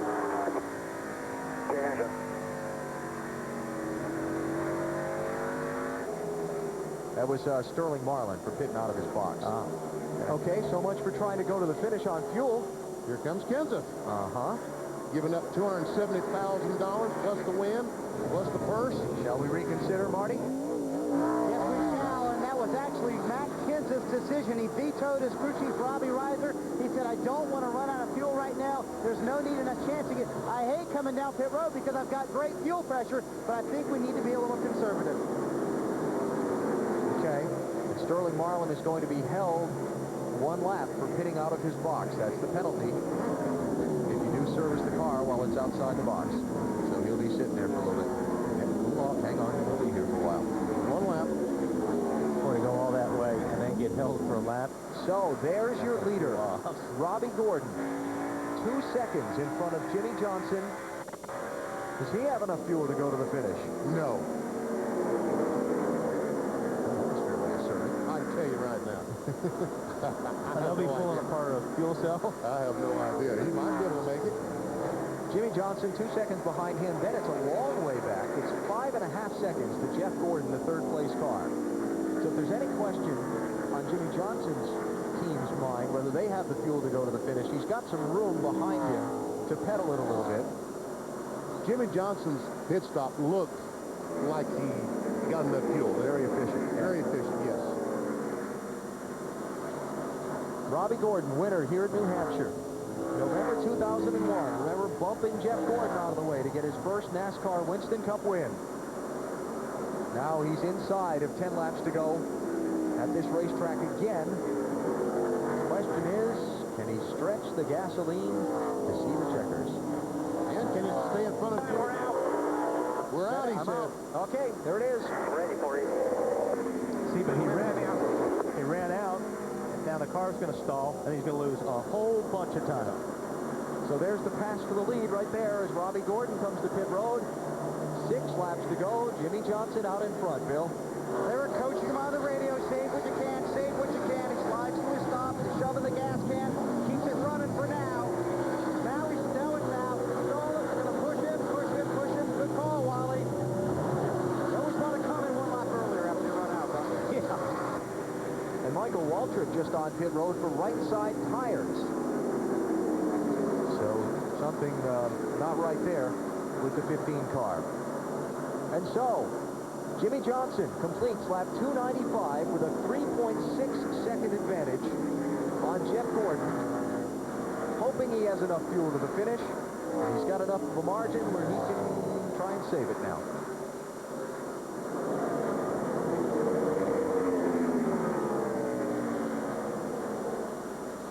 Check our speeds at the line and see how hard Johnson is pressing compared to second place Jeff Gordon. There's Jimmy, and here comes Jeff. He's running faster. And here comes 5th place, Bill Elliott, trying to fend off, actually just went around Dale Earnhardt Jr. to pick up that spot. Robbie Gordon is being black flagged for having too many men over the wall servicing his car when it came in. And his troubles continue. Steve Park, out of gas. Off turn 2.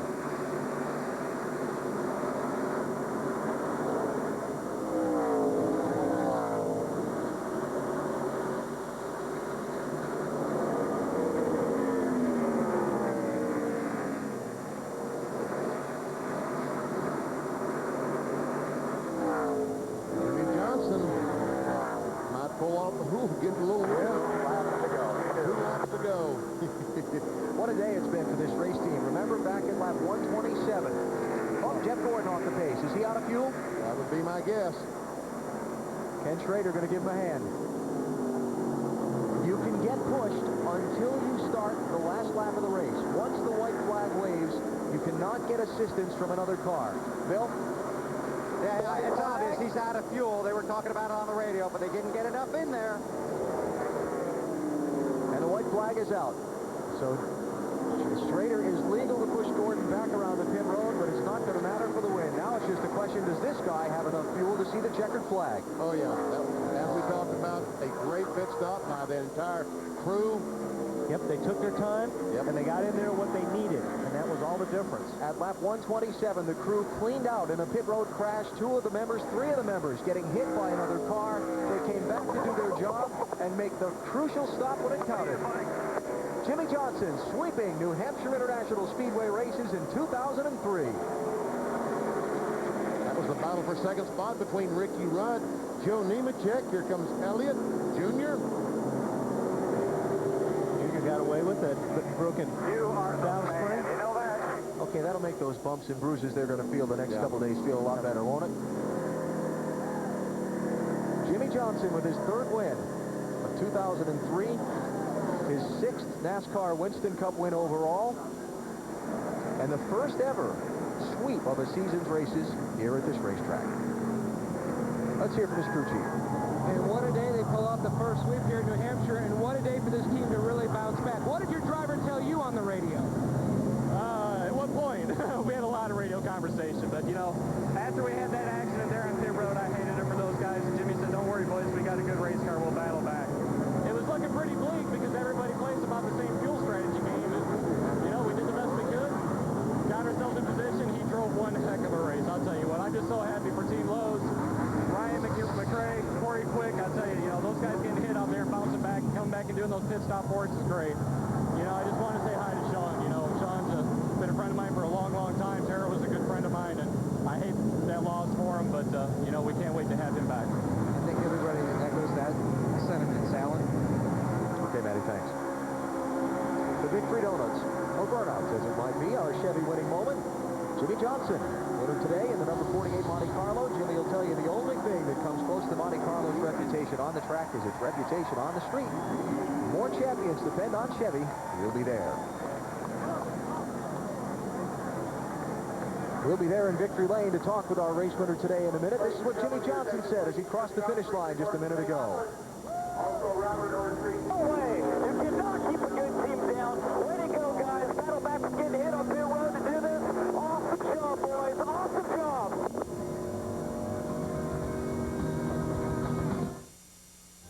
Don Tony, you wanted to see me? Vincenzo, I've decided it's time for a change. The family is ready to take on a new member.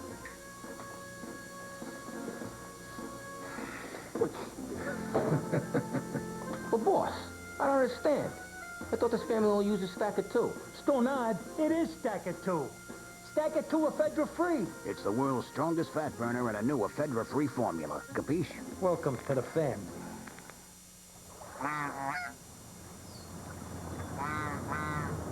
Without a Yamaha ATV, you're not going very far. The Grizzly 660 Automatic from Yamaha. The only ATV with push-button front diff lock and four-wheel independent suspension. The Grizzly 660 Automatic. Where you go now is up to you. Now, get a 2,500-pound Warn winch for just $69.95 with select models.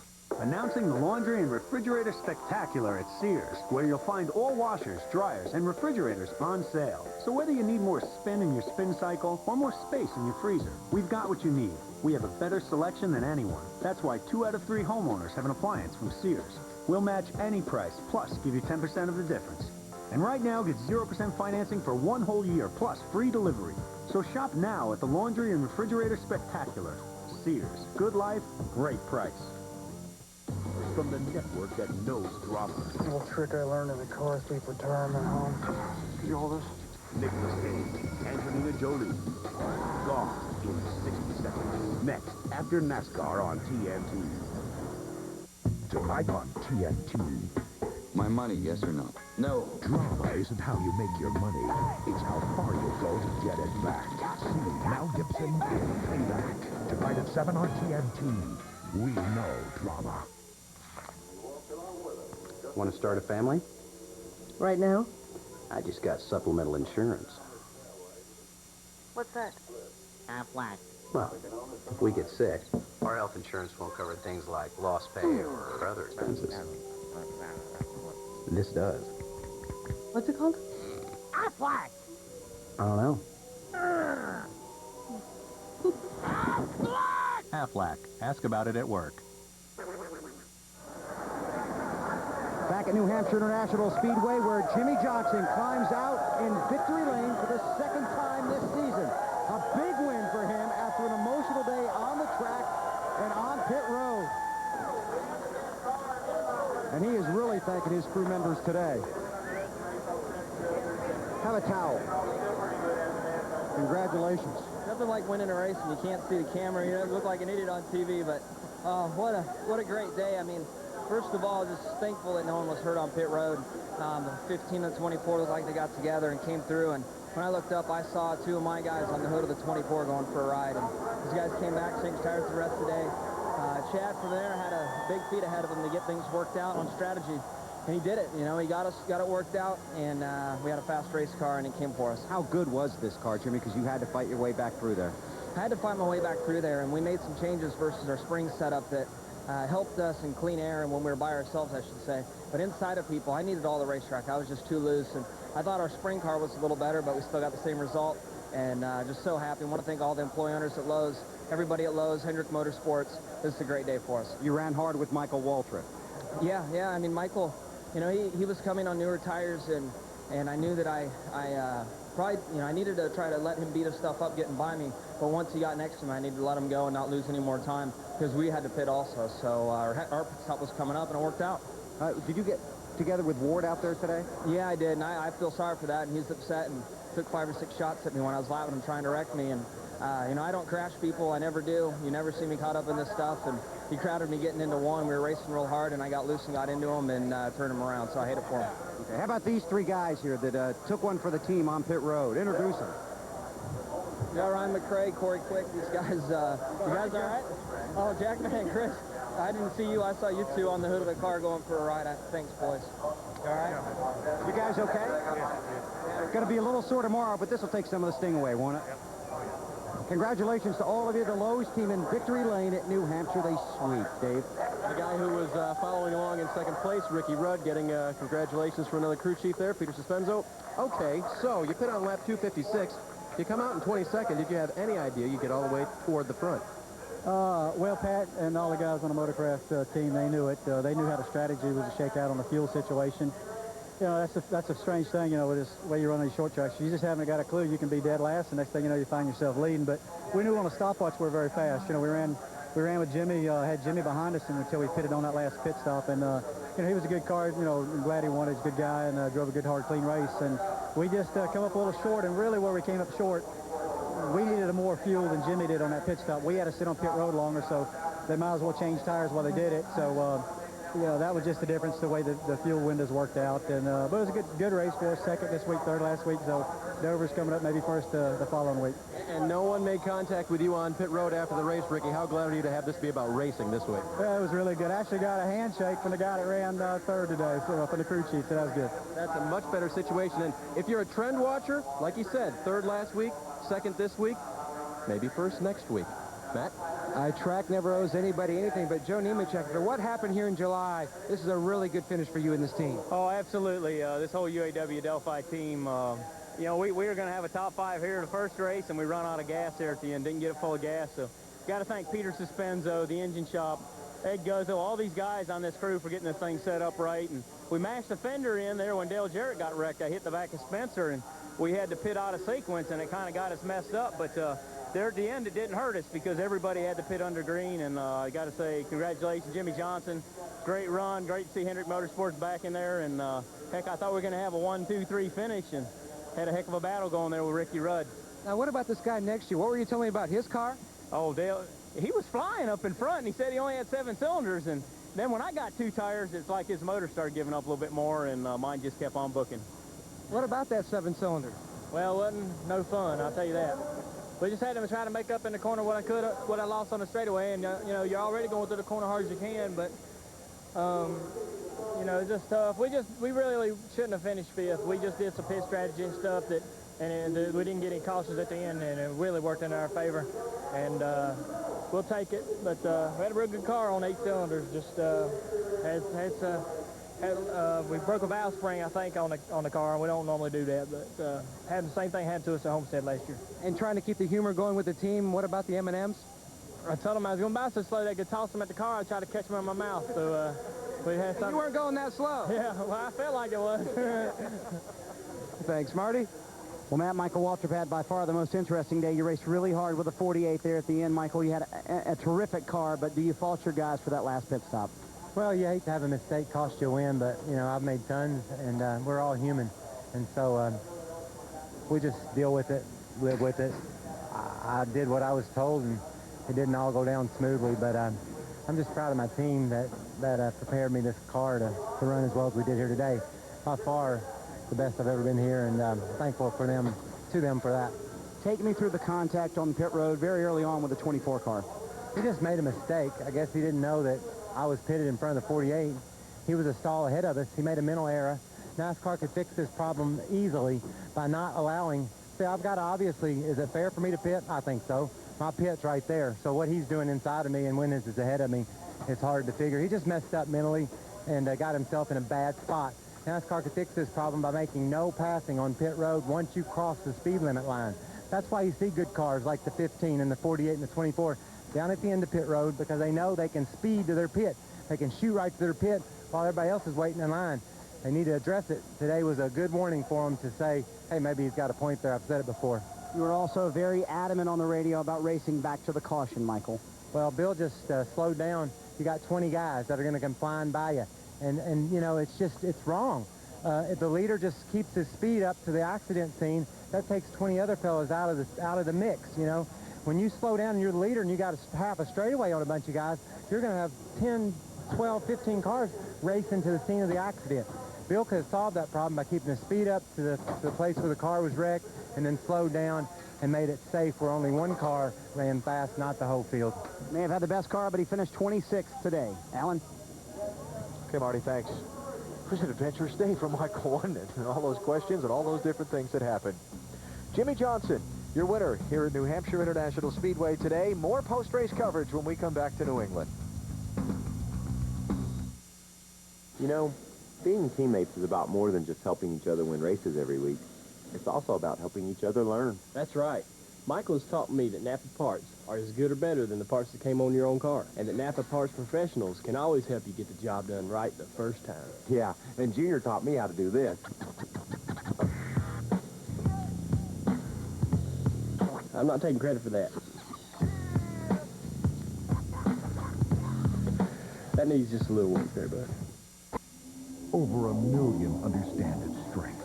It can improve your energy, your shape. This is Bowflex Power Rod technology, and it can only be found on genuine Bowflex equipment, like the new Bowflex Extreme. Now you can get the results you want, the exercises you need, all at an affordable price. You've never seen this Bowflex before. Pick up the phone and call the number on your screen now to get a free video or DVD and check out the new Bowflex Extreme. You can have a high-performance body. Just look for real Bowflex Power Rod technology, proven effective at burning fat and building muscle. Now you can own the new Extreme for no money down and payments as low as $33 per month. The Bowflex Extreme is not available in stores. You know you're ready. Let Bowflex help you get there. Call now for a free video or DVD today, because your results matter. Back in New Hampshire, Jimmy Johnson getting the hardware for winning today's Sylvania 300. We've heard from all of the top 5 finishers except Bill Elliott. Wanted to get a word with him. He's already left the racetrack. Pretty speedy exit today for Bill. Matt? And Jeff Gordon, 3 times a winner here now, 2 times the winner's a Carner, so a good note as far as the Carner goes today. Yeah, I couldn't be more proud of them, especially with what I did to them on pit road. I tell you, I've never felt so horrible driving the race cars I did today. Not only hitting crew members, but you know, it was my fault. I made a mistake, and to see guys that are on my team fly up over your hood, it's not a real good feeling. So couldn't be more proud of those guys to come back the way they did, and to get to victory lane. Thought we were going to be 1-2, and we just didn't get enough fuel, and you know, we just can't get anything to go our way, and you know, we're the ones making the mistakes. I made one, and the other one we just didn't get enough fuel, so it's a tough day. Jeff, how difficult is it to focus when something like that happens and regain your composure? It's so difficult. I mean, I wanted to jump out of the car and go see if they were okay, and then I saw them get up and run around, you know, to go pit the car, and I go, you know, we've got some tough guys on this team, so that's really awesome to see that they got up. I hope they're still okay. I know the adrenaline flowing, don't know what your injuries are, but then I didn't know what to do. I didn't know where to back up. I saw cars going by me. You know, I just sort of was stunned, you know, by the whole thing, and you know, it really was my fault. I had no idea Michael was pitted in front of Jimmy. And, you know, I probably shouldn't have been shooting in there anyway, but, you know, where my pit stall was, I wouldn't have made my turn in there much later than that. I just totally didn't know Michael was in there, and my own fault. How do you fix something like that, Jeff? Because we've talked about this before recently. Well, you've seen a lot more guys parked, you know, or pitted down at the beginning of pit road, and it's, you know, there's a reason for that. You know, I feel like, you know, there's not a disadvantage down there like maybe there are in some of the other stalls. You know, we went with where there was an opening. That's pretty much what Jimmy did, too. And that was the first opening that we could pick. And, you know, maybe I see a lot of guys that speed up and pull inside guys to shoot into their pits. And I don't even know if NASCAR says that that's okay, but we do it all the time, and they don't ever do anything about it. So until they start doing some different things on pit road, we're all going to take it to the limits and take advantage of every situation we can. You know, and hopefully the incidences like this will, you know, change the way we do run down pit road. We'll let you get to victory lane. Jeff Gordon, a winning car owner today here in New Hampshire, Dave. And catching up with 9th place Ryan Newman, who sat on the pole today. Ryan, first of all, you talked early in the race about racing in traffic being very difficult for you. How tough was it? It was really difficult for us today. I mean, the Automobile and Dodge is really good out front. Just struggled a little bit in traffic. I want to apologize to Tony. I didn't mean to get into him like I did there. Take him out. I just tried to move in on him, and we were both going for the same piece of real estate. I hope there's no hard feelings, but apologize to him. And it's just that's it. Just struggled the rest of the day. Our car wasn't the greatest at all that last run, and what we needed to be. You were racing with Bill Elliott back to the caution. Tell me about that. It appeared as if that's what was happening. We weren't racing. I was racing the lap cars, basically. The caution came out, basically, in the middle of 1 and 2. And Bill immediately checked up, and when I knew there were the 18, and I think a couple other cars, the 30, and some other guys were coming there. And, you know, he just checked up, and next time I look in my mirror, and the 15 starting to come underneath me, I'm like, well, he's either going for the lead, or he's trying to keep these guys a lap down. So I just kind of followed suit, and we all raced back to the line. And the one time it wasn't safe at all with the 88 car there. I mean, I wish and hope NASCAR looks at that, but, you know, it's just part of racing. It's part of racing the way it is right now, and we'll see if anything happens. In July, you conserved fuel on that last run. Today, they let you race for it. Do you like this strategy better? You didn't finish as well. Oh, yeah, the strategy was no problem. It was just a matter of not having the car in good shape at the end of the race when we needed it to. All right, let's go to Marty. Kevin Harvick finishes 13th, and you look like you were in the great position, and I thought you guys were to the good side on the fuel. What happened, Kevin? We were just running so fast, I guess we came up a little bit short. But good day for the GM Goodrich car. We just we actually ran out in a good spot coming onto pit lane, but all in all, I mean, couldn't ask any more of the guys. I mean, they're there week in and week out and gave us the fastest race car on the racetrack. It's just, you got to play the whole game, and we just came up a little bit short. It's got to be so frustrating to be in the car, know the car's good, know it can win, and then run out of fuel unexpectedly. Yeah, I mean, but, you know, that's really part of our sport, and it is frustrating, but, heck, someday we'll be on the good side of it, and we've been on the good side of it, and today we're on the bad side of it, so it'll all be good. Again, they finished 13th today, Alan. Okay, Marty, thanks. Take a look at the finishing order today. From New Hampshire, Jimmy Johnson picking up the win. 3rd win of the season, and he sweeps the Magic Mile for 2003. Rusty Wallace, how about that 6th place run for him? Started in the back of the field after an engine change. That's right, good for Rusty. 2nd straight top 5 for Ricky Rudd. Championship leader Matt Kenseth. 7th place, another top 10. Kevin Harvick last on the lead lap. Jeff Gordon winding up 19th after running out of fuel. Tony Stewart, the crash there with Brian Newman, wound up a lap down in 20th.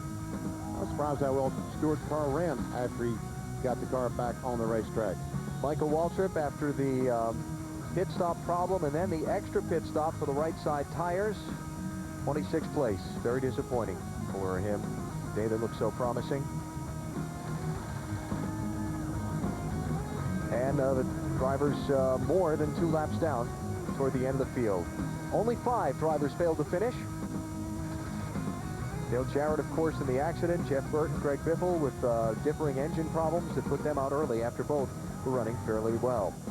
Championship standings, 9 races to go. Matt Kenseth's lead actually went down a little bit this week. Yeah, Junior finished 5th this week. Yeah, 404-point lead. And it's off to the Monster Mile in Dover next week for the NASCAR Winston Cup Series and the race for the championship.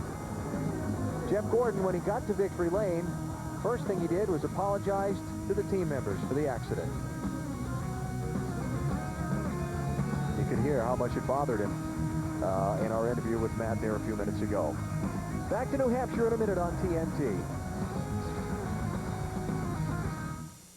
NASCAR's on the track. Odds are, so is Track Pass. Just log on to America Online or go to NASCAR.com and get Track Pass. NASCAR.com, America Online, keyword NASCAR.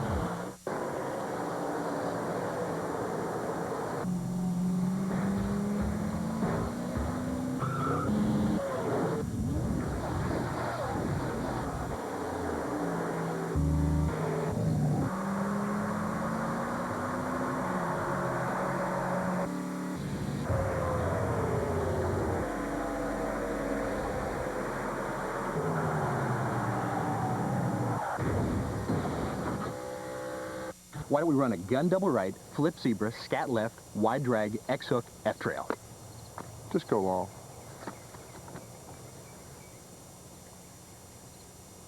Longer. You can go long to the Pro Bowl in Hawaii. Visit sweeps.directv.com for a chance to win a fun-filled tropical vacation of surf and turf. Don't miss your chance to rub elbows with the pros in paradise. Wide drag, X-hook, F-trail. Run! NFL Sunday Ticket, only from DirecTV. Imagine having it all. The Total Choice Premier Package from DirecTV delivers over 195 channels of our best programming, including all of our premium services, HBO, Stars, Showtime, Cinemax, and Sports Pack. Get more movies, more sports, and the maximum entertainment variety with Total Choice Premier. Call 1-800-DIRECTV and order today.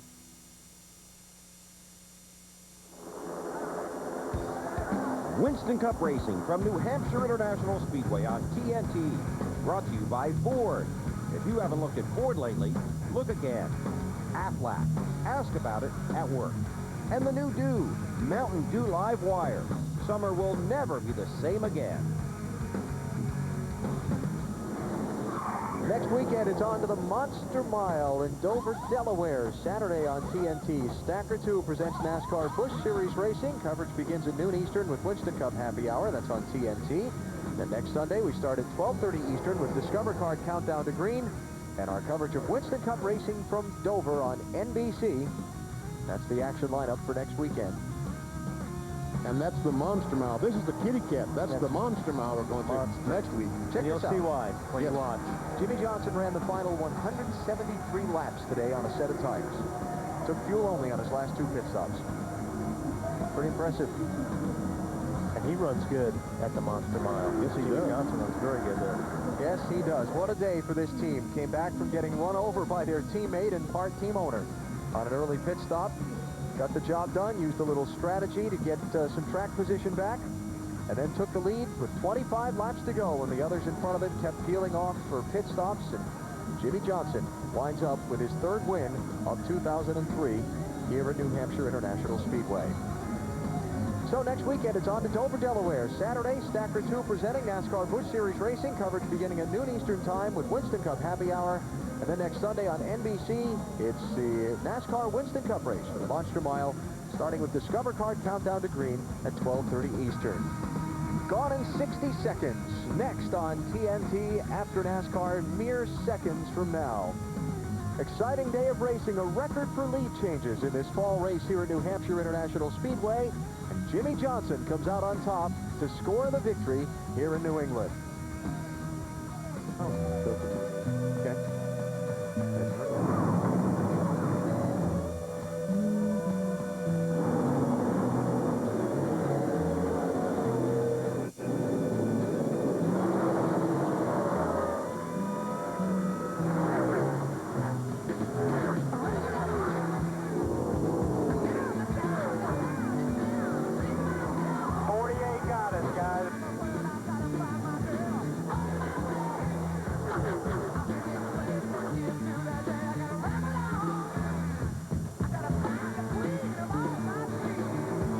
Jimmy Johnson sweeping New Hampshire International Speedway races in 2003.